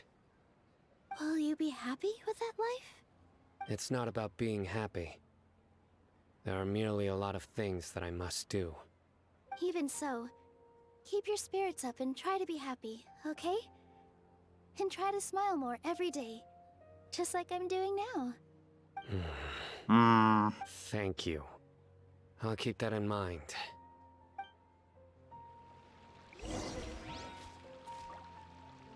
Talk to everyone at the feast. Ah, there you are, traveler. Well, how is it? Are you enjoying? I'm gonna skip this dialogue. It's time consuming. So many exceptional you see, every guest here is. Make sure you live it up tonight. I'm honored to have her think of me this way. If I have a chance in the I can't explain why.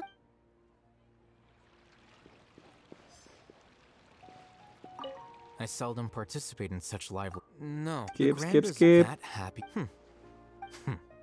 Oh well.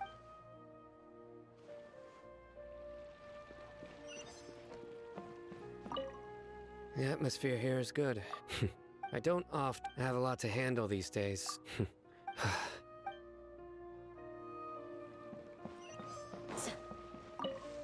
My lady. Yes, what an amazing... You said it. Oh, look who else is here. Hello. Oh, I'm so happy, Nilu. Hey, let's...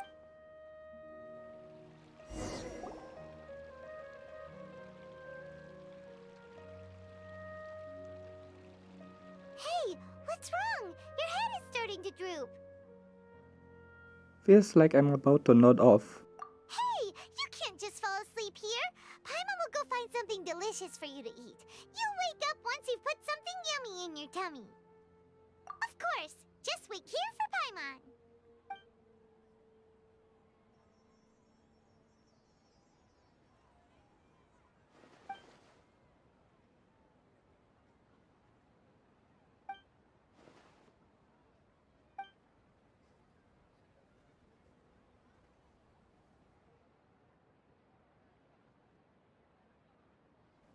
Oh, something's happened.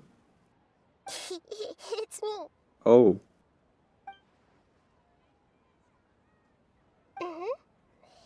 You may blame me for being a bit too self-indulgent. I was thinking about talking with you, and the next thing I knew, I had made a connection with you. The connection between us is amazing. It's like flora and the fence it grows upon. I heard there's an amazing celebration feast today at the Grand Bazaar. I wanted to have a look for myself, so I snuck in. Lately, I've been so busy dealing with all the fallout from recent events, so I really haven't had any free time. Although you've already helped me with a lot, there's still one more thing I hope you can help me with. Please say thank you to everyone for me. Oh, is it not convenient for you to do that for me? But if I just show up all of a sudden, people will become all quiet and stiff, won't they? What if I end up scaring them and ruining this wonderful feast? That'd be the last thing I want. Let me think about it. Yes, I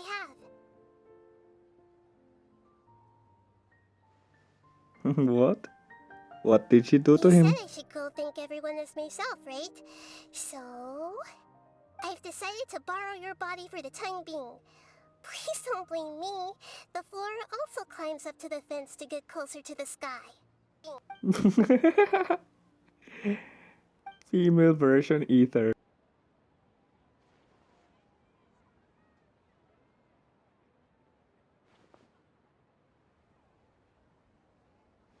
Everyone! Are you awake now? Paimon was just about to bring you the food. It's me. Huh? That voice. Nahida? Hold up. What's going on? I didn't expect to have a conversation with the consciousness of Lesser Lord Kusanali in the Grand Bazaar. Interesting. Is this also a part of the feast? No, of course not. Are you... Lesser Lord Kusanali? Hello, Nilu. You know who I am? Yes, I already know every one of you. Nilu, Alhaitham, Sino, Dia, Paimon, and Dunyarzad. Lesser Lord Kusanali? I took the liberty of occupying the traveler's body so that I could thank all of you in person. Thank you so much for rescuing me, even if that meant placing your own safety in peril and taking the risk of becoming enemies with the academia, the sages, the doctor, the balladeer, and even the entirety of Sumeru. Without you, without any of you, I would have been in a much more difficult situation. Had you not helped me to resolve the crisis, not only I, But Sumeru and even the entirety of Tevat would have suffered great misfortune. People refer to you as the heroes who managed to rescue a god. I'm quite fond of this name. It not only explains your identities, but also bears witness to your relationship with me. Please, allow me to present to you my most sincere gratitude. Lesser Lord Kusanali, you have done so much for Sumeru, and I didn't even have a chance to do anything for you. You don't have to do this. Dingerzad, the suffering you endured during your illness is also proof of you being with me and praying for me. Thank you. You don't need to be so ceremonious. It's always been my duty to protect you. This is how the relationship between the Academia and Dendro Archon should be. We just did what was necessary and set things back on the right path. You're an Archon, but you act so humble. You really don't need to be so polite with us. I'm honored to have been able to take part in this plan. I hoped you liked the dance I dedicated to you. Thank you, all of you. Thank you so much.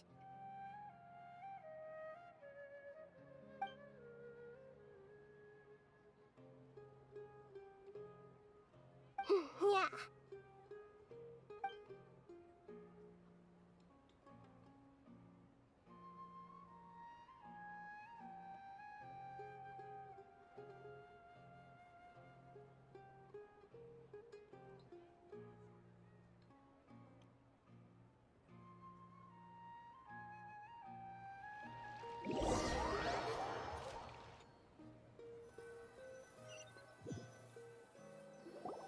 Are you awake?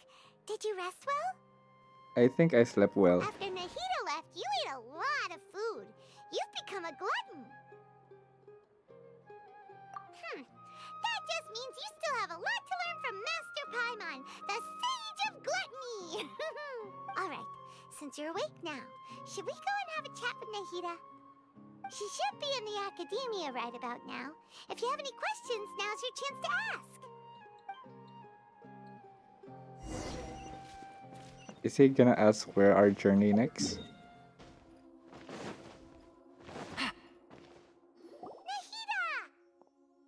Hello, Traveler and Paimon. What a fantastic night. I'm still immersed in all the happiness and joy, like a candle floating on water. So are we, and that's why we're here to talk with you. Is there anything you want to know? Huh? About Fontaine. The next stop on my journey. Is that where you're headed next? Fontaine, the nation of justice? As far as I know, that nation operates in a judicial system.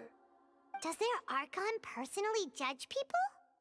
No, there's a Chief Justice in Fontaine. Generally speaking, the Hydra Archon, Focalor, won't preside over individual trials. Focalors. However, even then, Focalor will still make herself present at just about every trial. It seems that she just likes to immerse herself in that sort of atmosphere. As Archon, she still reserves the right to influence the final verdict. Anyway, let's just say she's got, a very unique personality. About the Balladeer. He's still in a coma. I've hidden him like how one would hide a feather. I know you have many misgivings about him, but as someone who had become a god, he has retained a number of very useful features. Don't worry, I'll keep an eye on him and make sure he doesn't do any evil. In addition, there are still some mysteries left in him. Some things may be very clear from my perspective, but he is still yet to understand them himself. His future will be determined by fate. What's wrong with that subtitle? I hear fate and the subtitle said luck. After recent events, the Akasha can no longer function as it used to.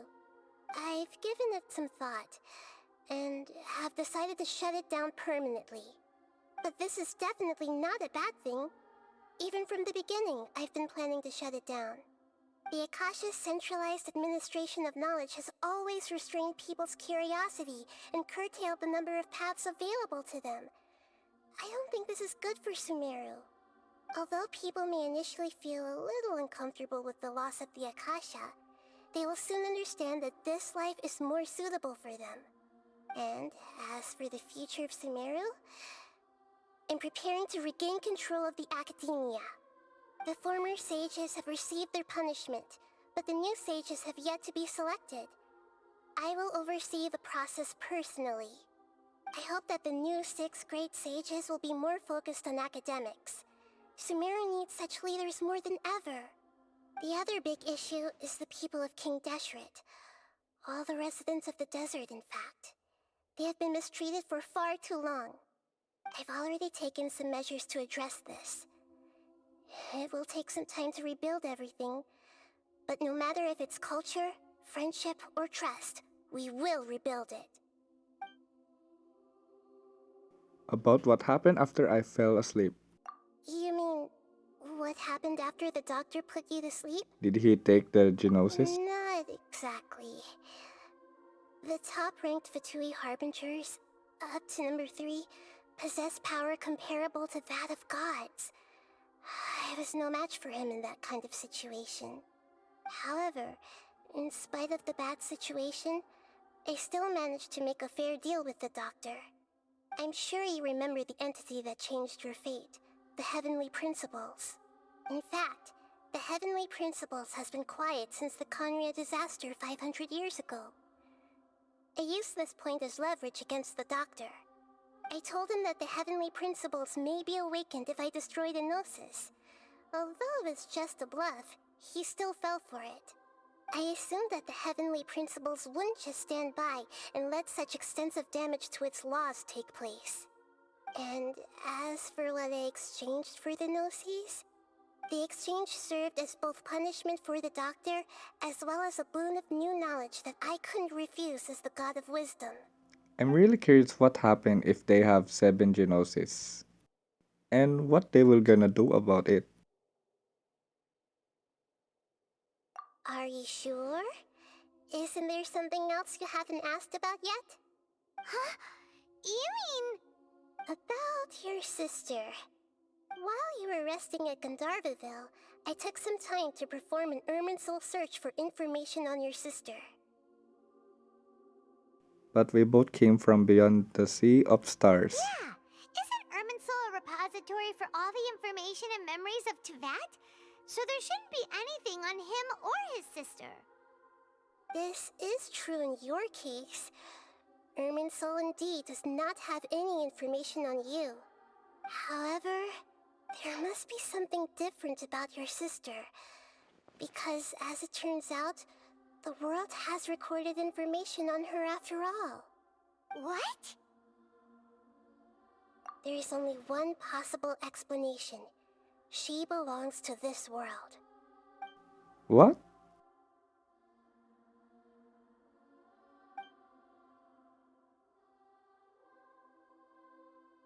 But nothing about this makes any sense! Wasn't this your first trip to Tevat? Do you know what she has been through? According to the records I was able to access, your sibling suddenly appeared in Conria. After the Conria disaster, she began her journey through the 7 nations of Tevat. But just as her journey was about to reach its conclusion, the Irminsul records on her suddenly become fuzzy. What do you mean, fuzzy? Did something happen to her? All I know for sure is that somebody, for reasons only they can know, is deliberately obfuscating her fate. And whoever it is, if they can do that, who knows what else they're capable of. But even that wouldn't explain how she somehow comes from this world. Something else I noticed was that according to these records, the Fatui have not classified your sibling as one of the Descenders. Descenders? What's a Descender? Paimon's never heard of it.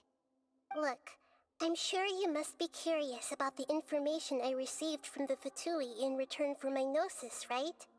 A very important part of the intel was about this world's descenders. External beings, ones that don't belong to this world. Traveler, you are Tevat's 4th descender. What? Huh? So the Vatui count 3 other descenders before the Traveler, and his sister isn't even one of them? That's right. My current hypothesis is that the first descender was likely what we now call the Heavenly Principles. As for the other descenders, I still need to verify their existence. It could take me some time. Paimon's head's about to burst from all this crazy new information.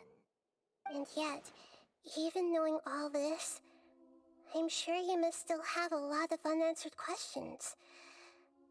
I must say, I truly regret that I can't help you more as the God of Wisdom. There are many questions in my heart as well. I will need some time to go through each one of them. Same here, I'll need some time to reflect on what you've said. And soon, you'll also begin your journey anew and depart from Sumeru. I'm very interested in your future. It's a journey that can't be observed or recorded by this world. If fate is the ultimate knowledge, then your future will be the ultimate fate. Paimon's sure glad we got to meet you, Nahida. The pleasure is all mine. I can't thank you enough. Alright, that's enough talk for today. If you ever miss me, just close your eyes, and maybe I'll appear in your dreams. Oh my god, finally! We're done! Wait, what time is it? 4 hours record! That's insane! Alright guys, that's it for today's video. I hope you enjoyed the Archon quest. Wait, let me switch character. Alright, I hope you enjoyed this video, Archon quest video. If you did, go ahead click the like button and subscribe for my channel for a new video. And I'll see you next time. Bye bye.